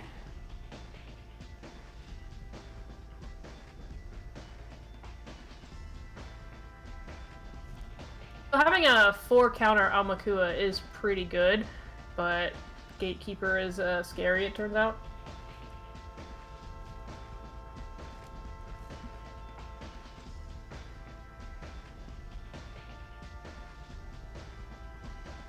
Ooh, yeah, that'll do it. I love that trick of you team sponsorship back the advanced assembly lines and then pop the advanced assembly lines to do a thing. Ooh, exciting. There we go.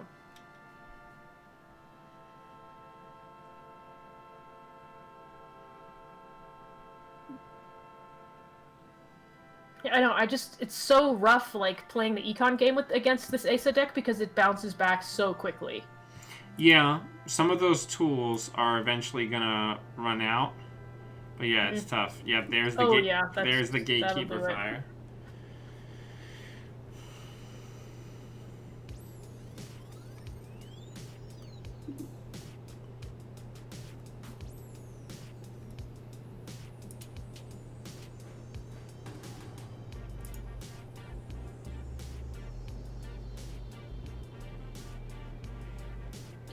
This ASA deck is so much fun to watch.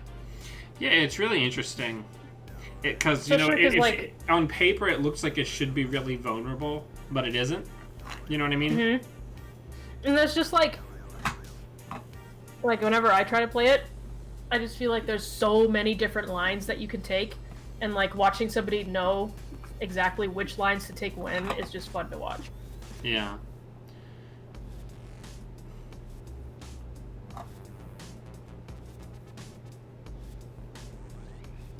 Pencil's probably drawing for the other fully operational here. Mm. Or maybe another piece of ice and a full... maybe. Gatekeeper did help with that, at least. Yeah, it did.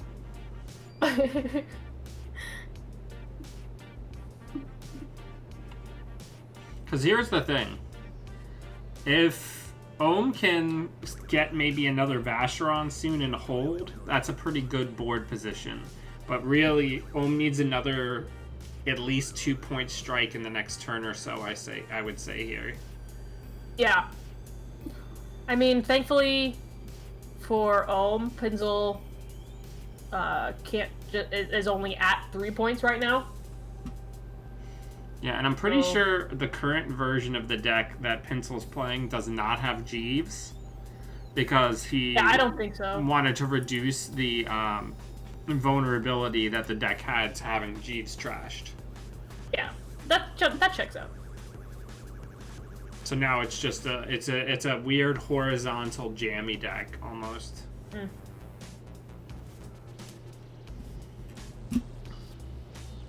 Interesting, leaving that single advance card too. I mean, that's the thing. It can be a Project Vacheron, right?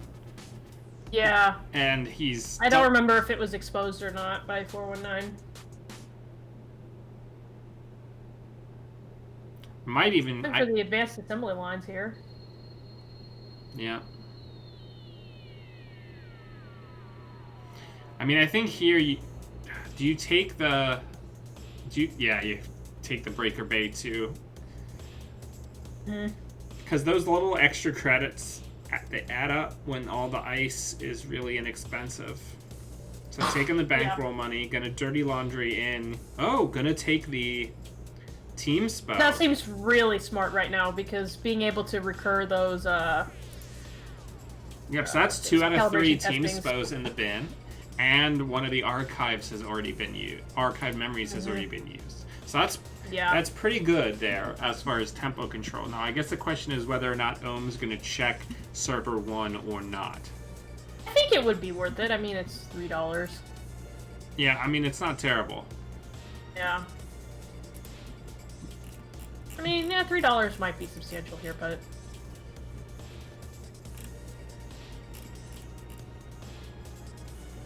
And it's just a balance of... It's scary to steal agendas against this deck, just like kind of one at a time, because of that game changer. There it is. So, do you trash that here? No, I guess, yeah, you leave it. This is really turning around in Ohm's favor, which is pretty surprising. Yeah.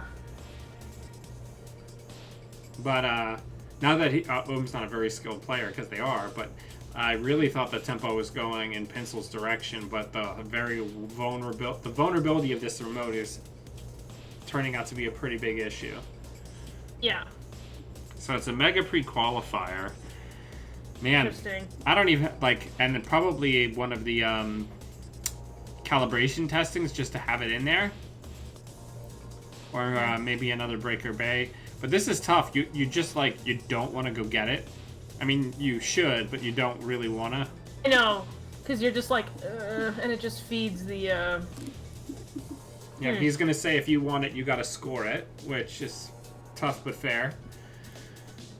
Yeah, and Pencil's not even going to score it. Money. Yeah, because granted, the Mega Pre's helped. Oh wait, that's not never mind. I always get Mega Pre and Hyperloop mixed up.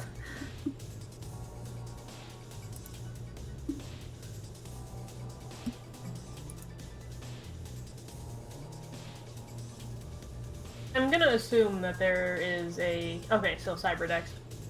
Sure.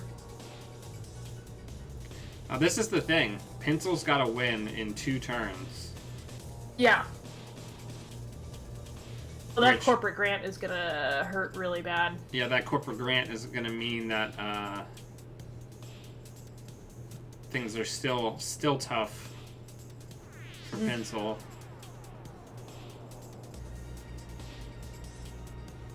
Yeah, because now... Smart idea Owen with just the needs to Cyberdex hold. in there. Yeah. Interesting, having to do Cyberdex and then... which would force him to put the Boomerang on the Drafter because that is Almakua. Mm-hmm.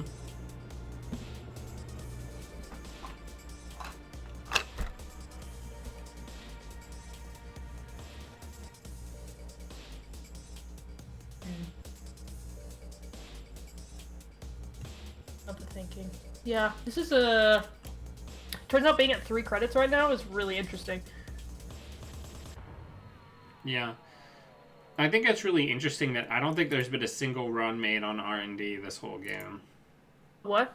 I don't think there's been a single run made on R&D this whole game. Oh no, he dirty laundry twice super early. Oh, yeah. On nothing, but... Yeah. Cyberdex is a pretty decent threat right now, but it's like, it's like...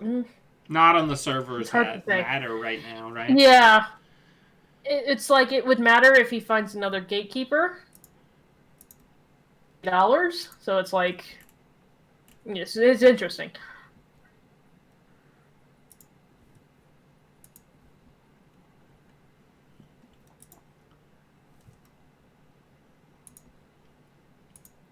Yeah, we had a... in round 2, we had a server... not crash, but everybody timed out because of just how many games there were with the tournament in Montreal and the tournament in Austin, all trying to make games at the same time. So we're about halfway through the round here. Go ahead. Oh, no. I'm saying there's just a ton of games right now. Yeah, this is a tough turn because that Mega Pre puts Pencil at 4, but being completely broke is very significant right now. Yeah, that's... Yeah. Especially with the limited number of turns that he has left to win. Mm-hmm.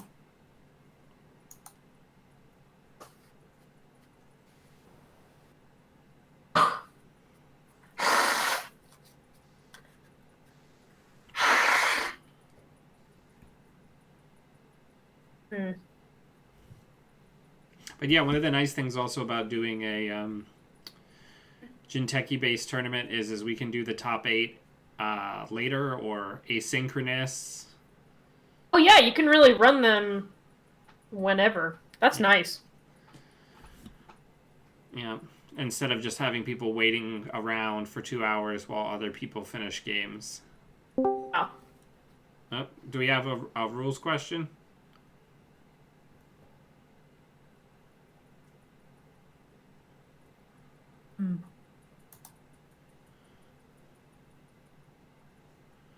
All right, so that was so we went for a fully operational, which seems correct. Be able to have money, and just And hope took the to money. I find mean, a way he's in really big game changer territory right now, especially if he decides to go and get the Mega Prix.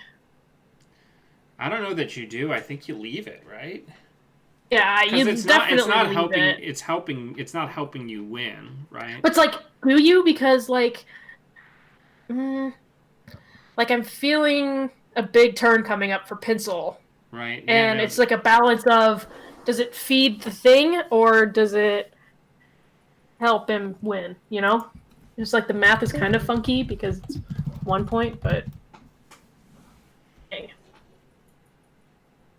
Yeah, I think the fully operational there just for money is really good. Yeah, we're having some big things here. That is reasonable. I mean, I don't know. I'm trying to think what my line might be here if I were Ohm right now, and I'm just like there's a lot happening. Do we know what server 2 and 3 are? I believe once upon a time we did, but Okay.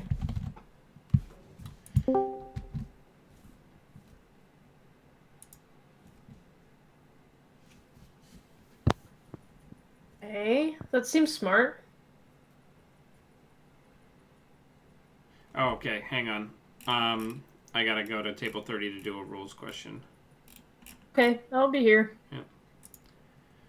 Hello. Hi there. Sorry, I didn't want to interrupt your stream. We are stuck in table 30 with a Jnet issue that is not letting either of us close a prompt box. Okay. Is this game 1 or game 2? Game 2. Okay. So we're just basically stuck in. Trying to think how to describe it. End of the turn, just on an access into archives on a turtle run, and are stuck basically entirely. I don't know if we need to just redo or what the situation is with it. We've tried as many commands as we can think of. Yep, so you might need to restart, and then I'm just going to give you extra time. Okay. Right, I'll just put that into Jnet as well. Yep, so that's what you'll do. You'll just restart the game.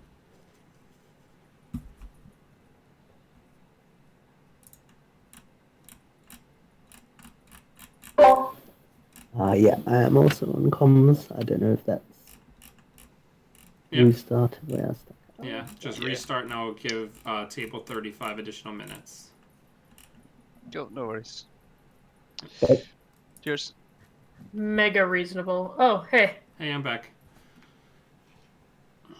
So all that has happened is he ran and trashed the team sponsorship.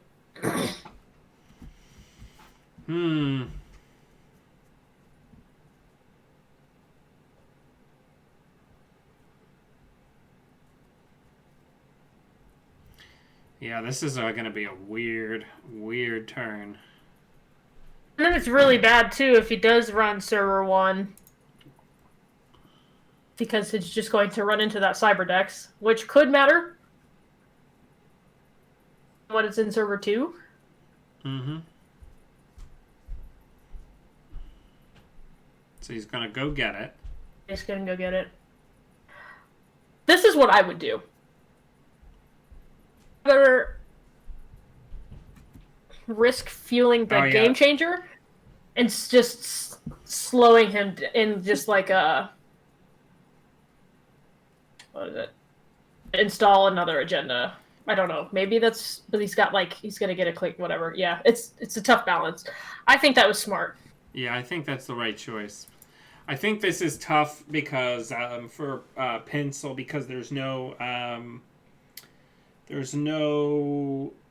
breaker bay in that remote, so the calibration testing isn't free. Yeah, it turns out $3 is kind of expensive. To see what happens here.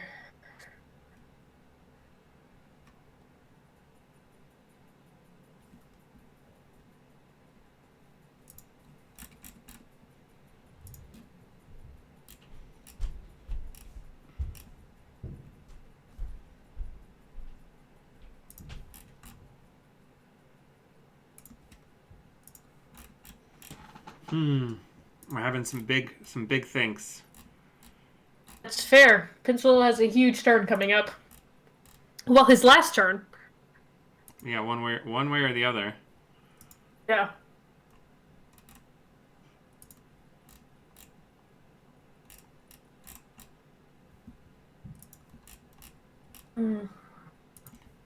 Lots of corpse splits today. As it should be. I always think high runner splits is weird, but high corpse splits seems relatively normal to me. Split at table 4. You love to see it. That means there's going to be like a knife fight for spot 8. Oh, good. What round is this? This is 4 of 6. Okay. Yeah. Oof. I can hear the gears turning over there. Yeah, I mean, obviously he hasn't thrown in the towel, so there's a line that he sees as potentially possible.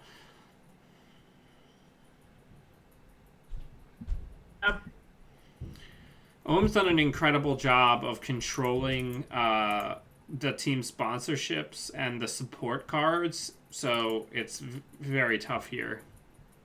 Yeah, the team sponsorships are unbelievably critical. So 6 clicks. Game changer? Here we go. But he might not have the money is the problem, right? That's the question. Because Arella only gives 1 advancement. Mm-hmm.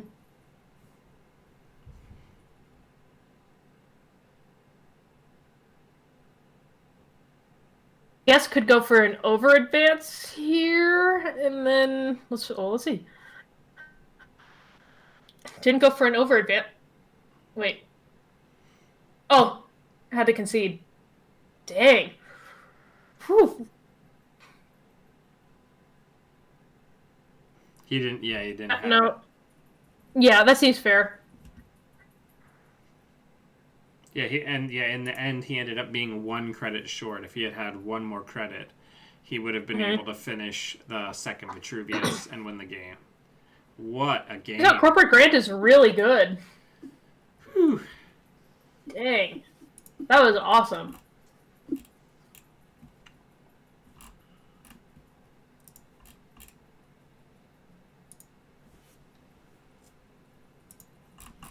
All right, so let's go watch the other side. Once that pops up. Table 3, you said? Mm-hmm.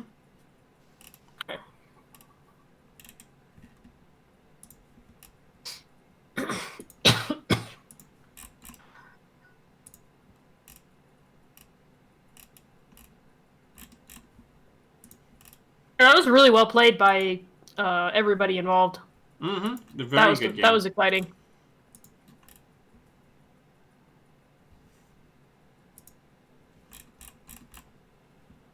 Oh, and now we get round 2.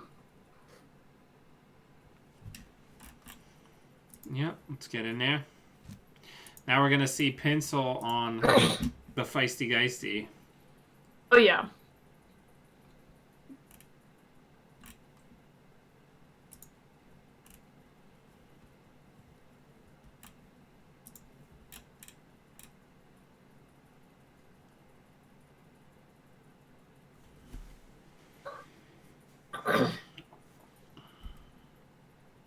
do a quick time check.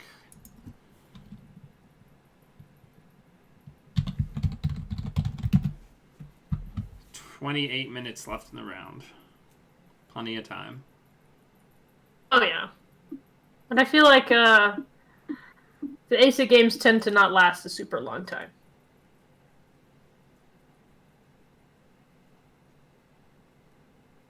Which is a good thing.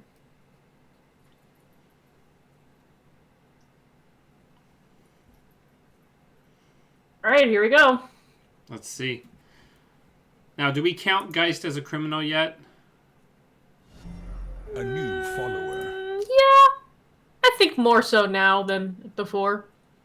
Yeah, the Puffy Koala in chat, the tournament is running right now. We're on round 4 of 6.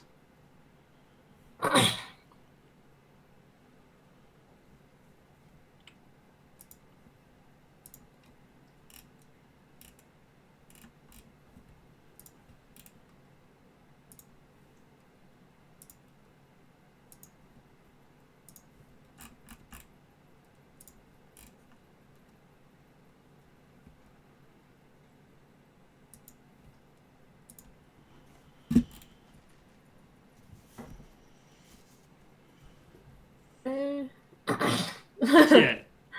Yeah. The mighty vanilla. Mighty Vanilla. It's so good. It's very good.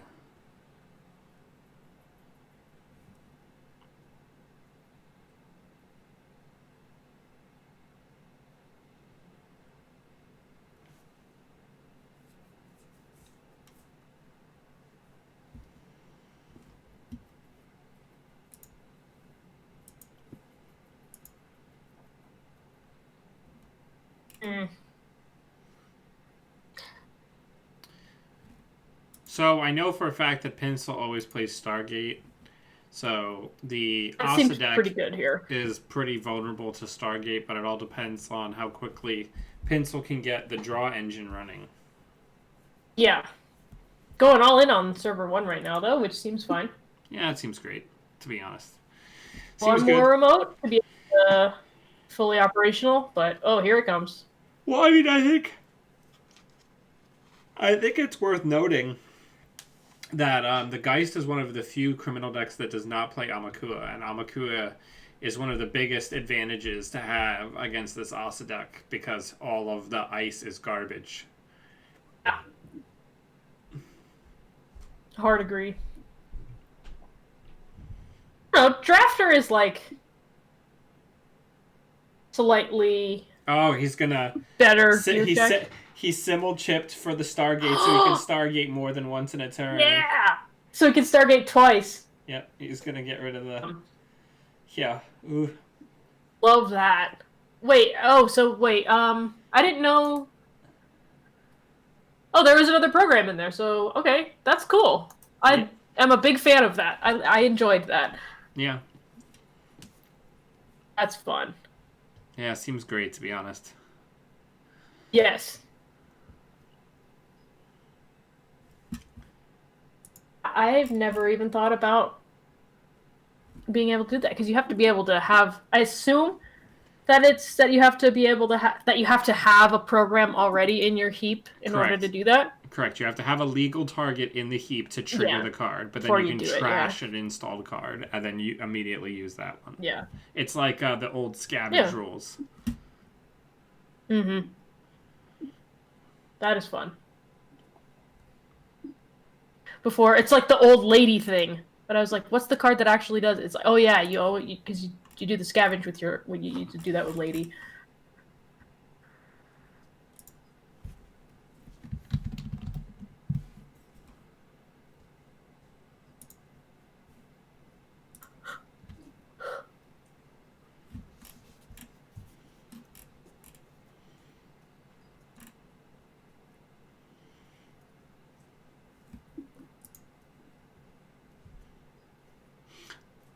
Able to ping all that ice is also super good too. Yeah, 100%. We got two pretty good ones.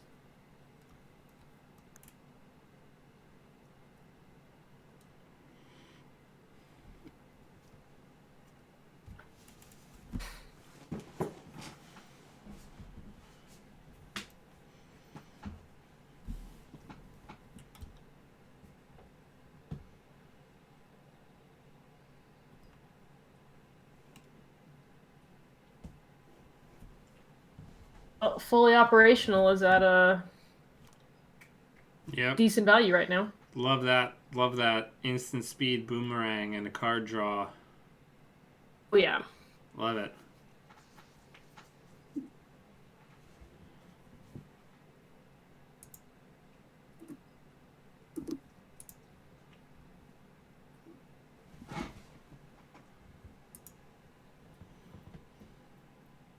So he gets right through the drafter.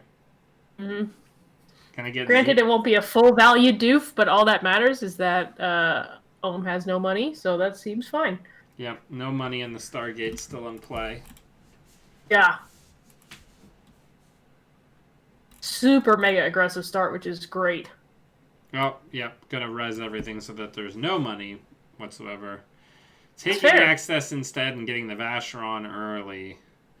So, gonna get rid of the drafter here. Yep.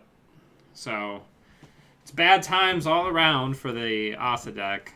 Not sure if I don't know. I feel like I would have gone for the fully operational there, but that's just me. There's no love for the butt in these two games. Yeah.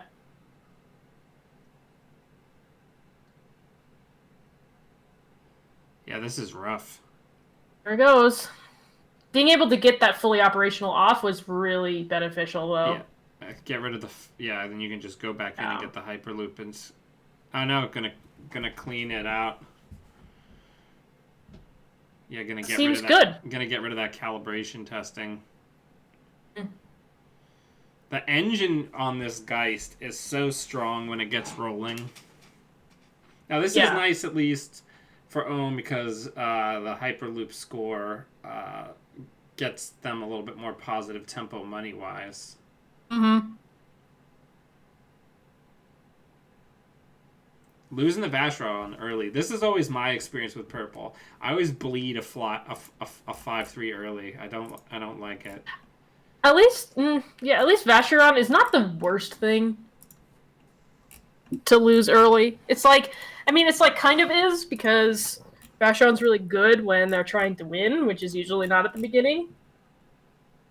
But yeah.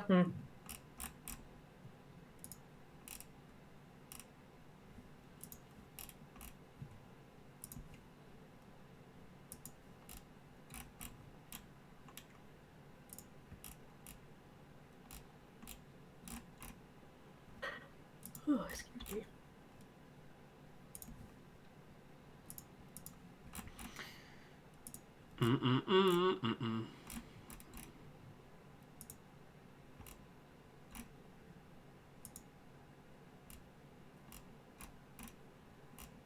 Going for a draw and then triple install seems pretty solid. Mm-hmm. That Stargate, though, is really going to town.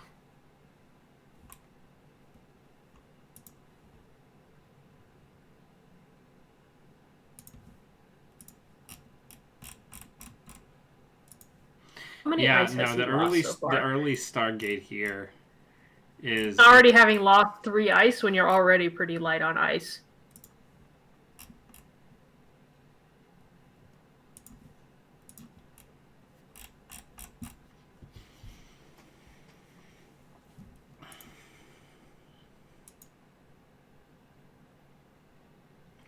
Whew.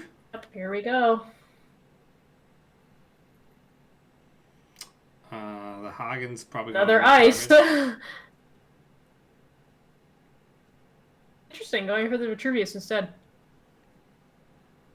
I support that. I mean, I don't know if that's right, though, because you could have gone in and just get both anyway, right? Yeah. I don't know, it seems bad to let... I mean, as far as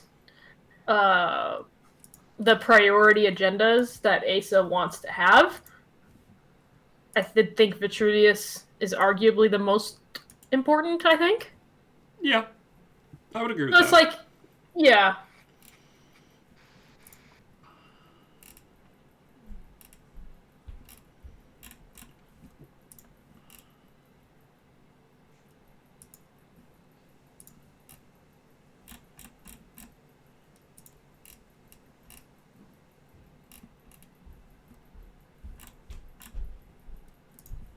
And I assume that the Geist is also running corporate grant. I think so. Yeah.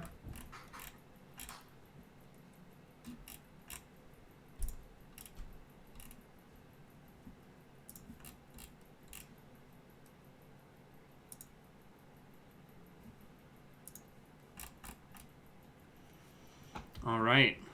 Going and grabbing that Vitruvius now. I mean, not quite in game changer range, so that seems totally fine. Well, there's only one. Now, there's still archive in the mix, but there's only one more fully operational. So the recovery here for Ohm is pretty light. Yeah.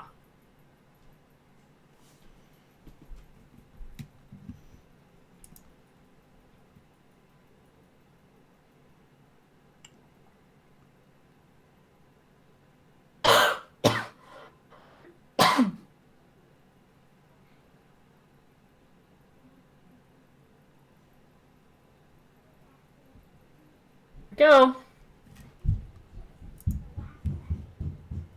Scoring and getting the $3 back, which is probably really substantial here.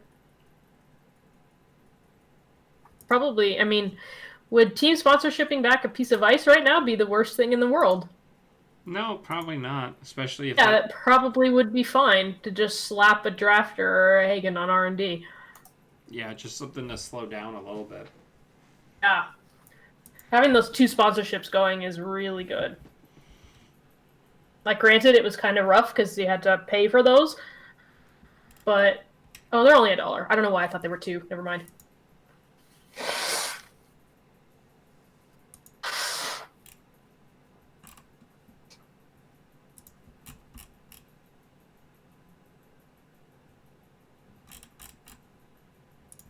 I mean, honestly, slapping a drafter on R&D seems totally fine. What else is in here? Maybe grabbing back your calibration testing, or maybe advanced assembly lines just to get some money. A lot of options here. Yeah, I mean, one of those moments where I'd be playing this deck and be like, "Oh God, there's so many lines," and be like overwhelmed. I like the Geist deck. The Geist is a lot more linear for me than the Asa is, because the Geist is all about just getting rid of all of their tools off of the top of R&D. Mm-hmm.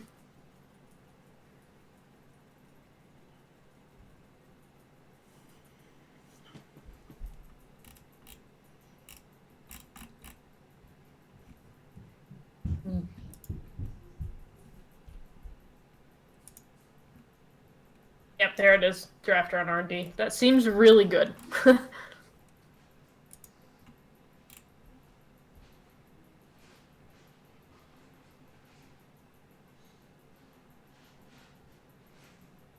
Yep. Grabbing an advanced assembly lines. That seems like a very good play. Yeah.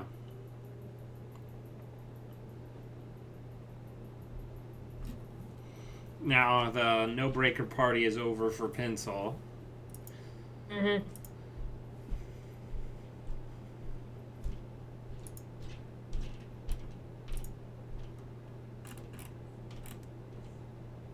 I'm just happy that I was able to mobilize a bunch of people today.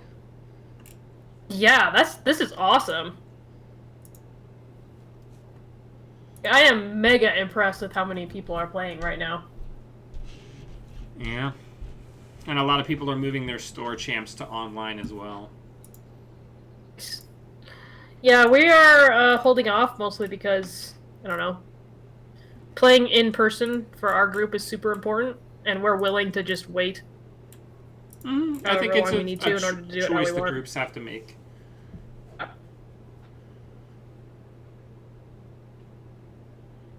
We've got a lot of splits in the top 5 tables so far. 3 out of 5 tables have split. If this goes to Pencil, it's another split.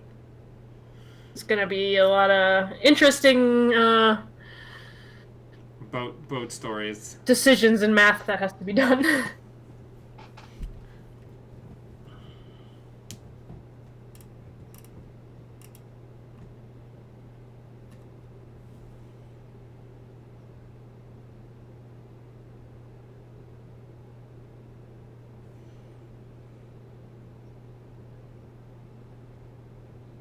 Here we go. Yeah, now Here we go. Now we're cooking with portals. Yeah, now we're rolling here. Yeah, because now the agenda can go in with the Arella trigger, and the 2 calibration testings can go back. Oh, are with there the 2 in team archives? spoke. Oh Yeah. So now, now we're full power calibration. Yeah, and you can get that same one. Yep, I love watching this do this. It's so fun. Yeah. So, And then get the other one. Yep. See if there's another one in hand, I guess. Well, the only thing that could be left would be a Mega Pre or a Hyperloop. Nothing else could be scored out of hand because the other Vitruvius is over on the other side. But yeah, a Hyperloop or a Mega Pre are both fine here. Oh yeah, is there? Oh yeah, there's no other Mega Prees on the board right now. I mean, but this is all very good. Yes. I mean, if he's got another Mega Pre, seems okay. Or anything at all, really. Well, he can't finish it. Oh no, he can. You're right. Yeah, he can. Yeah, that would be only there's 25 cards left. Having that many agendas in hand, though. Yeah, it seems unlikely. Seems unlikely. But weird things happen. Weirder things have occurred. It's hard the spot he's gonna be in though to be able to get that last point. I feel like is gonna be. Yeah, that's probably where the thought is here, because now Ohm is really thinking hard about what to team spo. Because if you team spo the calibration testings back in the server, they're just gonna get trashed, right? But by the same token, you might not be able to recover them again. So it's a tough call, right? Doesn't have a ton of money. Yeah, I feel like it's like an assembly line and 1 calibration testing, and then you pull an ice out of hand. You know, yeah, that's where it's going for.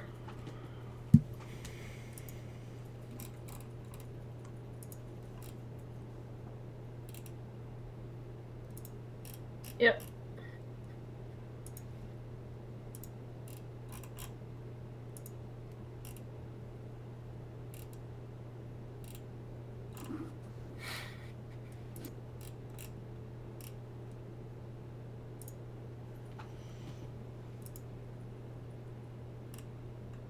Another really, really close game.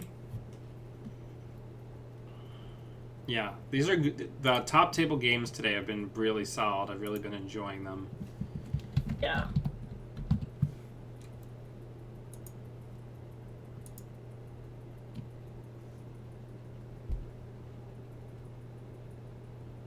I feel like this last point is going to be tough for both sides.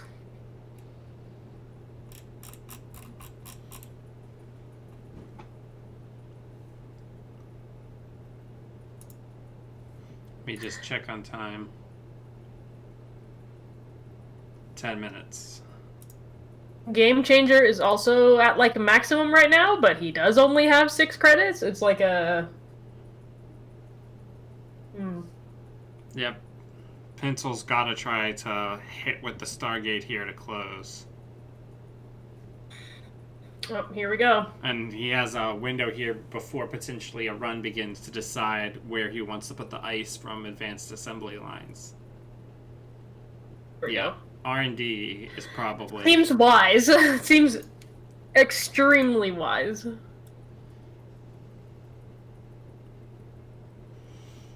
There's so many opportunities for interesting lines because he can still do a fake out with the spy cam and a bunch of other things. Yep. He's just going to let it slide one more turn. He's going to say, you got 5 cards left. You're not going to draw it.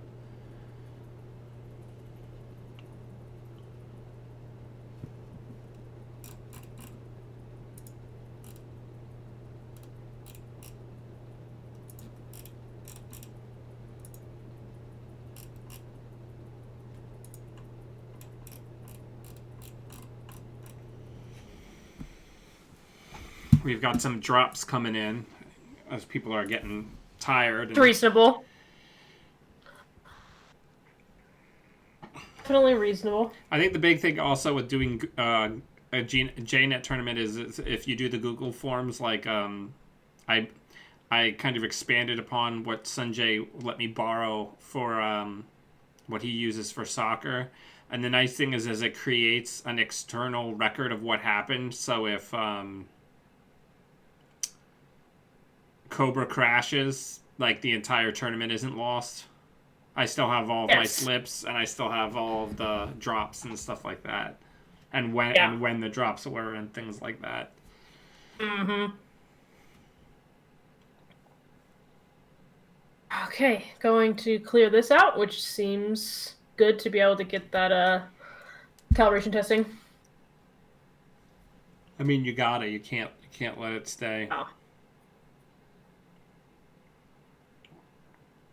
Interesting not going for the Breaker Bay. I get it, though. He's only got $4. Mm-hmm.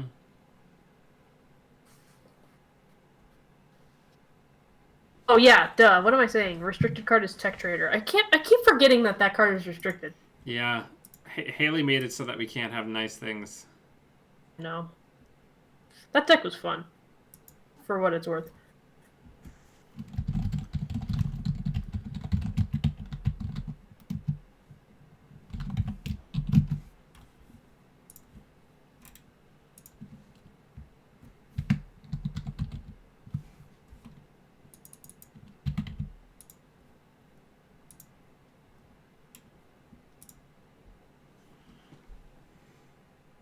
King HQ. Oh, another Arella. Sad. This is not what you want to see.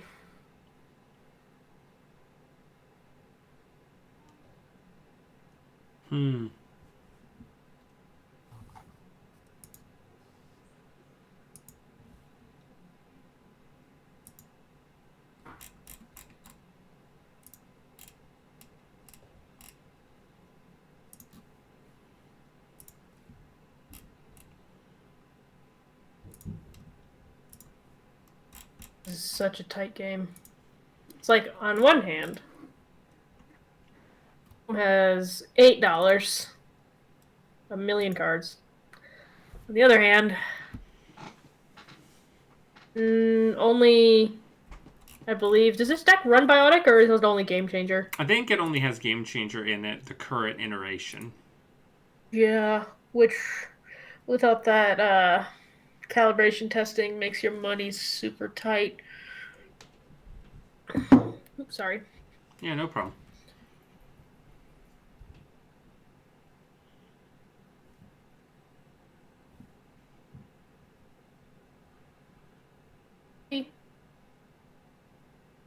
Double icing a thing. Yeah, I mean, there's no adding another ice to the There's thing. no breakers. Yeah, I mean, and look at the heap. There's, I mean, there's Gabali, oh no, there's only one Gabali and one, grappling hook, it looks like. What's up? Do we have a judge call? Mm-hmm. All right, what table? It's, I don't even remember. I think it's table 12. Okay. Oh no, 17, sorry. You don't have to come, you can just, it's a pretty simple question, I think. Sure, what's up? Redirection of stuff like embezzle or diversion to a different server, does that mean it's basic, it doesn't get to do the thing anymore? Yeah, it doesn't get to do the thing anymore. Okay, thank you. Yep, no problem.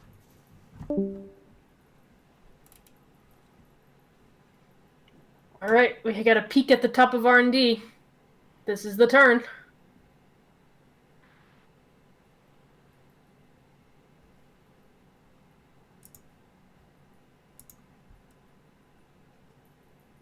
Okay.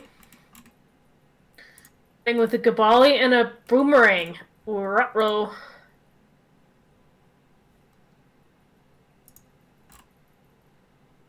Was this the bait to rule them all? We'll find out.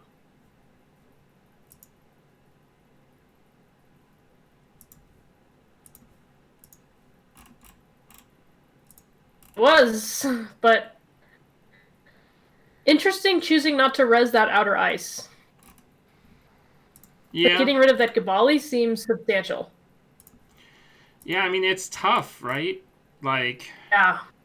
If you only got $8. Because at any point, anything can be a snuck by agenda, and then you just lose. How many fully operationals have been played? Only 2? Yeah, there's 2 in the only 2. bin. I mean, fully operational into a game changer right now seems super valid.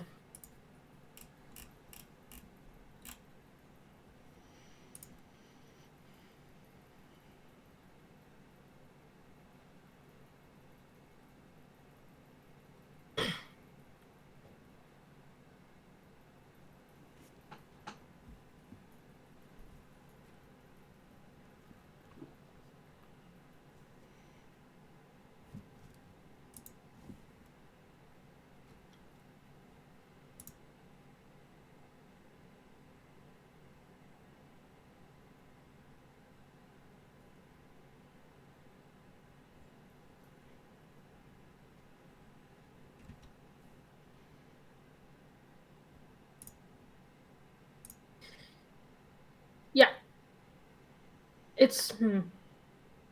If he doesn't have... I mean...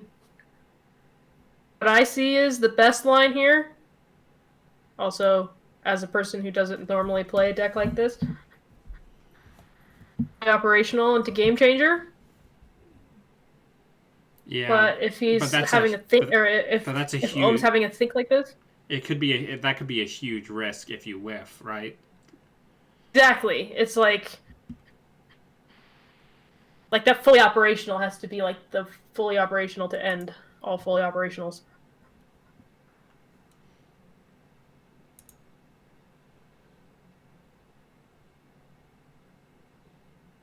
I'm sure there's also like safer lines too to take here, so it's just a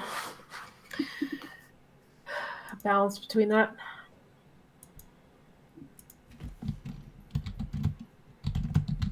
Not a simple game.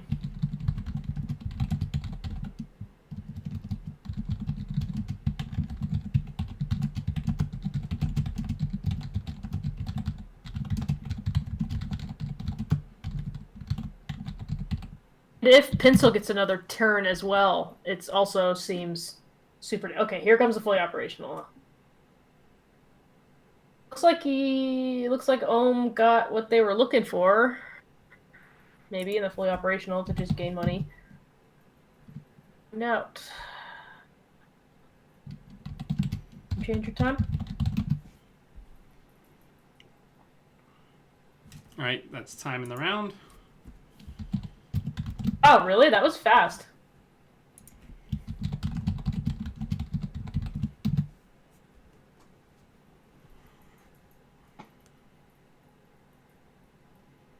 So they're tied up, so this could end up being a draw.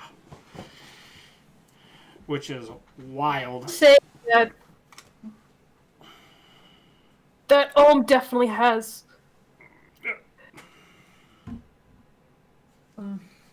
an out here. Let's find out. Ooh, okay. So we just saw a double install. Oh, Pencil has 1 turn left to steal a point, and if not, then you get the classic timed tie in the top the top tables.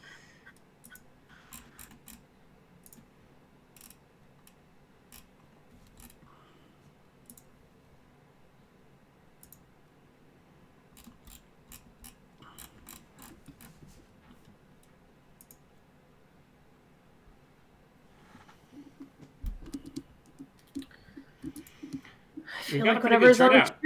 We got about 40 people watching. Oh, that's a lot.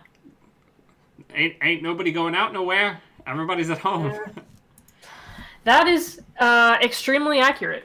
Everybody's planting fruit trees on Animal Crossing and sitting on their couch. Yep, I am. Have been doing the same thing throughout the day. I think this is tough because Pencil's got a pretty good chance of hitting a point somewhere right now. I mean, yeah. It's like, where do you go? because chances are he's going to have to pick, if that street peddler has on it what he wants. It's just, yeah.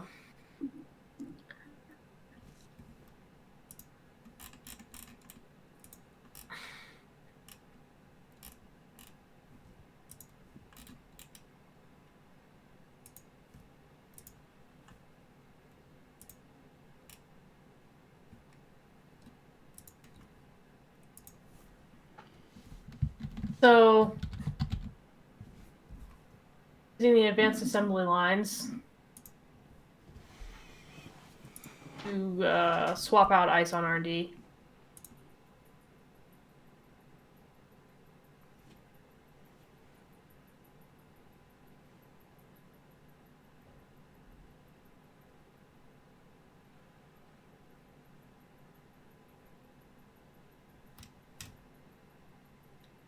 Now the neat thing is he can initiate a Stargate run and then use the symbol chip to trash the Stargate, and the Stargate run still happens.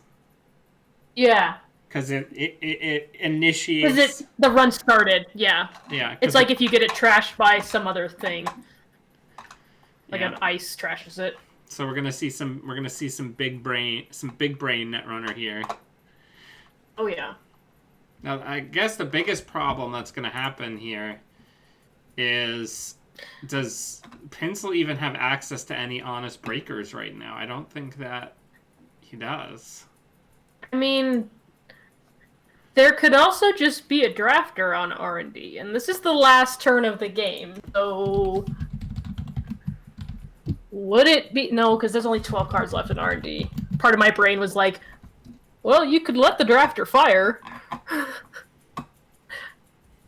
Because it won't... Ohm doesn't have another turn, but that still feels bad.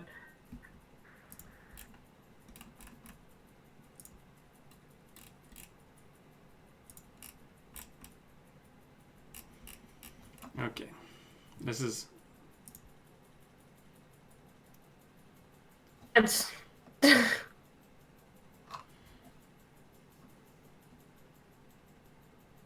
Alright. That seems... like some... Okay, no, that's fine. Being able to, street peddler out the symbol chip and then trusting the symbol chip to be able to draw a card for free and do all this just to get more cards. That seems fine. Yeah, we're doing like a super turn. Yep.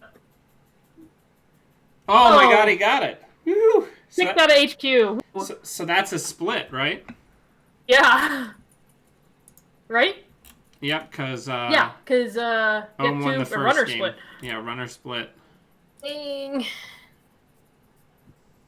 That was intense.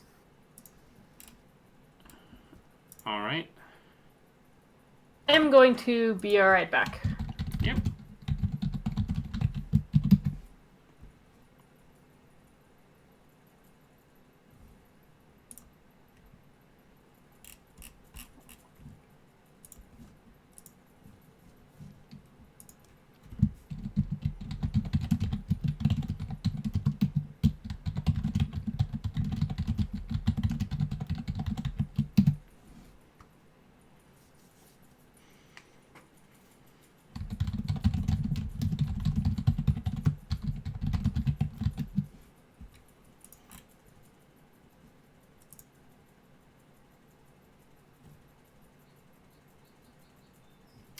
But yeah, this has been a really solid tournament. I'm excited.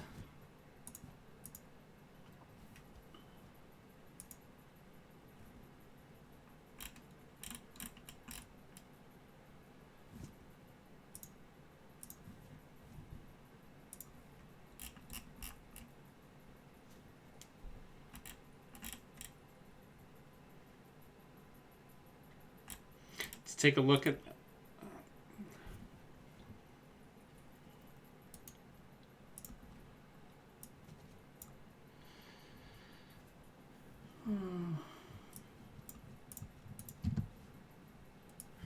So here are the current standings going into round 5.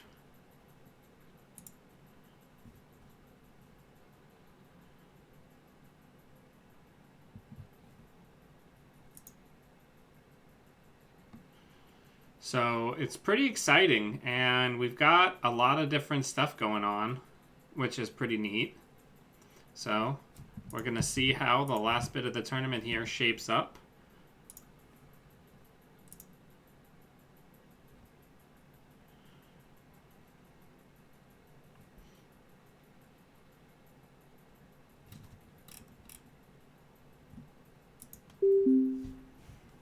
Nope, that's the wrong thing. I'm supposed to be a spectator. Alrighty then.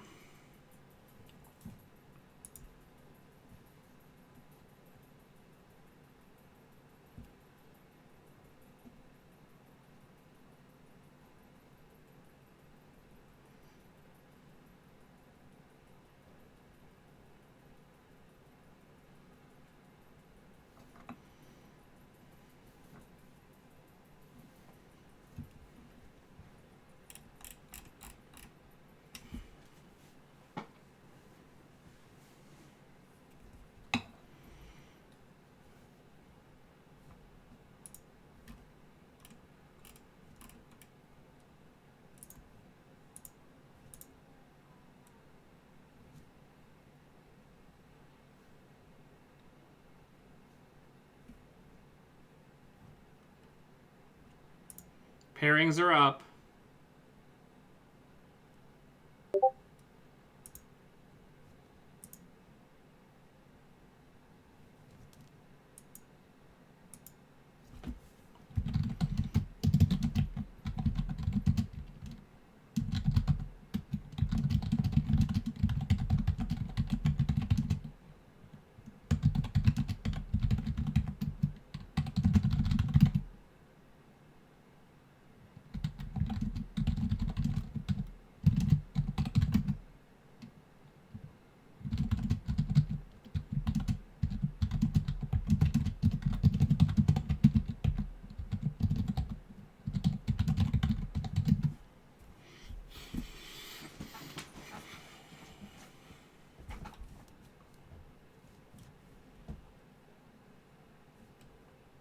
All right, let's launch.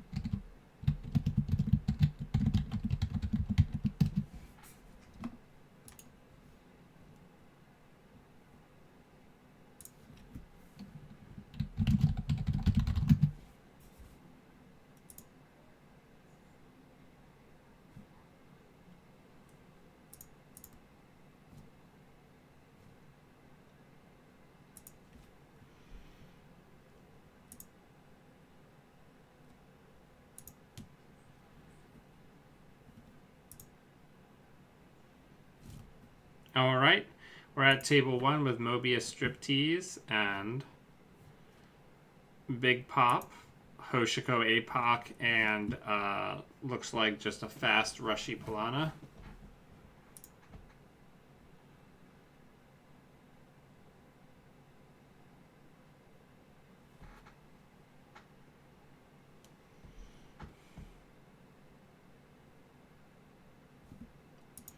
People in here in the lobby, the next round has started. Pairings are up.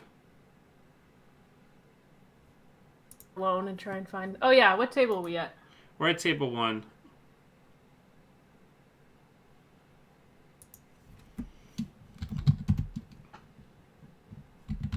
Table 1. Woo.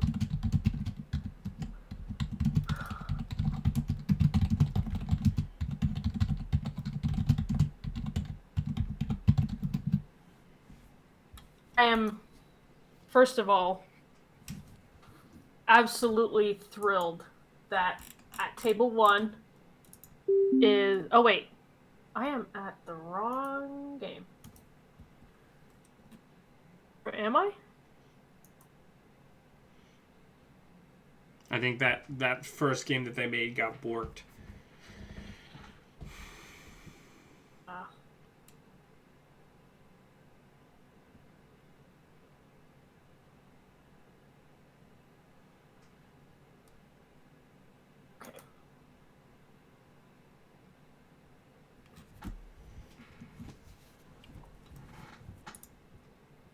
All right. Oof. So we have somebody dropping after a round started. Oh. I don't think I can repair now.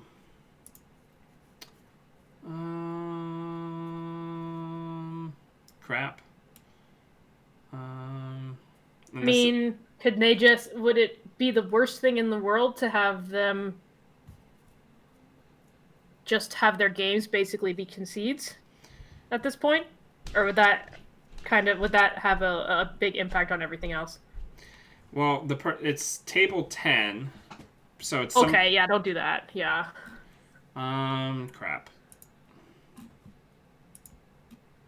I mean, it might be worth just calling it and repairing. Are you able to like contact everybody?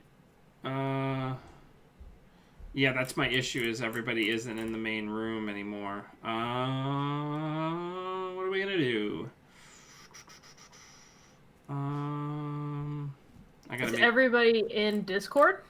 Yeah, everybody should be in the Discord. I guess we're gonna have to repair. How do I do this?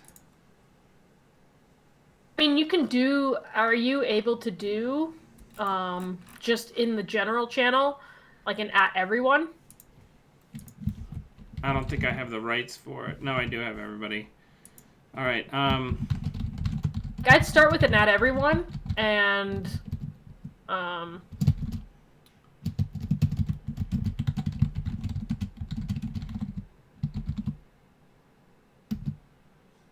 Yep.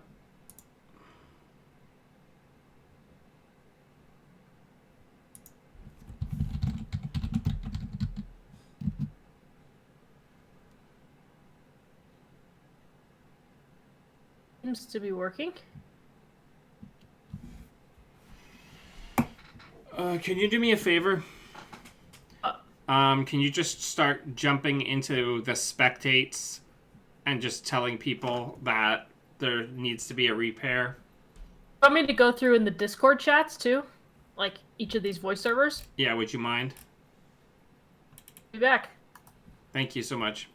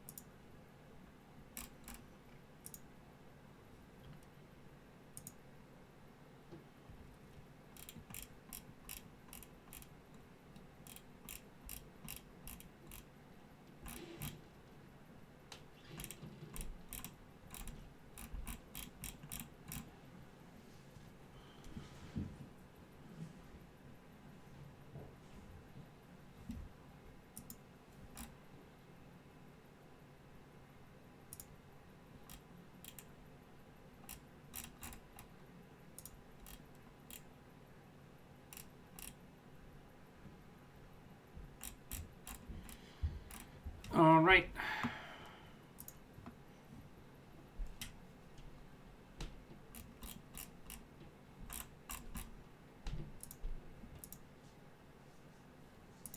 So we got to do a new pairing here.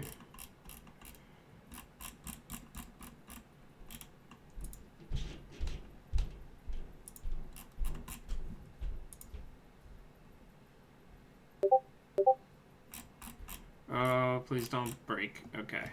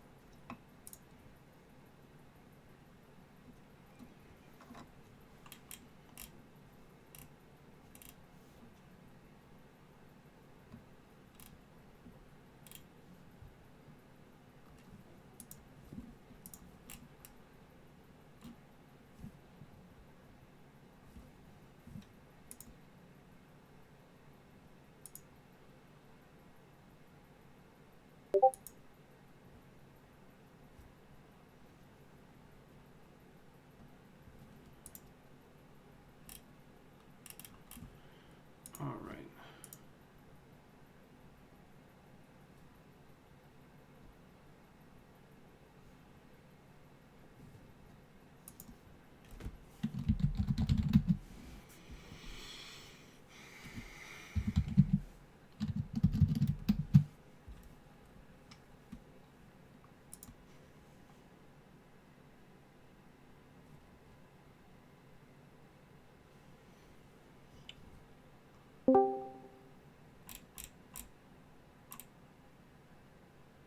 Queen might be good. Yeah.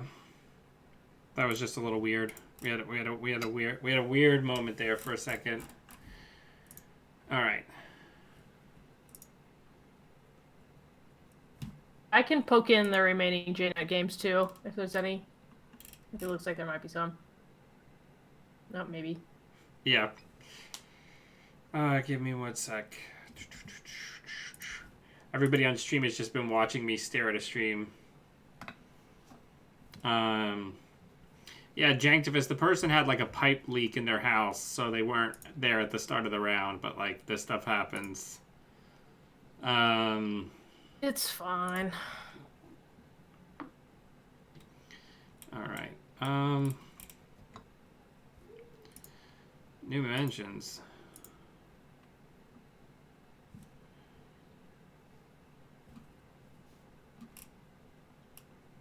How do I cancel a timer? What? Oh, the Discord one?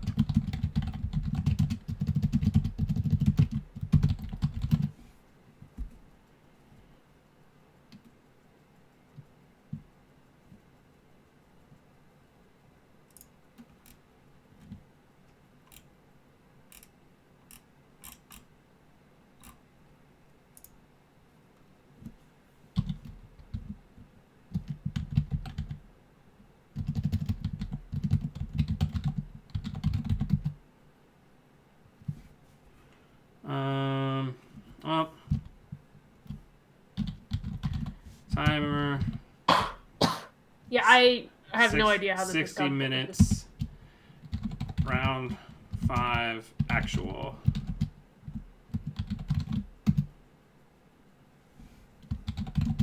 Here we go.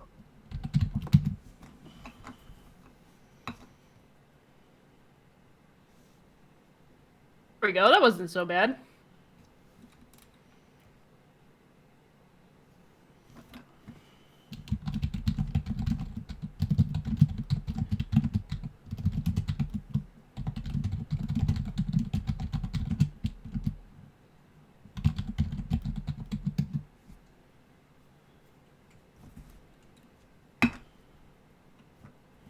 Oh man, so this is what I was worried about because now we're hunting people down. You can keep going through Jnet games if needed. Yeah, would you mind? Nope. We'll start at the bottom because those are the oldest ones.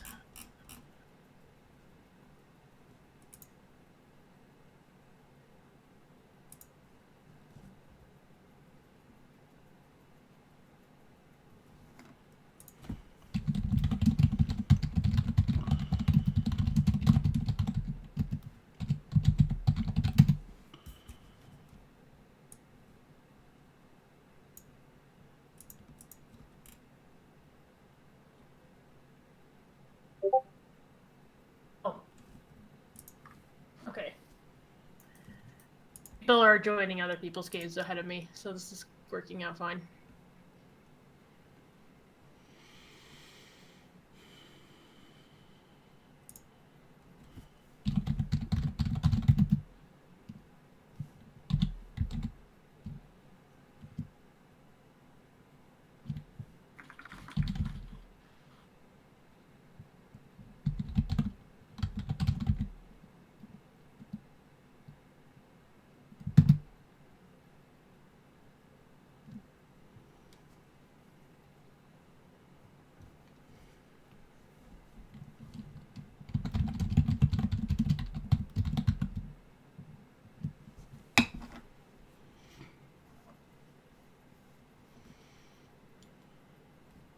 All right, so where are we gonna go? Somebody that's actually playing, somebody who's scrapping. I think we're good to go here. Let's Okay, get. Let's watch table. Let's watch Clusterfox at table Sure, yeah. 8.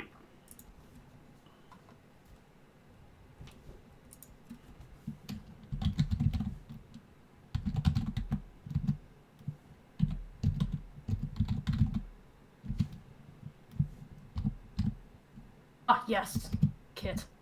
I'm so about this.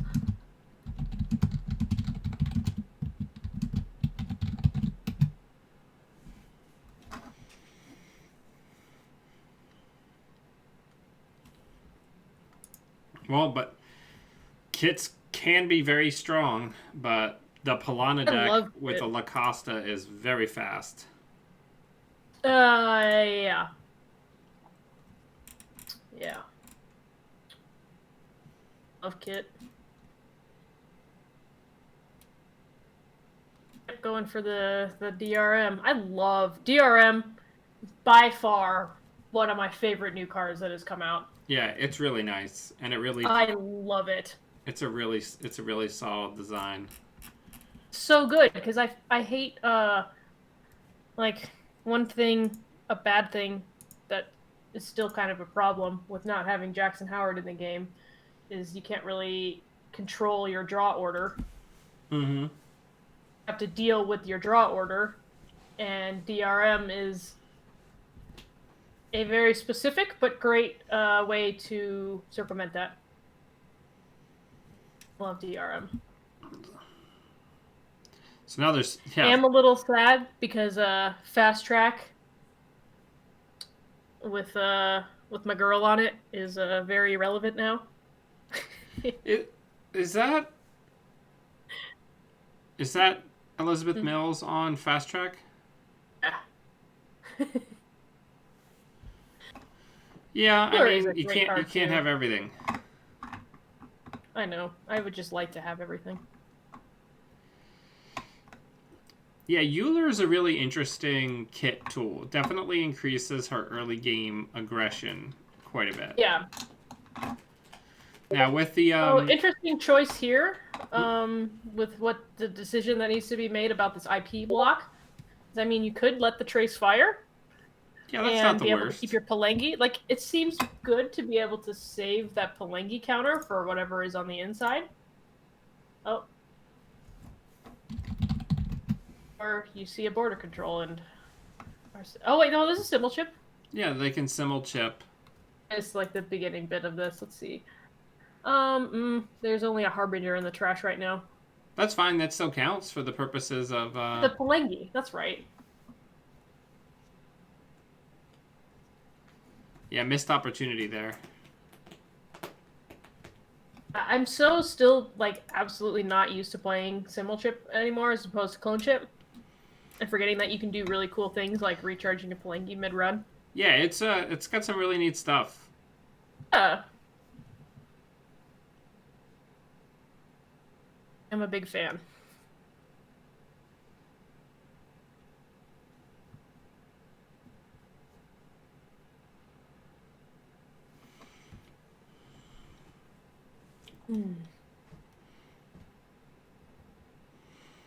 So this is where the strength can really come in, right? Because now, oof.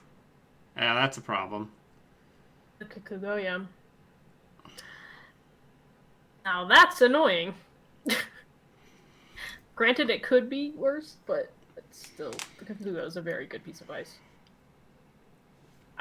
For a very long time, when I played Haley, about like a year ago, played, and every Haley deck I played, I would play a one-off Ankusa specifically for Kakugo because I hated that card so much. Yeah, Kakugo is a big enemy of Shaper. Yes.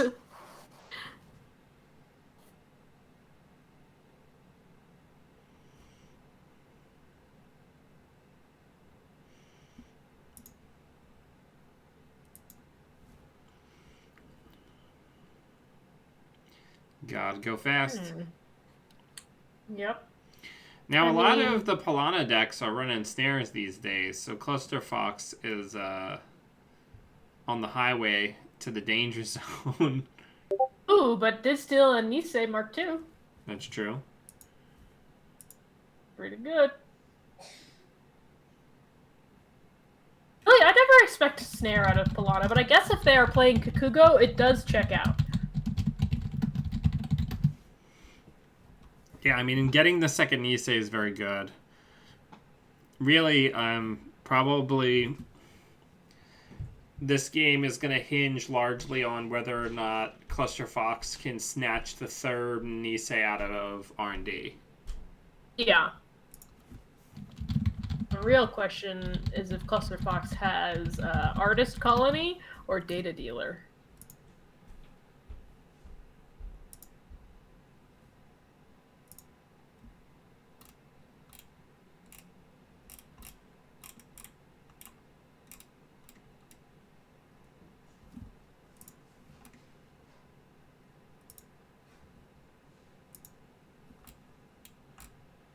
Oh, I love how La Costa isn't a May, so you have to advance the La Costa.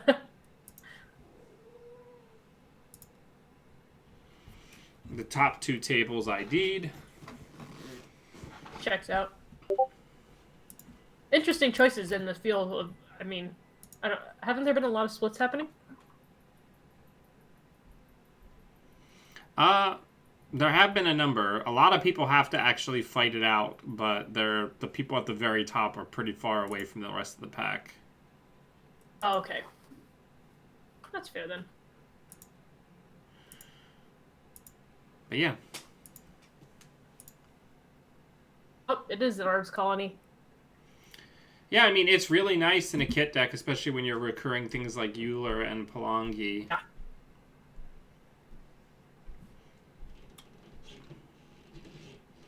Look at these beautiful barriers on this remote. I know, it's glorious. It's very good.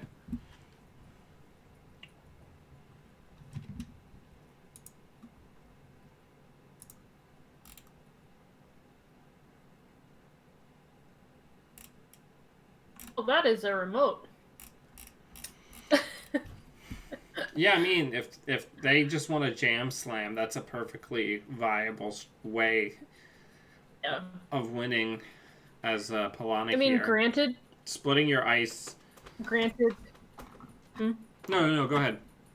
Oh no, like granted, the IP blocks technically aren't hard in the runs. Yeah. I mean, they are functionally for a zero-link runner, unless you get really rich as Kit.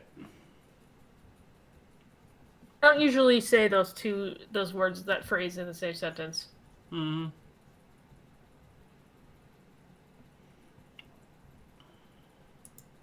I really like Kit.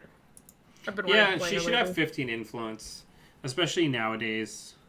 The card pool is balanced in such a way that she can have 15 influence, right? Because she was given 10 because they didn't want her to end up being like a siphon spam deck. Yeah. Right? But now that's not really nowadays, a problem. Or it's still potentially a problem, but that's much worse. Yeah. As a strategy. Have cards like siphon or medium. Right.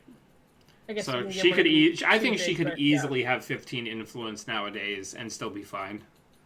I mean, at the least 12 instead of 10. Nah, we got to get off this 12 influence track. It's 15 or bust.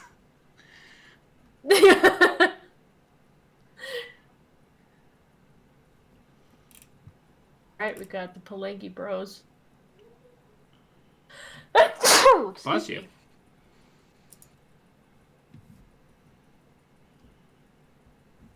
For a run up. Ooh, owie. Gross. I mean, that's what you gotta do. You gotta live your best life.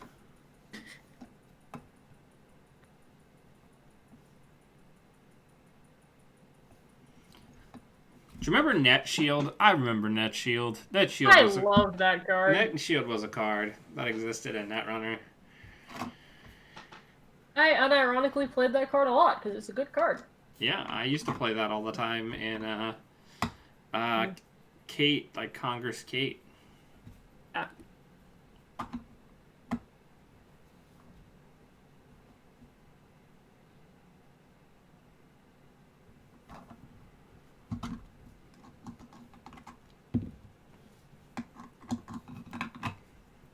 Shout out to my incredible wife who has been watching my child all day so that I can run this tournament. Oh, unfortunate whiff out of R&D. I guess being able to get that Rashida is good. Yeah, I mean, that's not it. Yeah, that's when not you've got it. two R&D interfaces installed, it feels bad to only see a Rashida. Yeah, I mean, this could be the win in the remote right here, though. Like, this is very tough, but this is what the Palana really tries to do, is put this incredible setup pressure. And to Cluster Fox's credit, they've done a pretty good job getting set up here. It's just not enough. Like, the Palana with LaCosta is just very quick. Most of the good Corp decks that aren't trying to kill you are just trying to compress clicks to the point that the runner can't keep up. Yeah, and seeing that server with a Euler, granted there are 2 Simmel chips, so, but seeing the server, you got your Euler, you got your 2 Palangis. However, the border control and the Nisei make that really rough. And especially because I assume that ice on the outside is just there to fizzle the kit. Mm-hmm.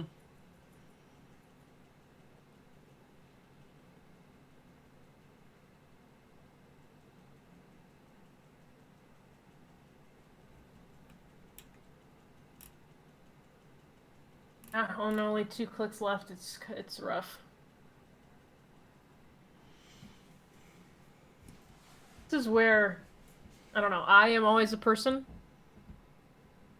to just totally blitz when all things look bad.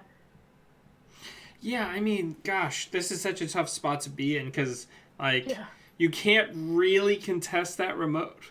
Ho, ho, ho. Oh, ho, ho. Oh, that's what I'm talking about. This is what I want to see. I mean, the real problem is the Nisei counter is just going to get used here. If they get a 2-pointer. No. Oh, I thought they had 1 more click. No. That's tough. That's fast. All right, let's find somewhere to go. That Palana deck is super duper fast. I've never paid much attention to the Costa, but it is pretty solid.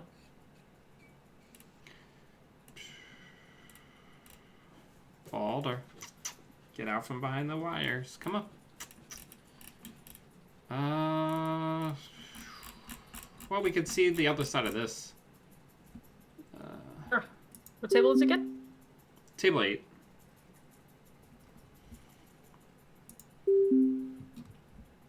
Oh, shit. Balder, come on.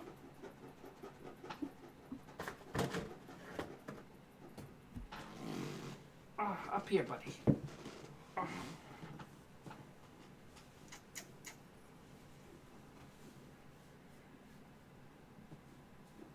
Alright, so let's just jump into another room. Let's watch table 9. It's the one right below it. I'm down with that. So we have friend of the show, Chris Fazo from New York. And Argus versus Val, the classic matchup.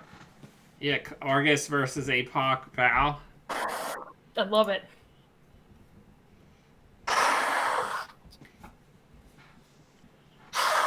So Argus really hasn't changed much in like a year, which is Turns out Wayland's great.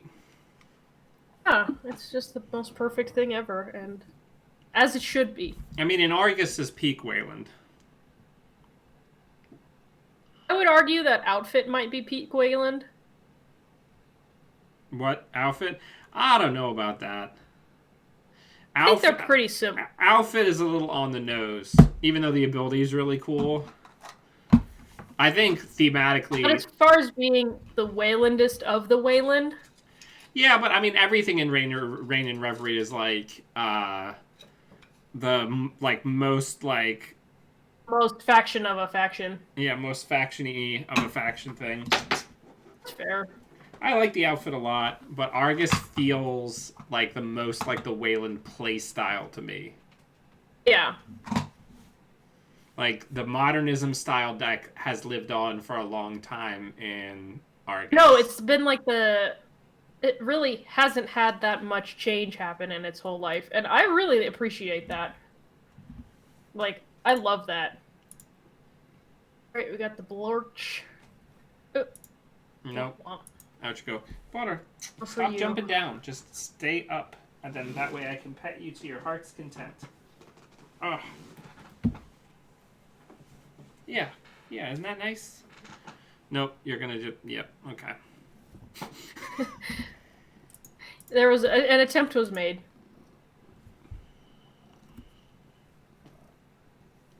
He's a good boy. It's like at least 70% good boy.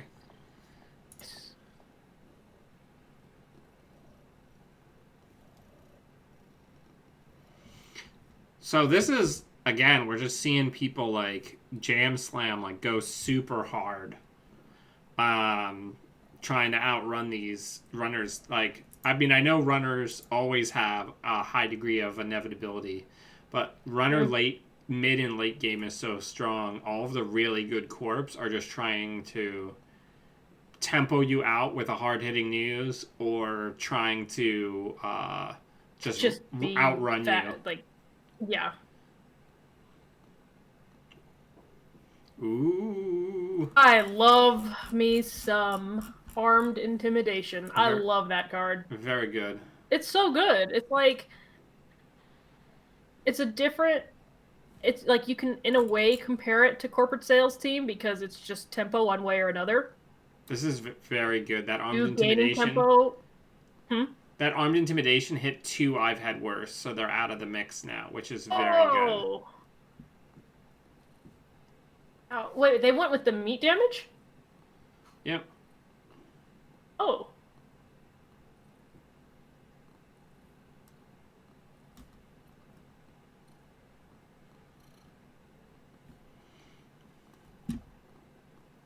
Oh, I gotta move my head.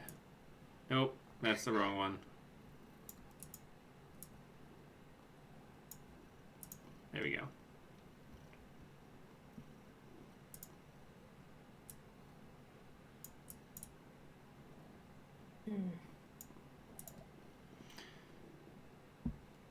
Stargate coming down. Stargate's gonna Stargate. Here it comes.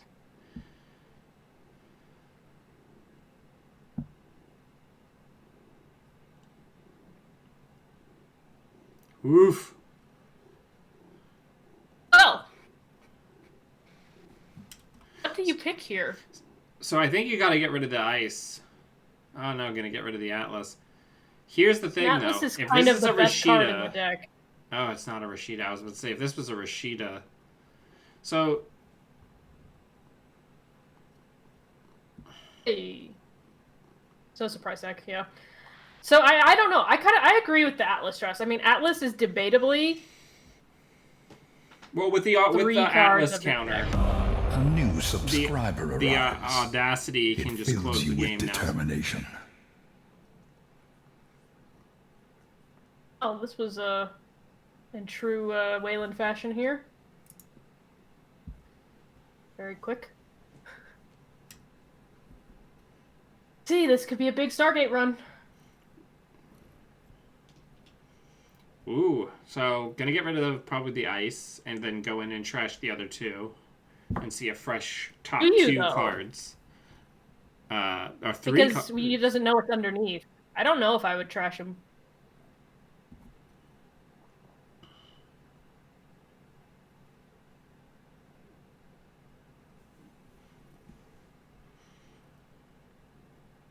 Well, that's not the worst thing, but it's also the worst for Black Orchestra.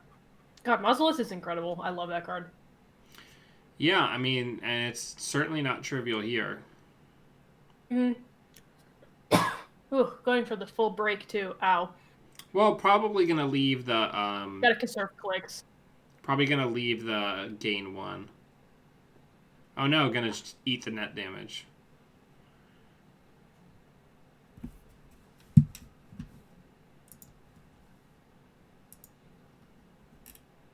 And yeah, he's only on 4 credits, so it could make a difference.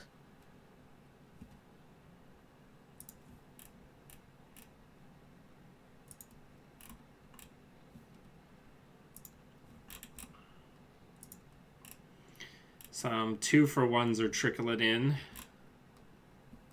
Oof, spicy. Yeah.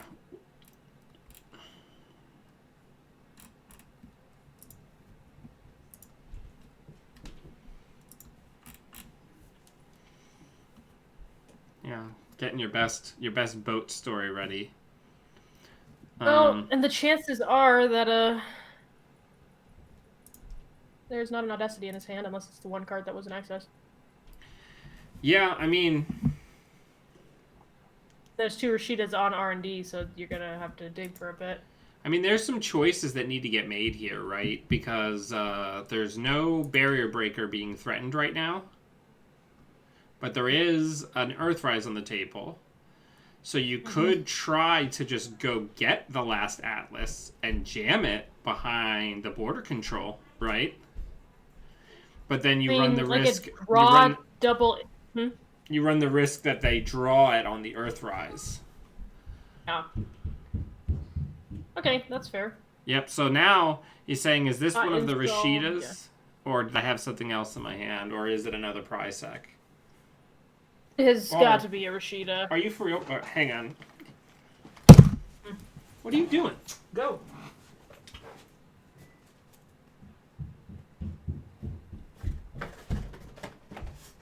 Now I am alone. Ooh. Well. There's the Corroder. I mean, I don't think it's worth going into that server. I mean, maybe it is. Having to pay for the Prysac does not seem insignificant. Alright, so Corroder's going down. Yep. If this is double Prysac, I'm going to be so happy. I mean, to be fair, that would be bad for both sides. It's true. Like, one side having to deal with all that, and then the other side losing all of their money. It's true.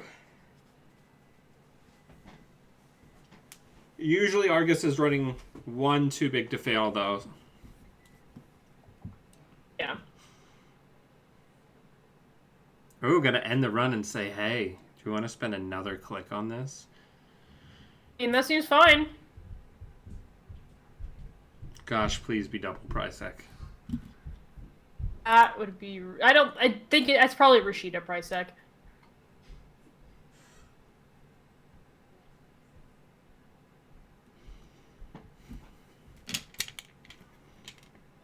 Oh my word, it's Forced Connection. Forced Connection? This one... I am loving that. This one says 2 tags.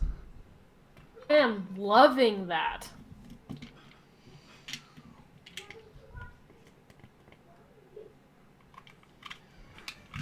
We're in the wildlands here. I love Forced Connection. I haven't seen that card in a hot minute, and I fully support it. So here's the thing.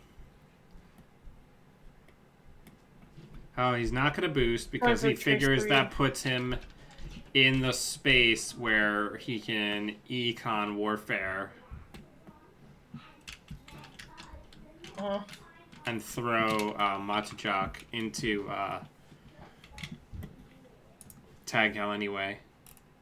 Mm. Already got one piece in his hand. High profile.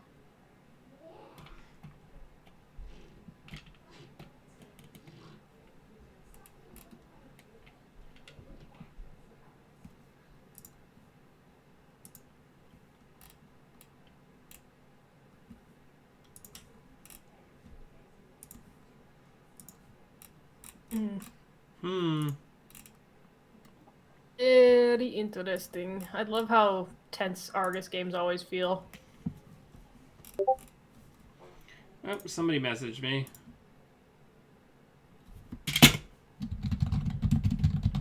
They have nice things to say.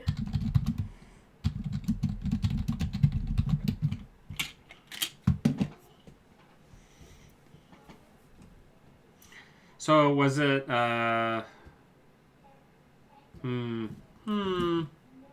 Ooh, I love that upgrade on archives too. probably another forced connection, right? Support that.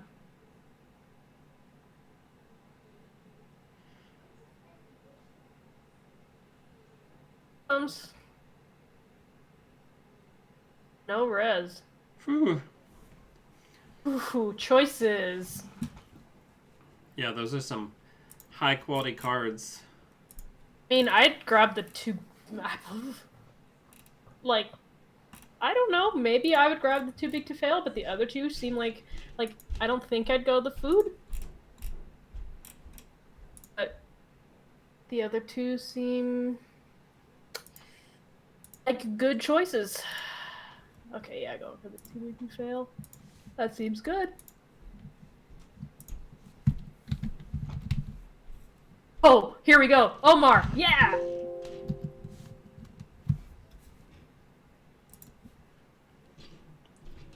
We're going hard. It's Omar time, baby.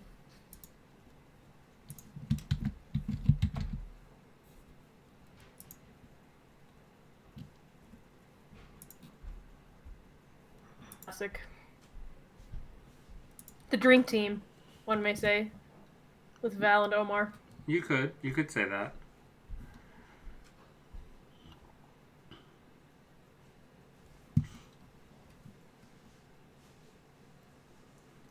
This is a tough situation for Chris to be in, because he's starting to get to the point where, even though he's up, if he doesn't draw into what he needs soon, the game's going to start drifting away from him. I mean, all he really needs is to find an Audacity, and hope that the Atlas doesn't get whisked away. Right now. And R&D is pretty thick, so... Oh, and didn't get it there.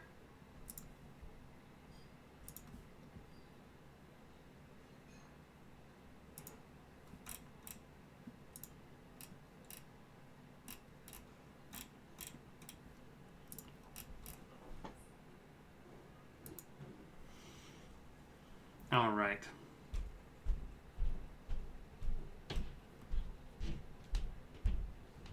Just checking everywhere. I mean, you gotta. Argus only really needs one turn of breathing room to close the game, right? Just needs to find the Audacity, really.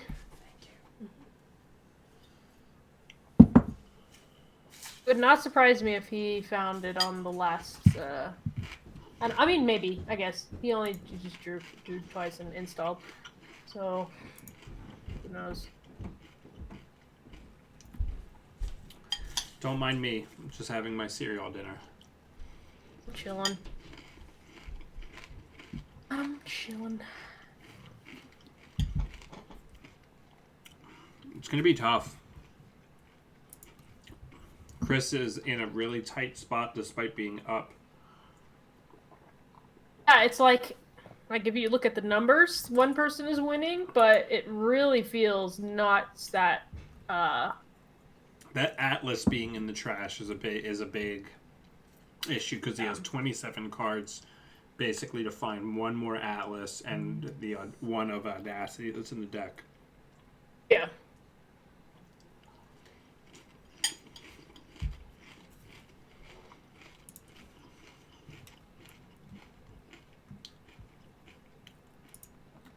Or what's on R&D? Also, the now Omar is super rich. It's 5 turning wheel counters and a Stargate and 2 breakers. So, I mean, if I were to make an educated guess, it would be that that's a Data Raven. Yeah.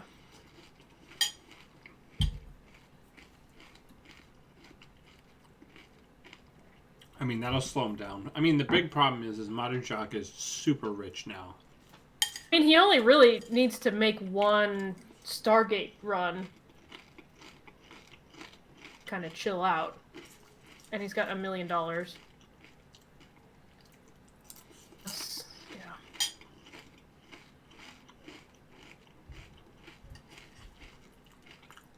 Stargate runs are making me anxious.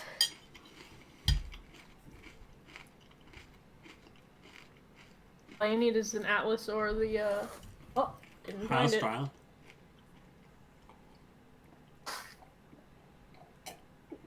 Yeah, I'm not quite sure what you, yeah. Yeah, I mean, I agree with that. That's a huge amount of economic recovery for Chris if he got to keep that.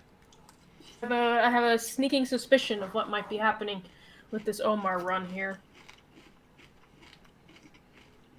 And the very big turning wheel that's sitting there.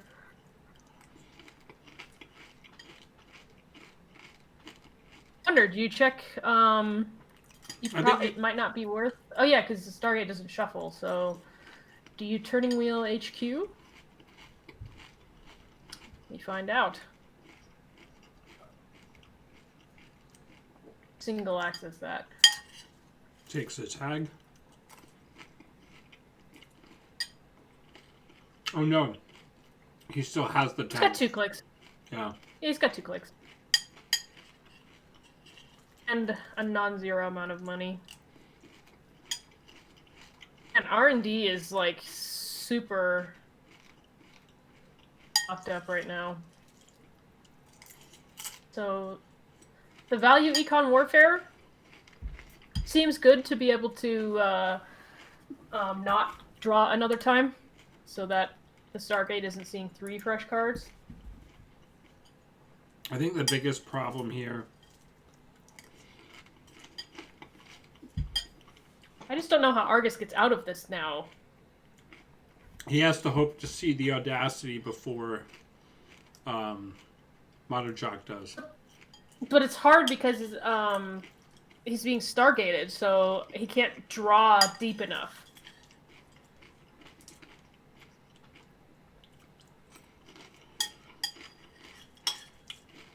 There it is. Bye-bye. Yeah, it's just like Argus couldn't dig deep enough in order to outpace what the Stargate was seeing. You can, but you only get one. You only get like 1 or 2 new cards. Yeah, and then it's just like you're spending all of your time drawing when there's like all this other things that you could be doing.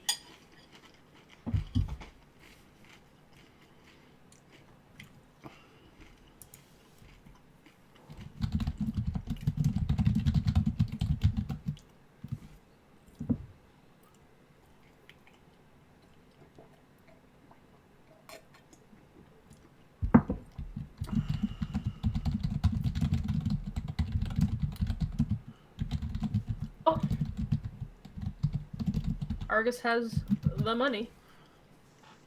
And Omar is steadily running low, but that 7 loaded turning wheel with 3 points in R&D? Yeah, I mean, if he gets hard-hitting news, he can just glory run, right? Yeah, I just feel like there's a big... I don't even... There's a big turning wheel waiting. There's 3 points in the trash with 2 already in his score area.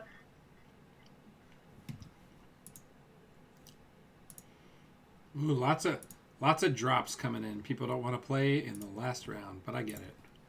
Yeah, I get it.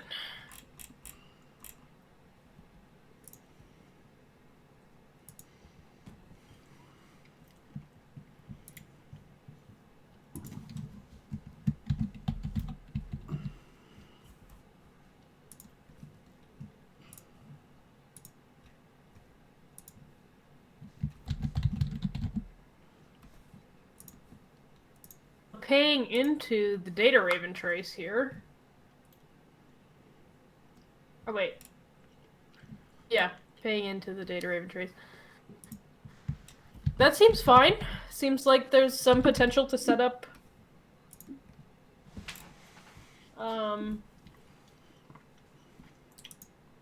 econ hard hitting. Yeah.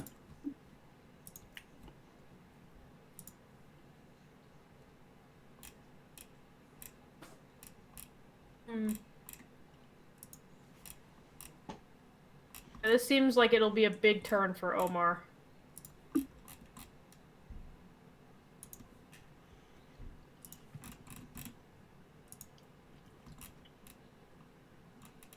A power counter.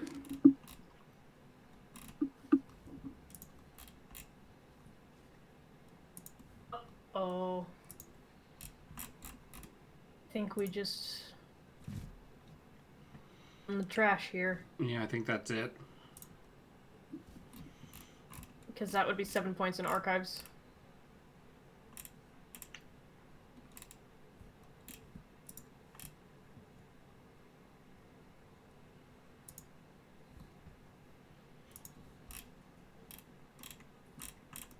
Wow, this game really turned around for Omar. Yeah, it's crazy, right?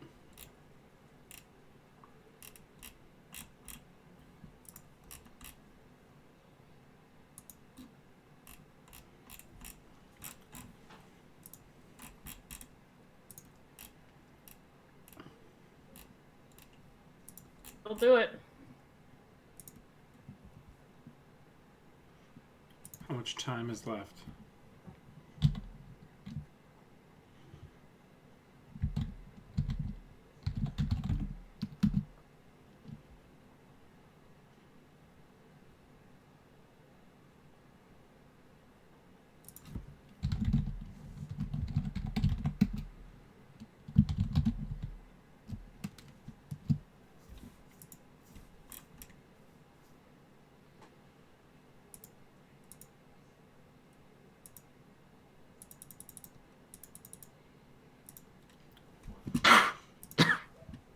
All right, how much time do we have left? 20 minutes, a lot. Ooh.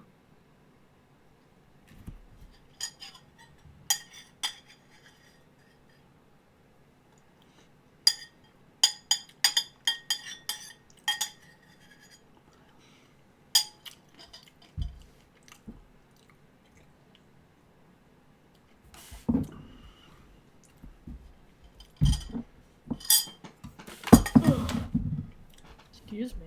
Tired.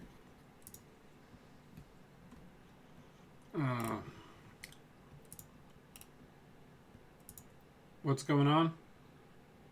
There was a judge call.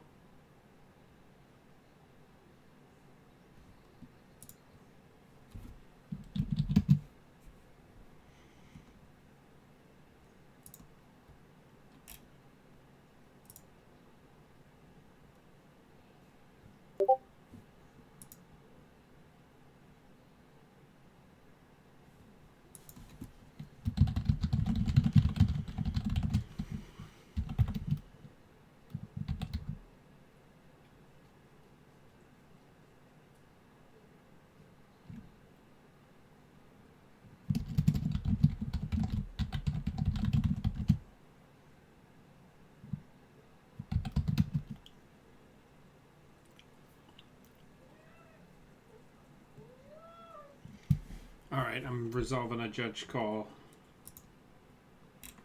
It's all good. I am chilling. All right, let's go look at table 7.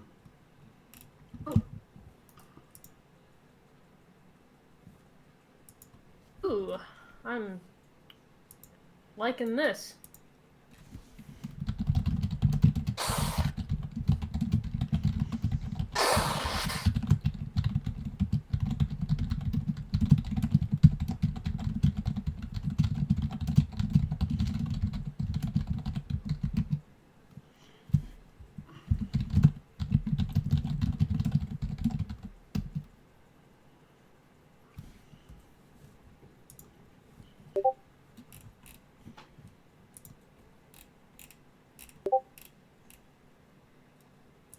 Hello, can you hear me?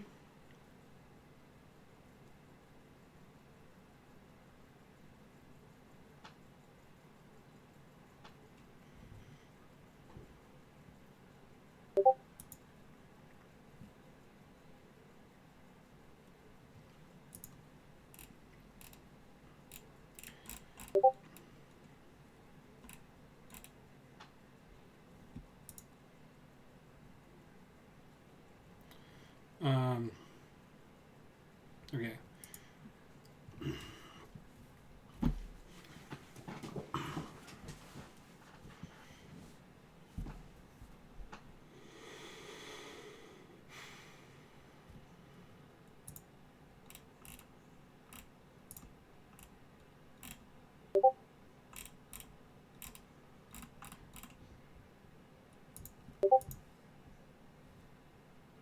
There's some spicy things happening.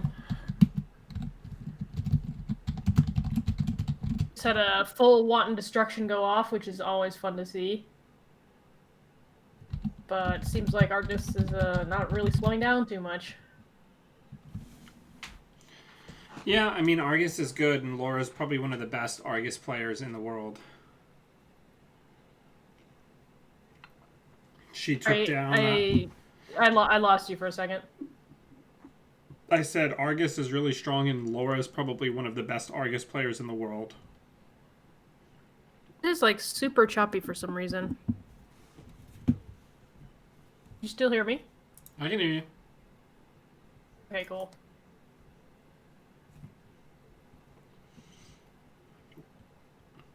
Laura is definitely always fun to watch play. I'm looking forward to this.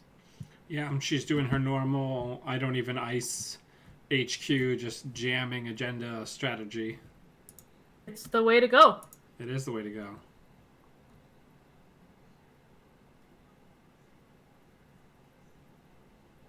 I mean, especially against Val, who has not found any breakers yet, as it seems. Seems alright. Yeah, it seems alright.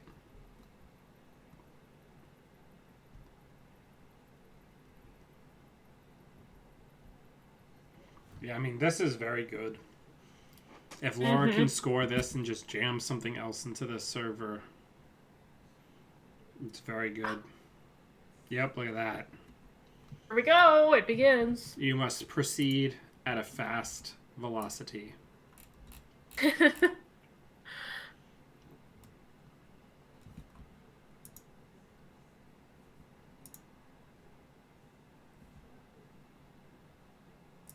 Like, kind of makes me happy, but also kind of sad that, like, this Argus deck has always been kind of the same thing. Especially this current build has been so standard for a long time, and it's, like, good and amazing and fun to play, but it would...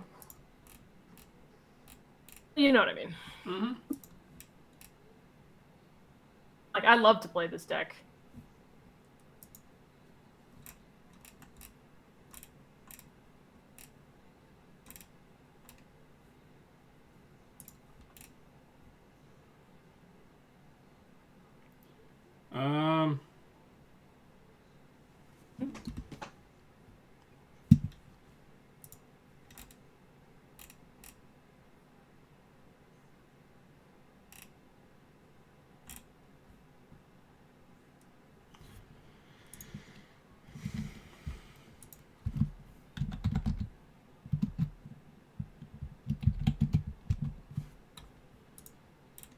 Oh, if that's a global food initiative in server 2, that is good for Argus. 'Cause that was a naked, or that was an install and no advance, and then a double advance. Great for Argus. Oh, I think we're having APOC coming. Yeah. Well, great for Argus.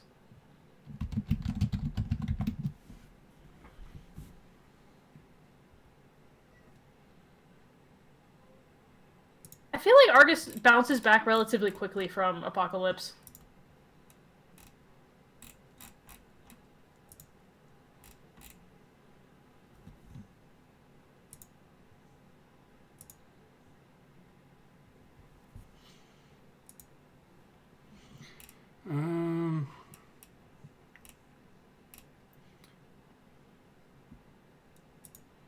Hello.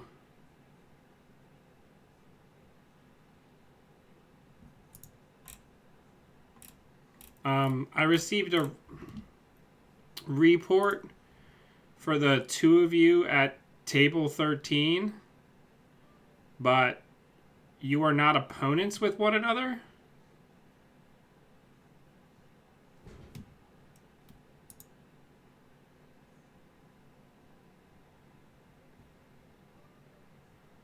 Hello?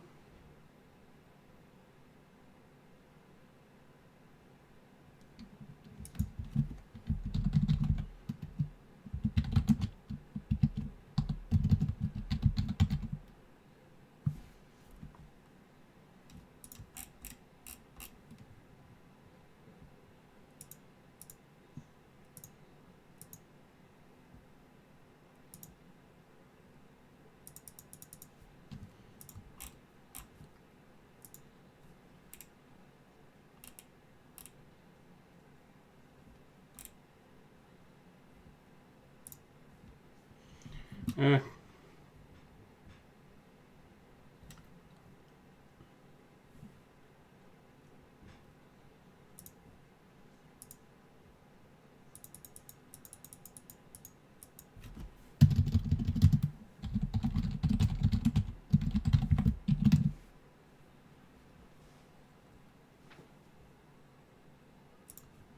All right, got that sorted. I'm sorry, off screen I'm dealing with somebody reported a game incorrectly.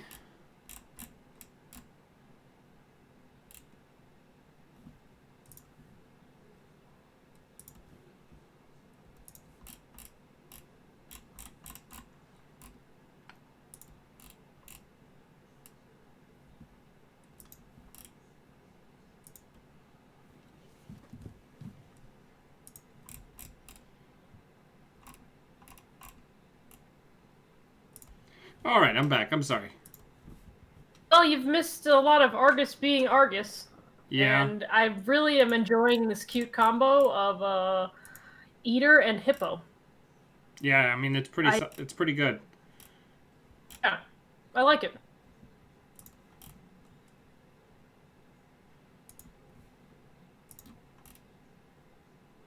So far, Argus has rebuilt back to the pre-apocalypse days for the most part. Very beneficial Rashida happening. Oh, that was a standoff. I do like that. I haven't seen standoff in Argus in a while. I really like that.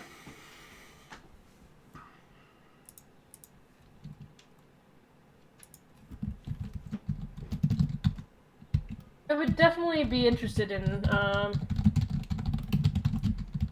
learning more about the variant that Laura plays. Yeah, she's playing her Mwanza variant. Okay.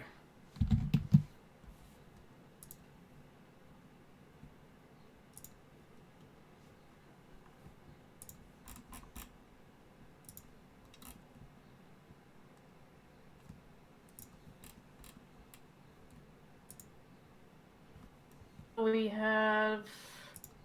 Yep.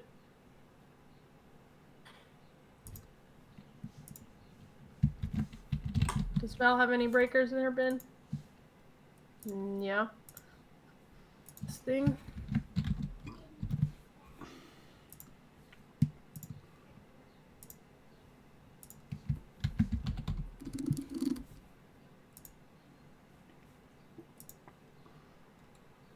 Yo.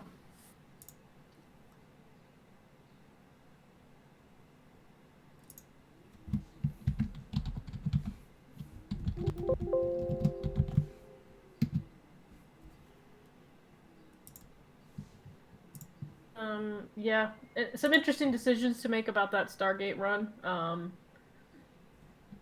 Mostly between Mausolus and Oaktown, but it might be a little too late in the game to even think about getting rid of that Mausolus. Mm-hmm. Yeah, it's tough. Anyway, there we go.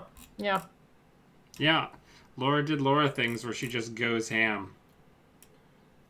I'd be interested in seeing... I haven't seen Argus playing standoff in quite a while. I really like that.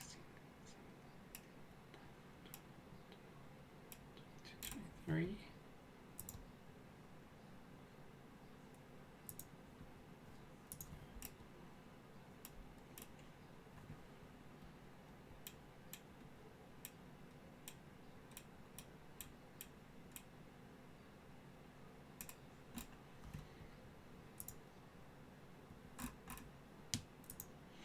Yeah, I mean, Laura's an exceptionally strong player. Sorry, I'm just getting the pairings together. Friend. Oh yeah. I don't know if there's somebody in chat talking about standoff. It's like I struggle with like incorporating standoff into Argus. Oops. Is that deck is already like super mega tight on slots. Mm-hmm. I'm in So go ahead. Yeah. Oh no, that's pretty much it. Wait, what table did you go on? I'm at the one with Poly G and Longy.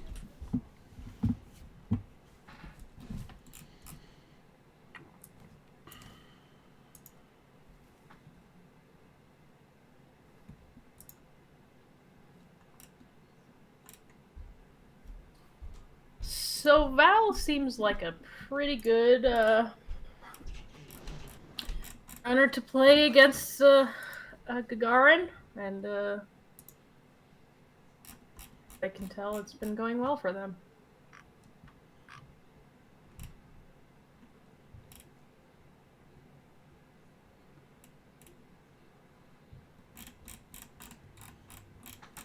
What do we got in the trash?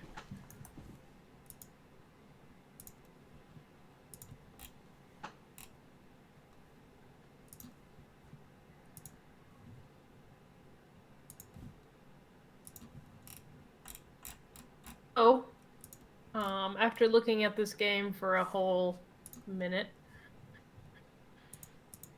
it's definitely clear that Val is pretty strong still. And in this game so far, I would say. Yeah, I mean, the thing with Anarch is a set. You're never gonna blow up a setup Anarch without like some sort of cheaty face tricks, like a false lead. They don't even have that many things out. They got their trusty Eater and Stargate going to town. Mm-hmm. And there's a lot of ice on the essentials for Gagarin, which never feels great.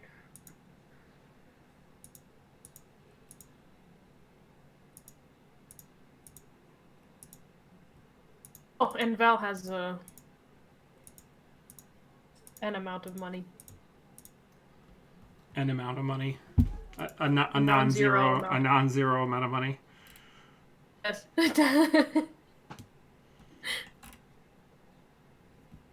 Oh, well, there's the Atlas and the handy little DDoS.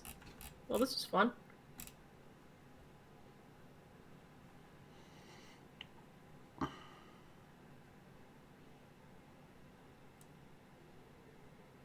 Oh, good game. Yeah. Well, that was fun. We're getting pretty close to the end here for this round, and then we're just going to have one round, and then the cut will be on another day. Nice. Because I have been sitting here for a while. Yeah, I think it's been a pretty long day. Like, I've only been here for 2 rounds, right? Yeah. It feels like a long day to me, and I'm not even doing anything.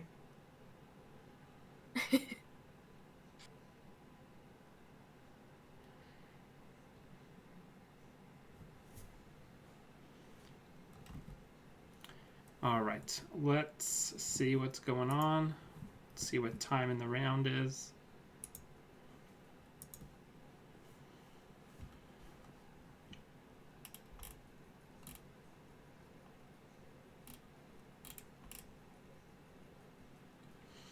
We're getting there. Let's go watch Princess Space Kitten. Table 28. How much time is left? Like 5 minutes. Cool. 3 minutes. Oh, well. Come on, Jinteki, let me in. Uh-oh. Kanjin. Just in case you want to throw somebody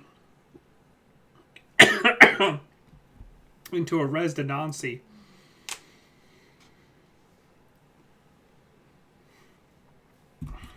Hilarious.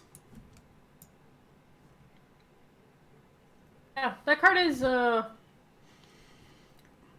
really it's, bringing the stock of hunting grounds up. well, it's like Kitsune. It's a nice that usually doesn't do anything, but when it does something, it really does something.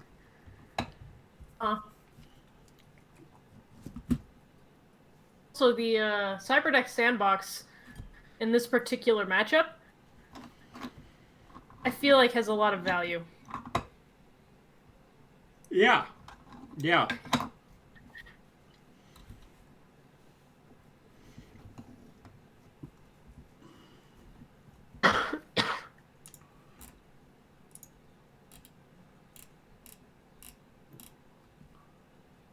Oh, we just apparently that did happen. The Kojin into the Anansi.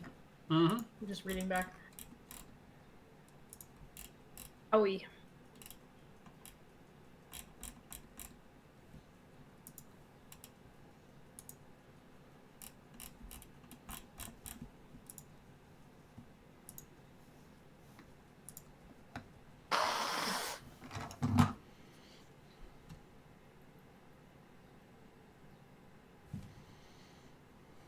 Kanjin also has a really cool piece of art. In my humble Yeah, I opinion. like it. I like the colors. I like a lot. I mean, Princess Space Kitten here is probably going to win just on time. Yeah, if there's about, what, 1 minute left? Yeah. Oh, that's okay. Happens. Yeah.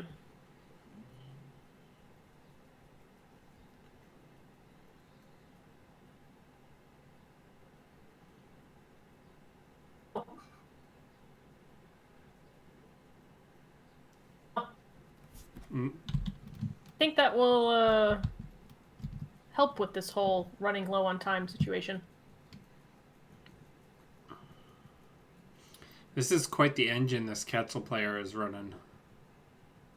I like the Knobkerkey Palengi thing. It's really fun. I agree.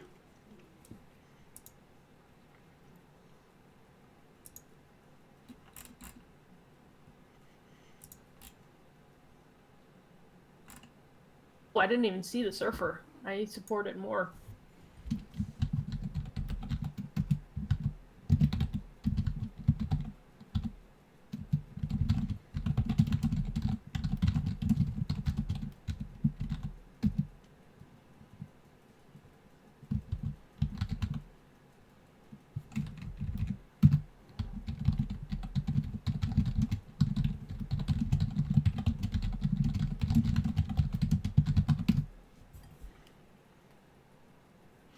Pinsel got a sweep on table 3, which really helps to secure him in There you go. That's good... not a split.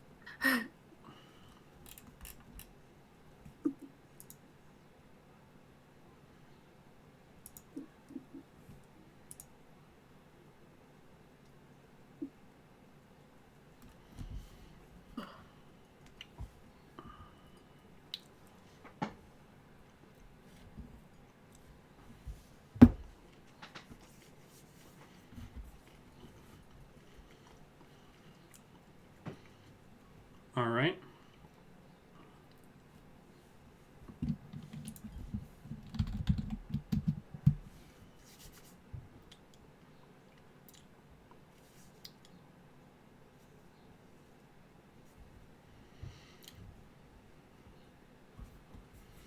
All right, we're going to be going into the final round here in a minute, everybody.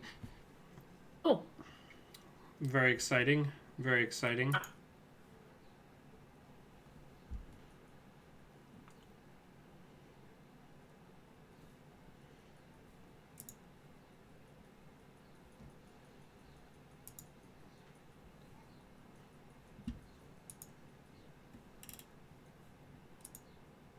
I keep opening Steam and I don't want it.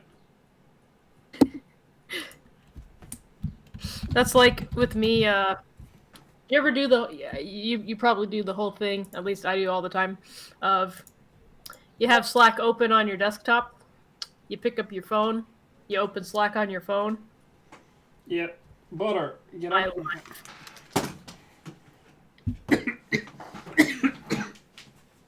Don't climb on my keyboard. Are you for real?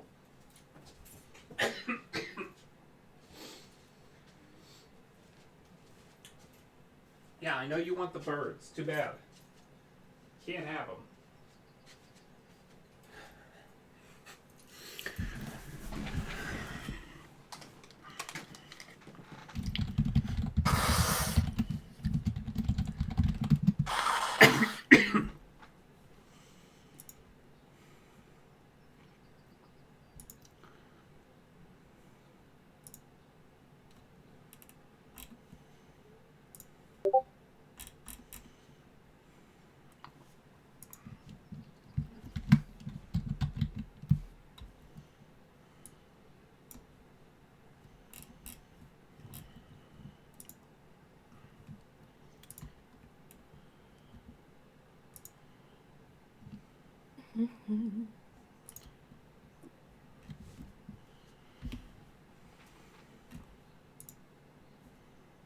So I'm gonna be right back. Okay.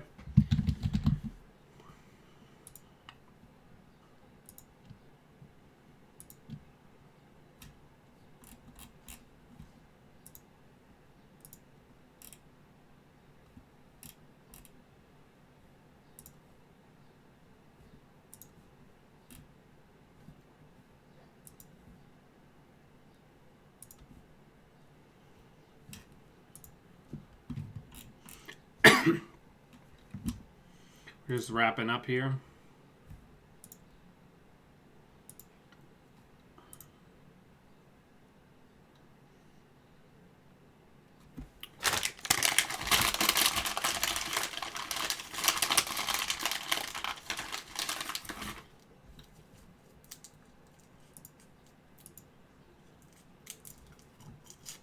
Okay.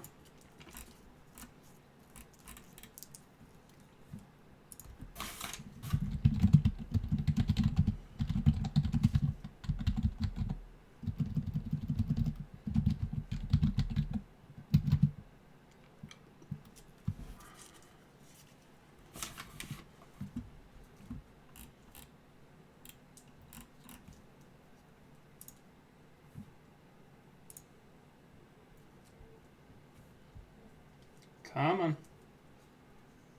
We're just waiting for one table to report.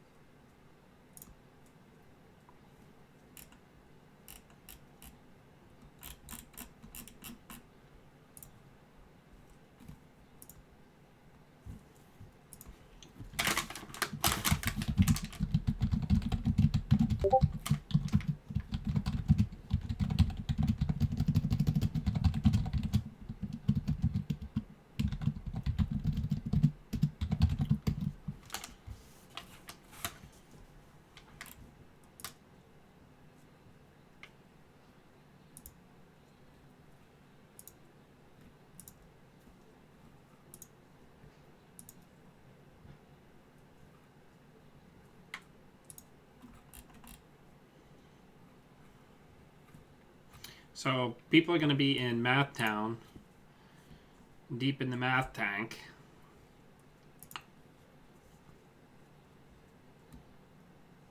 We got some people scrapping here at the top to see who gets in. So all in like table 6, 5, 6, 7 is where people are going to be really fighting it out.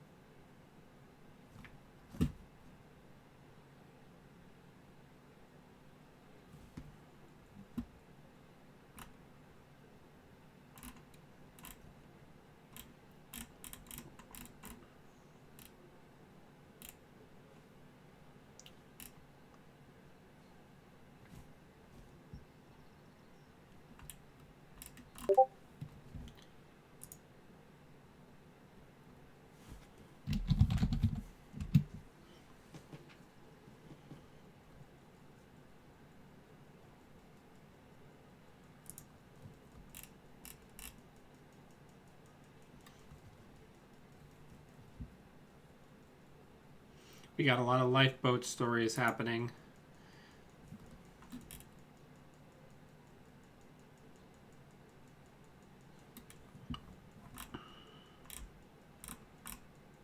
What is happening? We're in the final round here at table 6 in 2-for-1 land. Ooh, dangerous waters.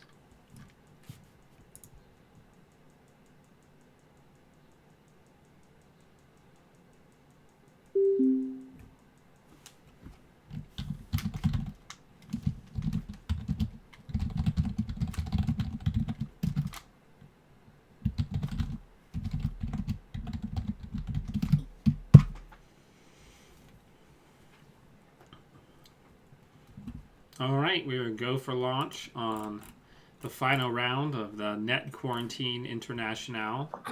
I want to take a look here and see how many different countries people were from. Ooh. Also, I'm excited to watch the Asa deck again. That was not sarcastic. Very excited to watch this deck.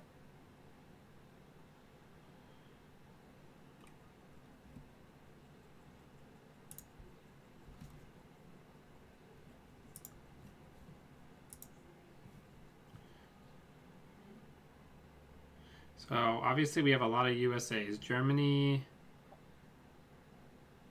USA, UK, Taiwan, Toronto, Canada, Sweden, Spain, Scotland, Poland, Malaysia, Italy, Ireland, Hungary, Greece, Germany, again, Germany, France, England, Czech Republic, Canada, Belgium, and Austria. Not bad. That's not bad. That is awesome. That's really good. Yeah, it turns out like literally everybody's trapped inside. Yeah, it turns out when that happens and it's the weekend, it's not the worst time to play some Netrunner. Standard starts so far. Yeah, I mean 419 is gonna 419. Interesting, no res in order to steal the Hyperloop. Gain. So looking at the standings right now, we have Pinsel, Big Pop, Mobius Strips Tease, Toth Bebe, Boo. Really, also shout out to Mobius Striptease for their name. Yeah, it's very good. All in a big tie at 24 points. Nice.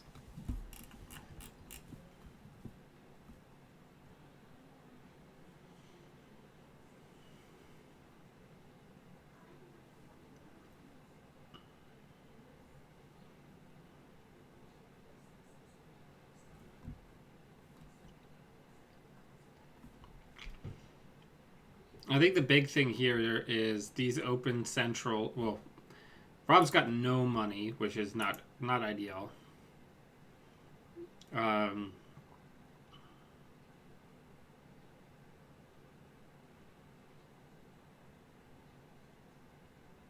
know Asa's off to like a super strong start right now. Well, somewhat, right? I don't know. I think well, that'll help. Yeah, and like losing a loop early is fine. Having 2 remotes ready for your fully operational is good. Also, this is really good.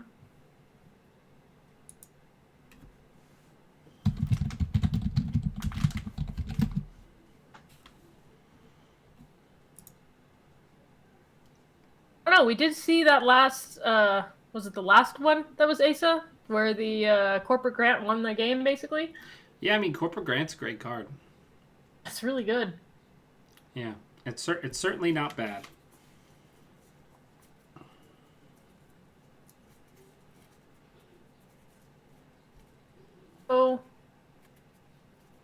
So interestingly enough, the Vitruvius is actually in server 2.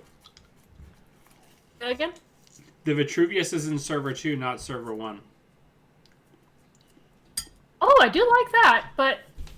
And it's rough, too, because it feels super bad to... I mean, Vitruvius without a counter seems fine here, but then being at $0, but then fully operational exists, so there's... Well, it's really, hard to predict. It was really interesting. Like, things can go... I was going to say, it was really interesting because it being in server 2 meant that Rob Groenkopf whiffed on the falsified credential because he assumed it would be the team sponsorship in server 2. Yeah, which in a game, in a matchup like this that's going to be so fast, not being able to get that money feels bad. Also, now here's mega operational time.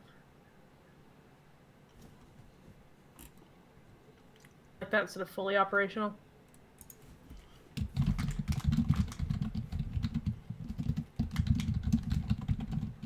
And, yep, this checks out. Card is the nuts, it turns out.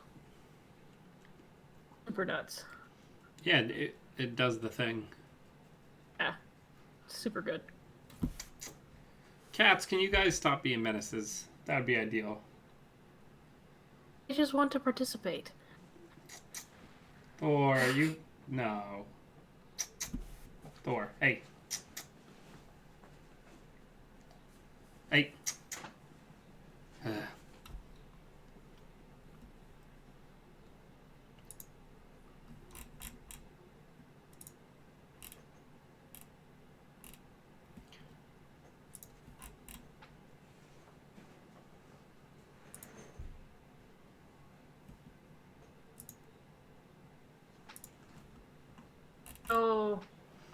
So I Lost think... Geek is in, like, Oh, no, go ahead.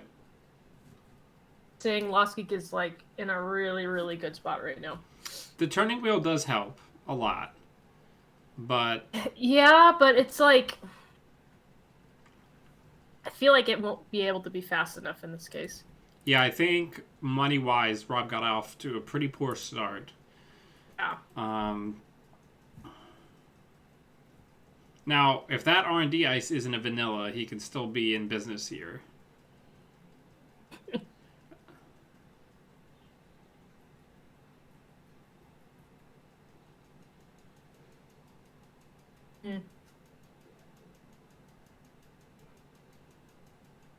So a Hagen on HQ is scary. Now, there's the critical piece, though. The Amakua being down now with the Paragon. Yeah, it's just rough, though, because... Well, out of the question, because that's a Hagen. So really... Safe servers, I mean, technically server 2 and archives? Mm-hmm. At the moment?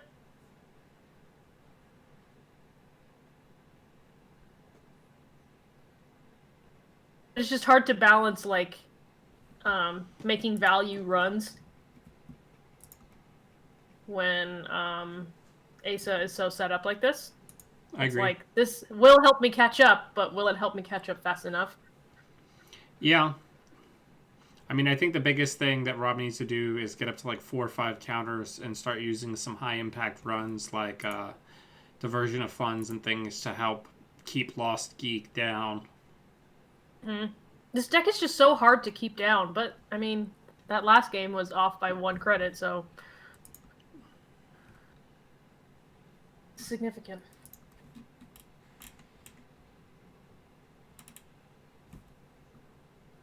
Hey, that's for the big fully operational. Woo! Yeah, that's a very big one. Yeah.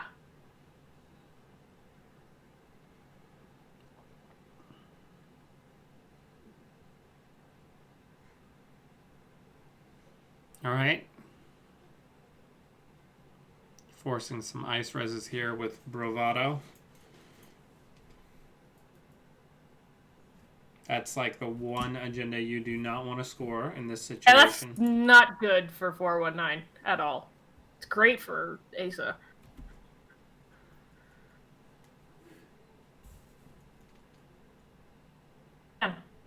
I'm just, every time I see these these ASA games going, all I can think about is how the stock of Data Dealer is just soaring right now. Yeah, the stonks. Just saying.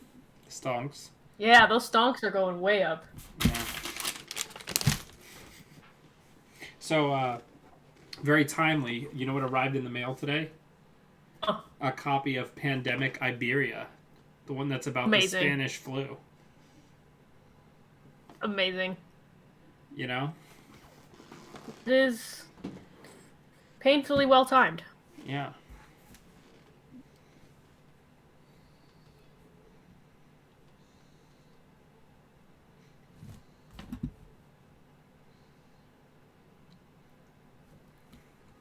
This is the point where, when I'm playing this ASA deck, and things are kind of going really well, and I have like 600 lines that I can pick, you pick where the I'm wrong just one. overwhelmed by the options. No, it's just like you have so many, and it's like you can't even. Your brain is just like, Do you know what I miss?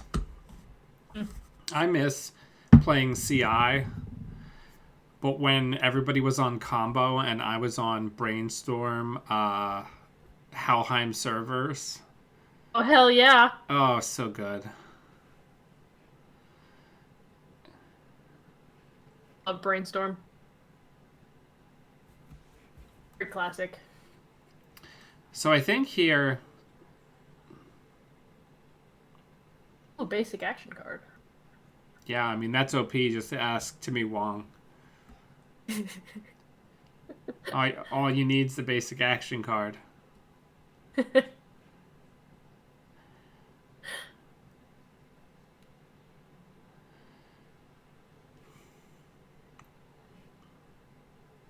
willing to bet there's a gatekeeper somewhere on that server one. An educated guess. Now, it's not insignificant that this pad tap is in play. These pad taps are in play. Yeah, looking at the 14 credits that 419 currently has, that seems substantial. That seems alright, yeah. That's very good. Yeah, that's good.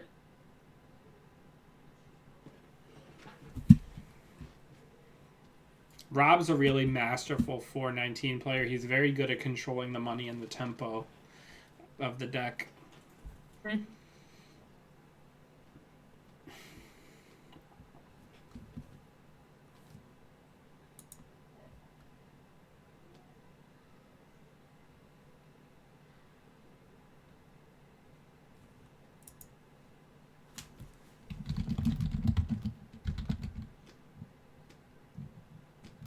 Oh, the not-so-hero vanilla in this case. Yeah, I mean, that's the thing, is that the turtle is ridiculously strong against the ice that this deck wants to play. You know, as long as this is not a gatekeeper, then things are going very well. For 419. My guess is that it's going to be like a drafter. That's probably why they're having to think. Or not. Oh, but there's a... Never mind. I forgot that there is an Amina installed. Oh. It's like also... It's like good, but also... not. Yeah, because now you're broke, right? Is the the problem. So it's going to be a number of turns before Lost Geek can capitalize on how many agendas that Rob has scored, whereas Rob recovers much easier. Yeah. Now this is going to help, of course.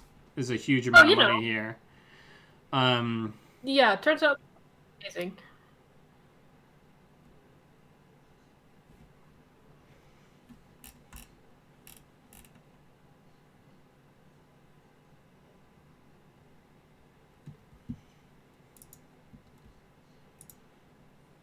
Oh, Arash, I have Alexis, otherwise known as Mean Lady, or the lady who is mean to me.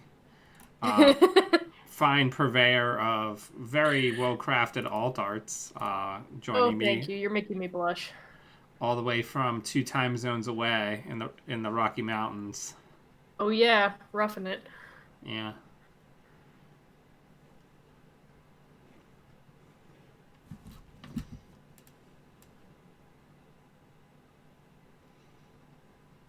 Yeah, these 4 filled server fully operationals are pretty good. Yeah, that's Dan a lot of Bouchard tempo. wants me to ask you how the squirrel's doing. Oh, haven't seen him since yesterday. Unfortunately. We survived the snow. It snowed here last night. Isn't that terrible? Yeah, I mean, we didn't even have any snow this year, really. We had, it didn't really get much below freezing all winter. Yeah. Which is, like, good, but also... I mean, it's terrifying. Not. Like, it used to yeah, it's like... It used to snow a lot in this area in the wintertime, and now it's it like, hardly gets below freezing, which is terrifying. It's like, in this moment, it's like, I'm enjoying not snow, but in the grand scheme of things, that's very, very bad. Yeah, it's actually quite bad.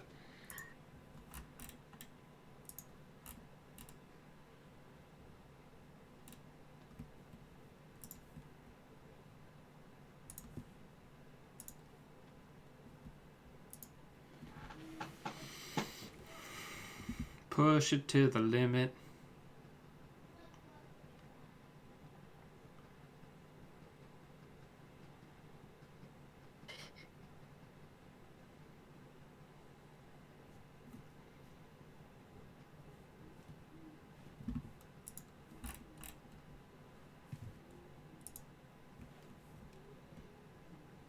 Boomerang's also a hell of a card. Criminal's real good, is what I'm saying. Yeah.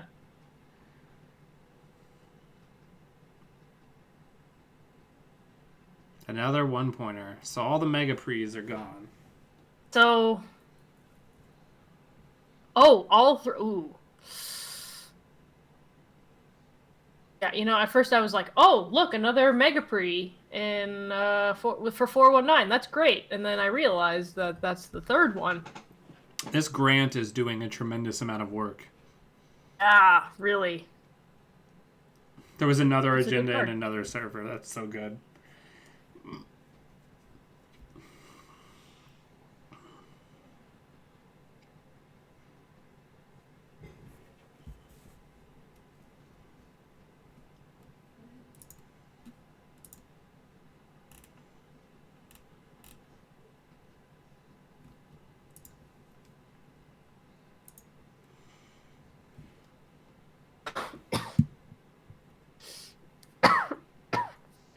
Excuse me.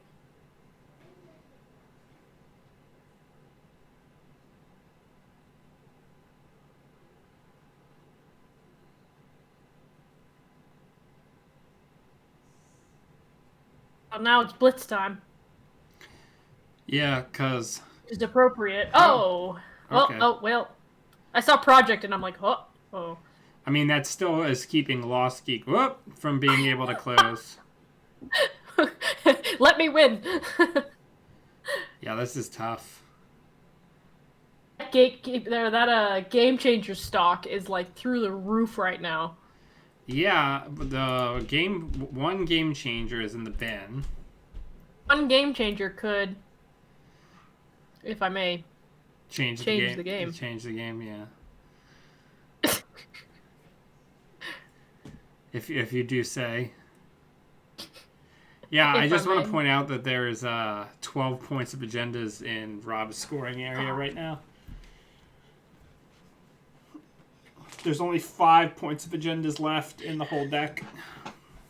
In a fully wait, where are all the fully operationals? Are they all in the? Okay, they're all in the trash, and I think there's 2. I think these typically run 2 archive memories. Yeah. So 1 archive memories into a fully operational could turn things around. If I open Steam by accident one more time, I'm gonna lose my mind. I keep trying to click on the icon next to it and opening it. Classic. No, I don't want to do the Steam hardware survey. I don't care. Ooh, basic action card.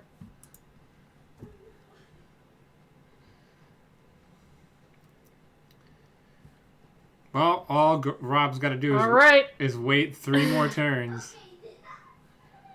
I don't know. Asa could pull it out in 3 turns is the scary part.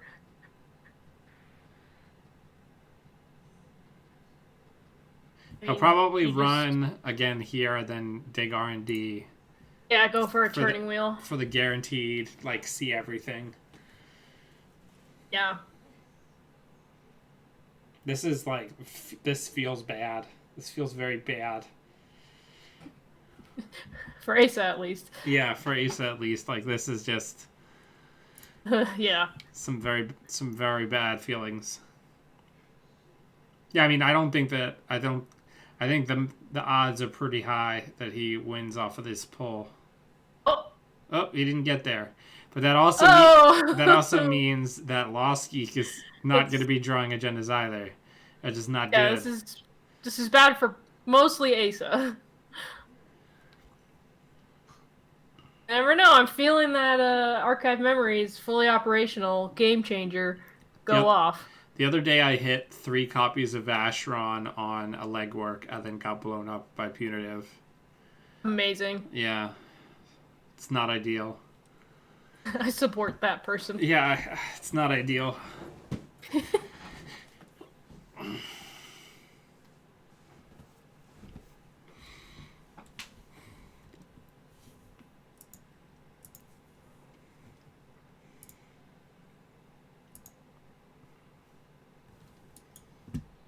Hey, it's happening. What is happening? The team sponsorship. Wait, has that team sponsorship been res for a while? Yeah, but they only got to score 1 with it, res the Hyperloop. Right. Yeah. Yeah. God, why am I? The big thing is there's no Breaker Bay in Server 1. It's an Arella and the calibrations, so... It's an expensive server. It's currently a very expensive server.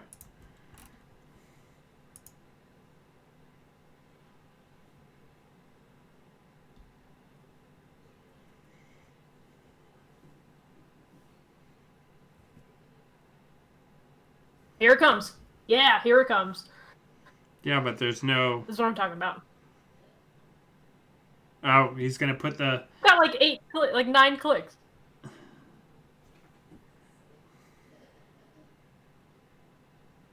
There's the Breaker Bay in his hand, so... We are out here wild. Oh, we're out here.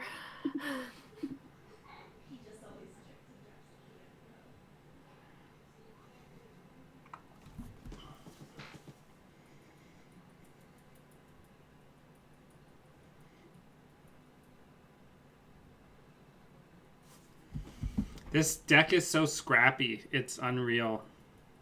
I know, it's so cool to watch. Like, it just does it gets out of the most interesting situations.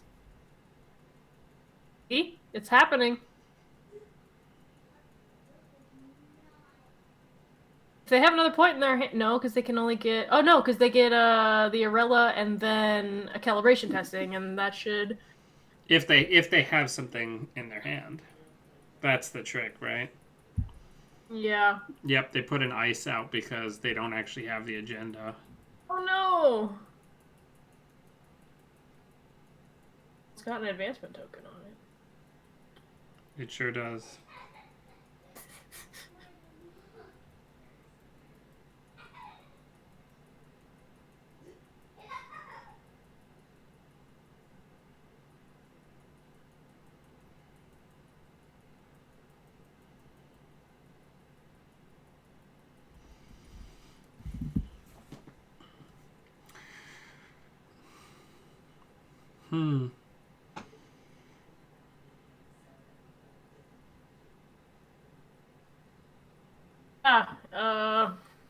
I mean, I think you very probably close just on both sides now. You probably just click up for credits and then check R&D, right? I mean, this is a choice. It sure is. Never know. It could be something hiding in there. It would not surprise me. Oh, it's the virus suite. Uh-oh. Ruh-roh.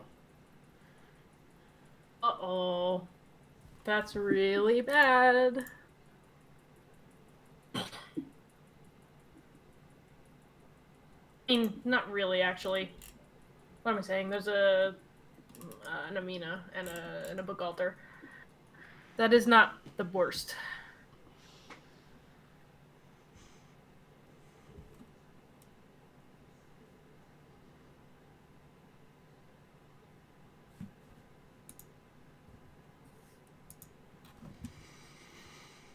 If I were in this situation, I would blitz because I love blitzing.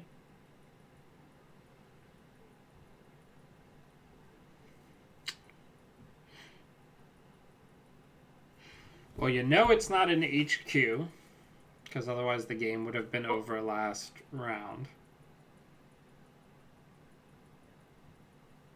In the cheeky archives?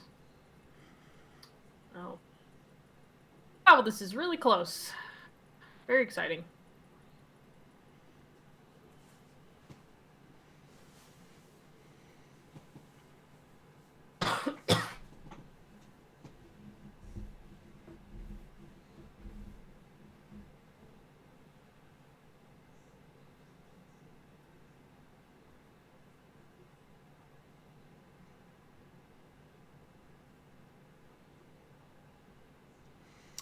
Well, Rob's getting closer to that inevitable 12-point victory.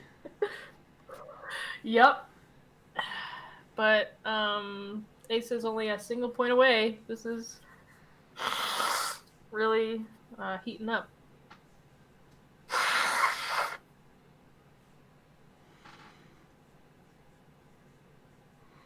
I mean, I feel like you have to... Oh, excuse me. You have to go R&D here. Ah. There it There's is. no reason not to.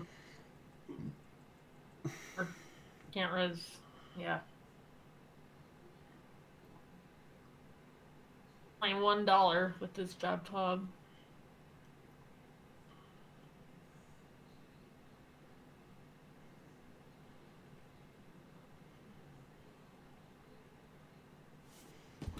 There we go. There it is. There it is. That was a very tight game. That's a lot of agendas in that score area.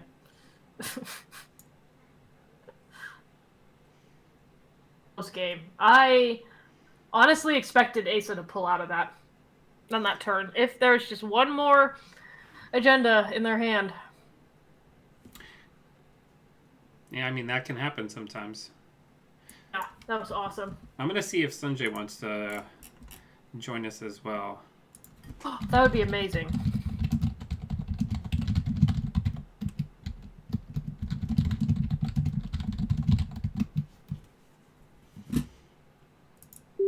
Nope.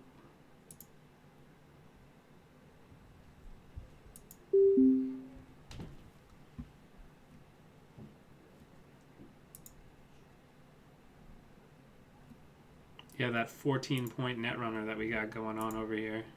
Classic. Ooh, another classic matchup here. I'm liking this.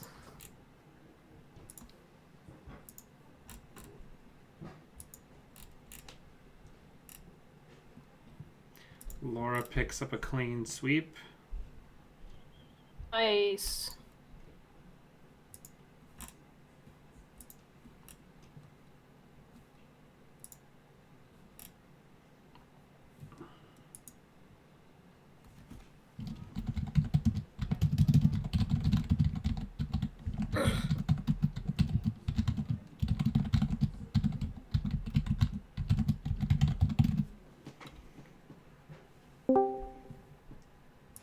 Hello.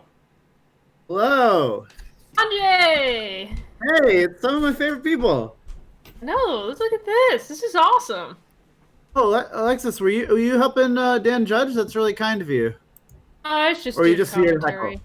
And pretending to. Oh, nice. Oh, nice. Yeah, I would granting agree me today, some and- much needed assistance commentating while I'm doing all the judging on a bunch of minimized windows. Yeah, I think I'm you did not. loving... So go ahead. I think Dan, you got some big show, attendance for this thing, and it's a lot for you to juggle. And I haven't been keeping real close eye on it, but it seems like you've been doing a great job. Yeah, well, the nice thing is doing everything digitally. I can do the match slips as we go, so that the time between rounds is very minimal. Yeah. So do you want me to hop in a game and we commentate, or how? Yeah, how we're does this- watching the other side of Rob and Lost Geek's game right now. Oh, nice. It's like Wow. table six. Somebody who's still a devotee of that sweet Da Vinci, Haley. I really absolutely. like it when it's going. Rob's gonna try to outrun with Titan. I have a lot of emotions in this matchup because I absolutely love both these people, and to see them. Okay, I need to go do a judge call. Ooh, exciting. Yeah. Ooh, it's you and me in the Thunderdome.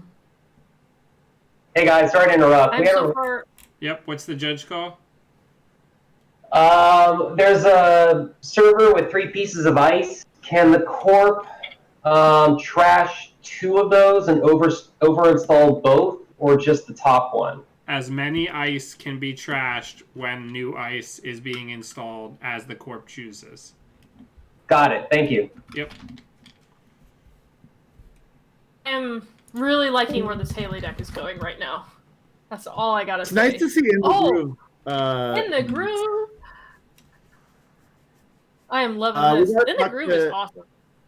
Yeah, we got to talk to like Jnet staff so that like when you play in the groove and for that duration of the turn, there's like some cool music going. Like the song Into the Groove? Is there a song Into the Groove? I believe so. Yeah. Get into Yeah, the just like- groove. Yeah. Classic.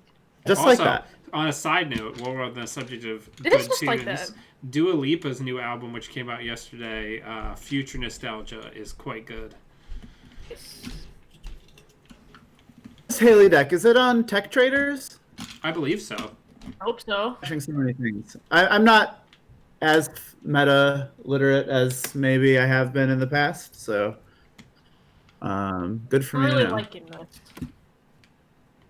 It's fun to see Da Vinci. It's fun to see like And she's awesome. it's a little disappointing that Da Vinci is more or less like 1 and 2 install things, because it'd be really fun to see, like drop a big liberated account with that baby. Oh yeah. Feels pretty okay if you use it on like an expensive program like Stargate or something. You're like, Oh yeah. yeah. Thank you for Ooh, look at Polly. giving me the Boomerang. template for the reporting slip. It's made this tremendously easier. Did you use the cash refresh one? Yeah, I used the cache refresh one. I was just I just used that. And then I also created a drop slip. Nice. That A new boomerang with a subscriber Da Vinci seems super It powerful. fills you with I determination. think right now, The boomerang on the Lost Paul's Geek might be- Cafe is hot. I think right now Lost Geek might be a little bit on the back foot because he doesn't have multi-access right now, and it's scary to be it's scary for your best out against Titan to just be getting single accesses, because that is kind of Titan is unreliable. also not but- scoring anything. Yeah.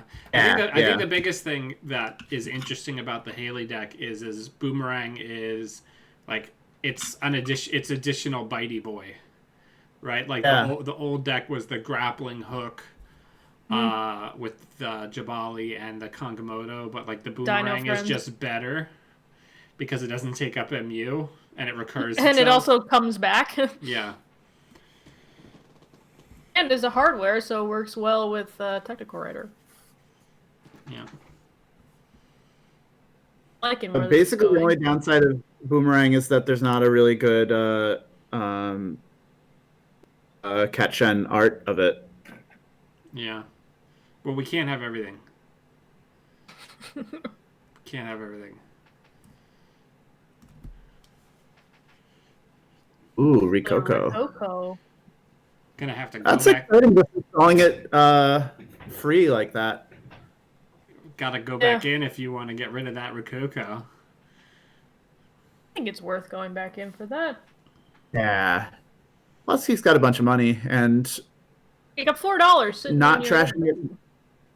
Yeah, not trashing it would be a real problem. Oh, not trashing it could mean like 2 Atlas tokens, which Oh. is like game over. Going double install. Okay. All right. Lost Geek's calling Rob's bluff. Like it. Rob gonna make a remote. Oh, he wouldn't do something so reckless. Draw hedge fund. Didn't have anything to do with it. Sad. It's weird for it to be turn 7 and almost no agendas are in square areas. I mean, if you count GFI as an agenda, I guess there's one in a square area. Yeah. Yeah, nothing for Titan right now seems scary. Get that Rococo, would you? Well, the other big thing that you have to keep in mind is the Da Vinci threatens a clot at basically any time. Oh. It's really cute. I love Da Vinci. It's just such a cool card. Yeah. Yes, Da Vinci Rococo gives you some weird windows, though I guess if they I don't know how the install windows something, work with that. yeah, if you install something, they have to clot before you commit to your dedication ceremony. Yeah, which is kind of a cool. You could probably bluff something out, like just install another Rococo. They have to put out a clot, or Well, there it goes. nice. Is over. It's very smart for Lost Geek to Oh, here it have comes the free Da start Vinci egg. online as long as he did. All right, getting those accesses. Talking about. Now, Rob should be able to res a bunch of nasty ice here, so Oh, he's got $17. Wow. yeah. Oh, just chilling though. Just chilling. He's probably yelling. He's drawing, trying to find the first Atlas before. Yeah, or he has a bunch of atlases and no Fast things to advanced score. tools. Yeah, the amount of ice on Centrals right now is surprising to me, but I also don't play Titan that much, so I can't really comment. I don't think this Titan deck has any ambition to ever make a remote. Yeah, it's not the typical just kind of rushing Titan. It's more of a fast advance. Yeah. So there is no clot lock on the table at the moment, I believe. Other than there is an SMC and a Simmel chip. Oh, there is an SMC. Oh, cool. Also, there's 3 tech traders now. That's terrifying.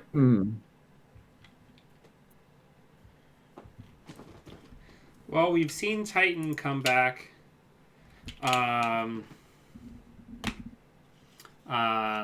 from worse scrapes than this. Yeah. They have 20 credits, so... Well, it's building a scoring remote. I was thinking, like, oh, is this a weird thing where you go off game plan and build a scoring remote? Though Haley is pretty good at making a lot of ice seem stupid, so maybe that's not worth it. Yeah. There it goes. Sure, it's got to use a...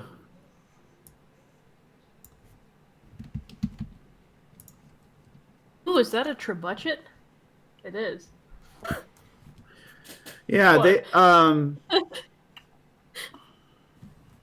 the New York crew was talking about how for this Titan list they went with more big and taxing ice as compared to traditional Titan lists because they were they wanted to improve their matchup versus Turtle.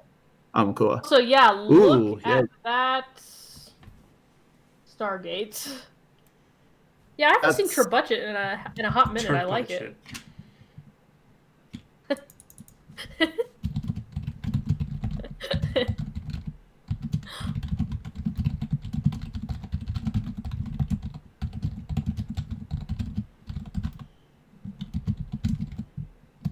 Pretty bad for old groin calf there.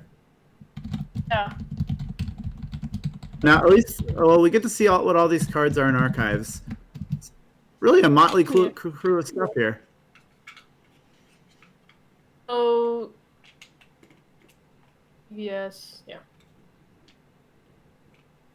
Still doesn't have the things he wants. Yeah. So Lost Geek has 3 bad pub, which is a little rude.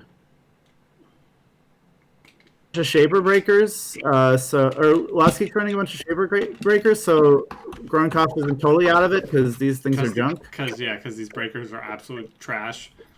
Yeah, the Euler's okay.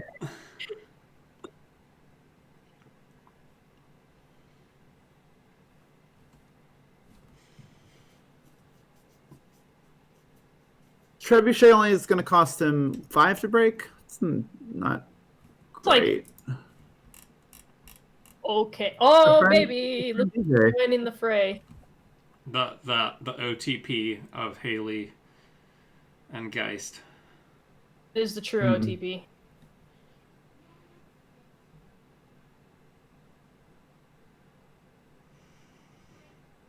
Stargate is a hell of a card, let me tell you.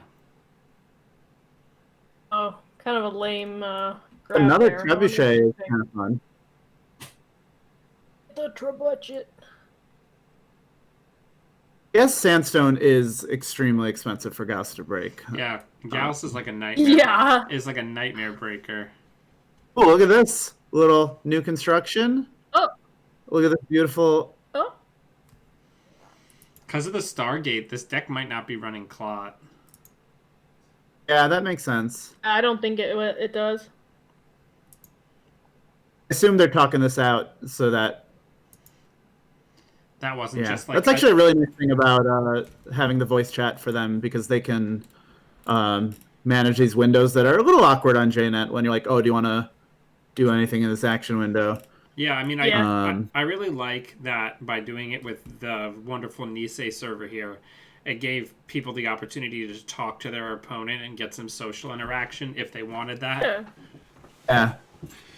It is a shame, I guess, for people who have always enjoyed not having to talk to their opponents on Jnet. All of a sudden, everyone's like, "Hey, you should get on Tom." Yeah, it's valid. Oh yeah, I haven't checked the match slips in a while. I can't quite get a read on this Titans positioning right now because it's like looks kind of good, but also looks kind of bad. I think they're in awful shape right now. Yeah, it's like I feel got like a lot of big ice on R&D. However, it's not really doing much. Yeah, they're down 1 Atlas. I think it's nice that there seems to be no clot, so yeah. That's certainly a positive. Yeah. But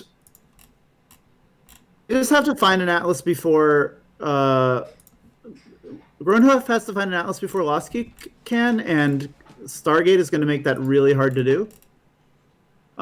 These runs cost 2, 7, 7, 11, and he gets so he can't run forever. But there's a tech trader with $10 on it. There's the boomerangs that keep coming back that are free. It's a lot that are better cheaper, than free. That are like gain $1 and a tech trader. Oh dear. Yeah, boomerang's pretty good. Found another Atlas. That means that's not game over because Rob's on 3, but it's certainly not. He's going to need to score an Atlas immediately, and then Atlas he's going to need to. Yeah. Still technically. Or Oh, I wait, guess he's only like got 3 points. Never mind. another new construction. No, I don't think this deck runs 2 new constructions. It runs 1. His out now is Atlas and find a hostile and tutor a hostile. Fossils. Yeah. He's taking a click, so that's a good sign for him. Audacity with 6 cards in hand. That's oh no, it's just a little hostile takeover. Wow, Markiel would be beautiful right now. Can you imagine that value? Yeah. No, it'd be like who knows how many credits that would give you. I know. Oh, Mark Yale. Love that guy. Yeah, that Ice on Archives has not been res the whole game. If that was a Markiel instead, this game would be totally different. As a real life Mark Yale, that job is not what it's cracked up to be. Oh yeah. Rob has drawn very aggressively. At this point, like he's almost in trouble. Like, can Losky Decking. mill There's him only out? 8 No, cards he's gonna left. find an agenda before that. No, I'm feeling. I'm There's so much. feeling the agenda here. There's so much bad pub involved Yeah. here. Yeah, he still does cost him 7. Oh. He's very kindly leaving the GF. Come on, border control. He's very kindly letting him keep one Project Atlas here. Yeah, I don't think there's an ice in the game that can keep him out here. Yep, there Yeah, it is. that's it. That's fair. I I like this Haley deck. Yeah, that's pretty impressive. So that was a split here. That does interesting things to Runner split. cut, right? Because they're both still in it with a split, but they're looking for How much time is left in this a round? lot of sweep at the top, which is interesting. 13 minutes. Sure. Oh, the other nice thing, Sanjay, is that the timer inside of the Discord's very handy. Yeah, I can imagine. All right, who's still playing?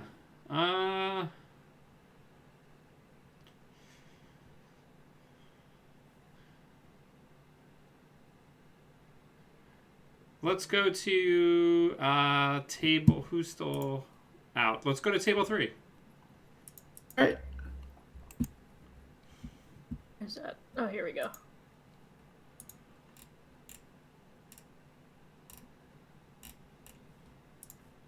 You can do it, computer. No, I mean Jnet has been having just overloaded. a real bear of a time. Ooh, Edward Kim.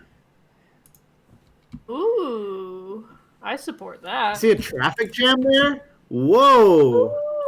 Ooh. Some cool stuff. There's some spicy stuff happening. The traffic jam at table 3 right now? There's 6 bad publicity in play. I'm glad we jumped in here. There's a lot going on. What table This is guy this? is not Edward Kim. Yeah. This is Valencia. Okay. Okay. What table is this? All right, that makes more sense. It's the one with Big 3. Pop. Table 3? Table 3. Oh, okay. Cool. Oh, he was on Hoshiko. Okay, all right. Oh my god, there was a So, rebirth from Hoshiko- Hoshiko? Yeah, so a into Edward tiny Kim? little magical girl was just like, and I brought my friend, and just points over her shoulder to Edward Kim, who never skips the gym, by the way. I'm having trouble with this lore. I do not think Edward Kim would get along with Hoshiko whatsoever. No. I think Edward Kim would get along with anybody. Yeah, I don't know. he seems pretty disagreeable.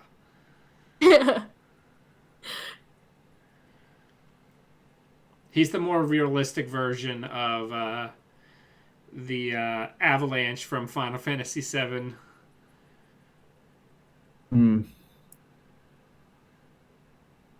Love this traffic jam here. I don't know how much work it's doing, but I know, it's I hilarious dig to see. it. It's really hilarious against Titan. I mean, it's not good against anybody else, right? Super amazing. I mean, it against could be Titan good right now. against Asa. Yeah, that I can see that. That makes sense. Yeah, that seems good against Asa. Yeah. It's Amazing. I love it. it's certainly I'm like- it's certainly funny.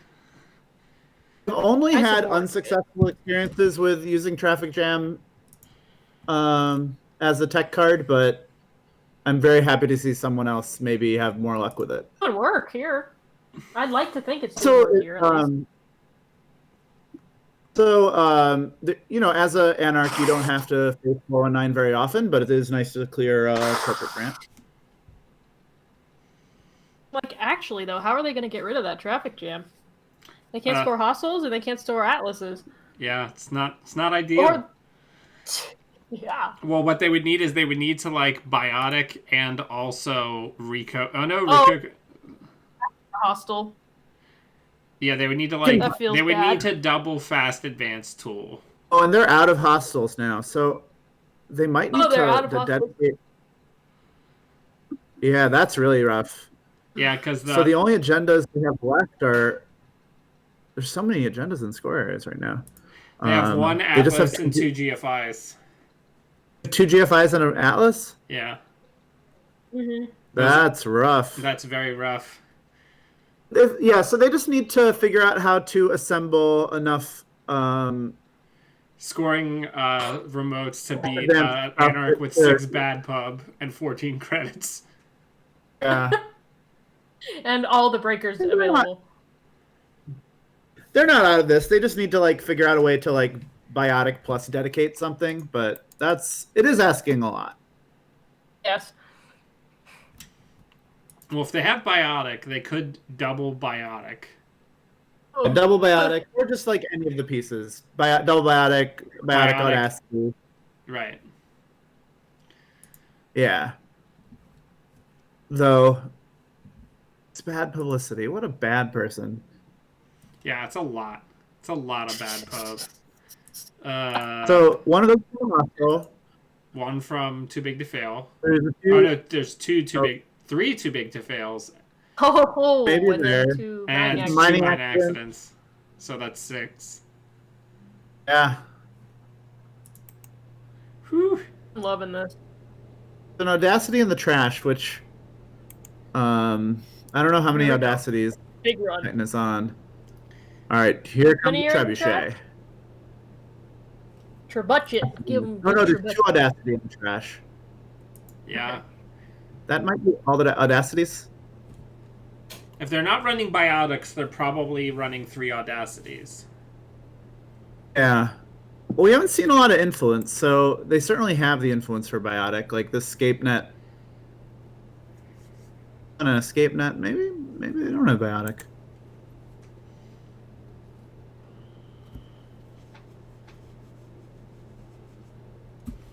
Here we go. Man, I wish I could have seen this game unfold. Yeah, what a wild Little game. GFI. Wish that you could see like Jnet replays. Is that a feature? I don't believe so. The chat log is a replay. I gained 208 credits. That's obscene. So actually, probably they just gained in quotes 6 credits every time they ran. So that's probably why that number's so Even stupid. so, that's a lot. Yeah. Dang. Table So happy with this. 23. Oh, it disappeared. How much time do we have left in the round? Like, I don't know. Like 9 minutes. Show timers. 6 minutes, 41 seconds. Hey, show timers. Yeah, where do you want to go look? Let's go to table 18. Got it. Jumping in.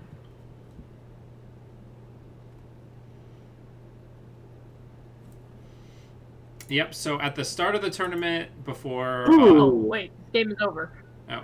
before any later won? round drops, we had 72 people, Sanjay. Yeah, that's amazing. You want to jump into 23? Yeah, let's go there. See what the deal is? Going in. Understandably, And we one may couldn't say have I one- am jacking in.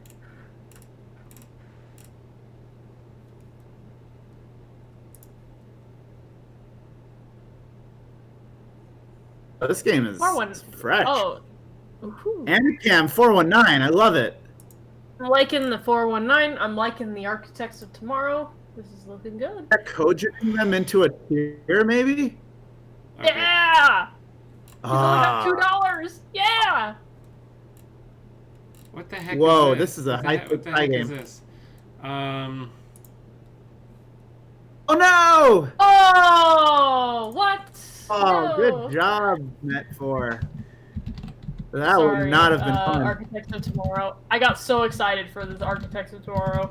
That would have been awesome. What a great include in an architect's deck.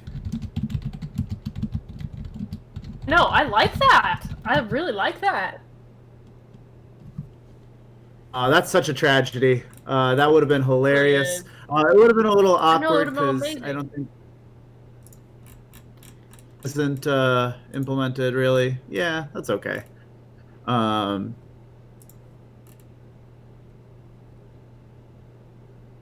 Conjun is any ice, so it probably would have been the tier. So actually, Fairchild would have been. Oh yeah. I guess you can't pass up on that trash one installed runner card and gain 3 credits. I guess they had 2 clicks, so Oh. would have been better. Yeah, it's hard to say. Oh, there's a Heimdall. That's fun. I definitely think they're Ravana though. With them having 2 clicks to spare, Fairchild would yeah, have been maybe a the better Fairchild choice. would have been. Yeah. Just But the tier would have brain been them a little. stylish.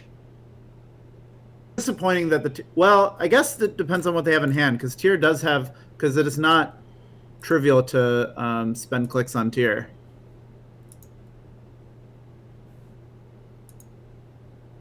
Oh, Dan, you should Boomerang. scroll down on your Jnet chat.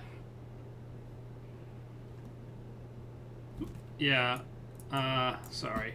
I'm dealing with somebody who put a form in wrong. Oh, it's all good. Yep.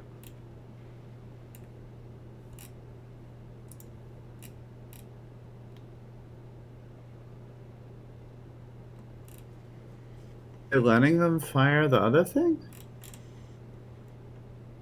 That's very generous. It's a pretty nice subroutine. Ah. Not sure why Could be they're worse. doing this. Not sure what's happening.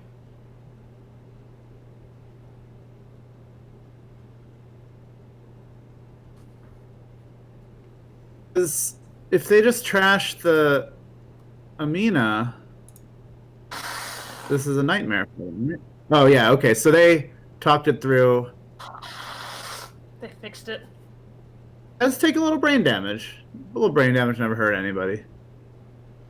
Yeah, it'll just make you stronger in the end.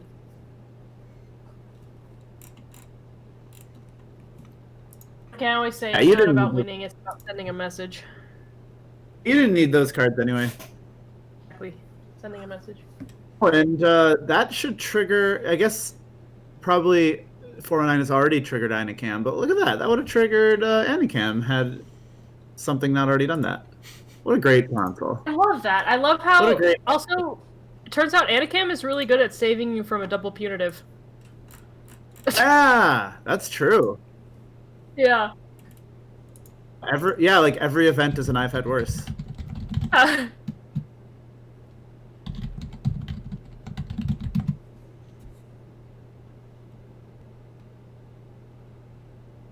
All right.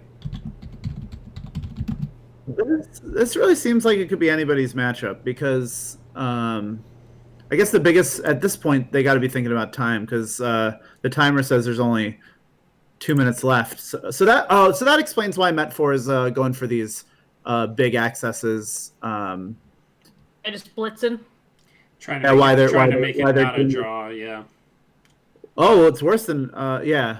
Oh, that's Yeah, that's a architect. Okay, there's a Vacheron.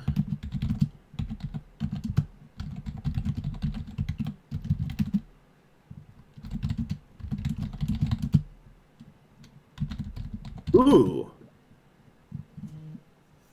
Ooh, if that's an Ash. And Architects of Tomorrow is ID that is more inclined to play Ash than most are. That could be very Yeah, it turns exciting. out when your ID says you get a free Ash, it's pretty okay. Yeah, it's all right. I like Architect of Tomorrow. Doesn't.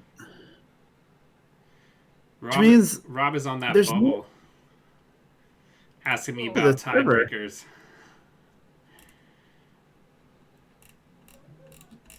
To see some fancy footwork. Stim hack, let's go. Stim hack would do it, yeah. Oh, you just do that, I guess. It's like a slow motion stim hack. Costs I 5. like Anacam. Me too. I keep trying to rebuild the cantrips deck with it, but it's just not the same. It's not the same without robot kicks and robot sheet grab to make it work. It is nice. Yeah. It is notable that The Amina robot sheet breaks grab. Fairchild beautifully. Yeah. So, Basin did not res Ash when Heimdall passed. When Met 4 passed Heimdall, which might mean they're trying to lure them to spend even more credits, or it might mean it's not an Ash. Yeah. I do think that if it is an Ash, the decision not to res it for free so that you can suck even more credits out of the runner is really, really cool. Oh. Oh, it sure isn't. All right. All right. Again, Met 4 has exactly 2 credits. That's exciting. This Architects of Tomorrow deck is spiky. Everything's spiky if it has tier. Yeah. Oh. Oh, double juke. Oh. Charlie Conway would have done it. Triple deked him. I love the like super crucial Corp Psy game and paying 0 into it. That's my favorite thing to do That's as Corp. beautiful. It's so fun. Like It's it's satisfying. Yeah, it's so good. Oh, yeah. Is it time yet? I believe. Yep. Now it is. Let him know.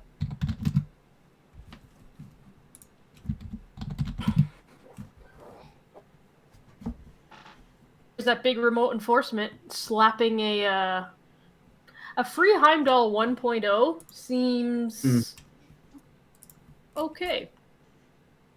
I guess had they known that it was going to be time in the round, they would have just left it there. But what can you do? You have what can people do? What can Met 4 do to get into these servers?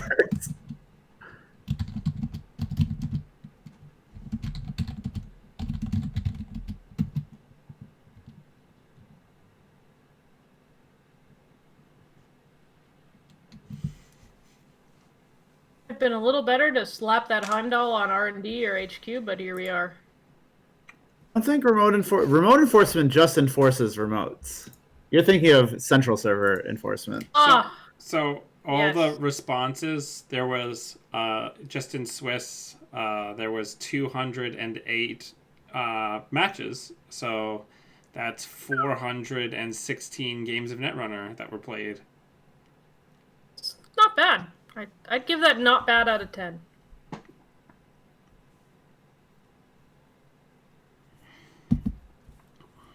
All right, 419.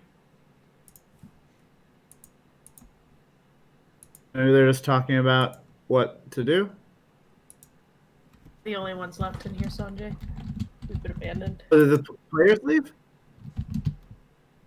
Right? No, they left. No, they're here. Everyone's leaving. Met 4 left the game. What's happening? Did somebody concede? Maybe they're a little hazy on what time means.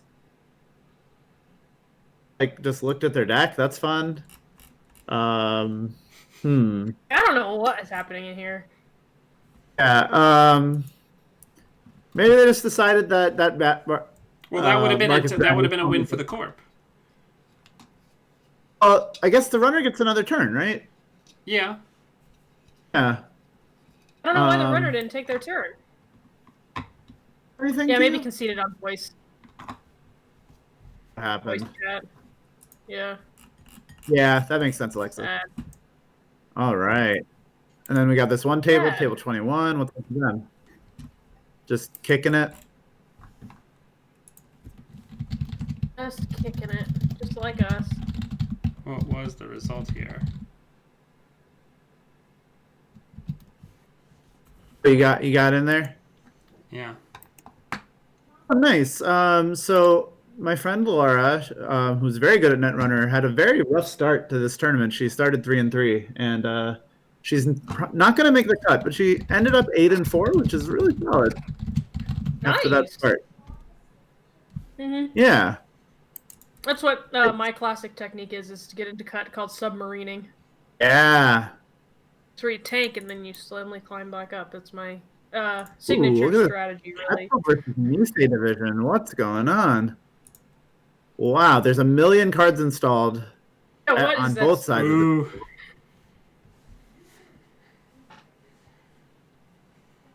Of the... we picked the wrong game. All right.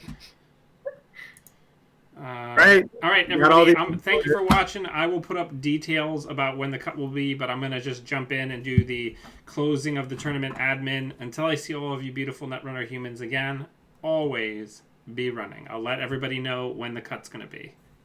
Bye. Bye.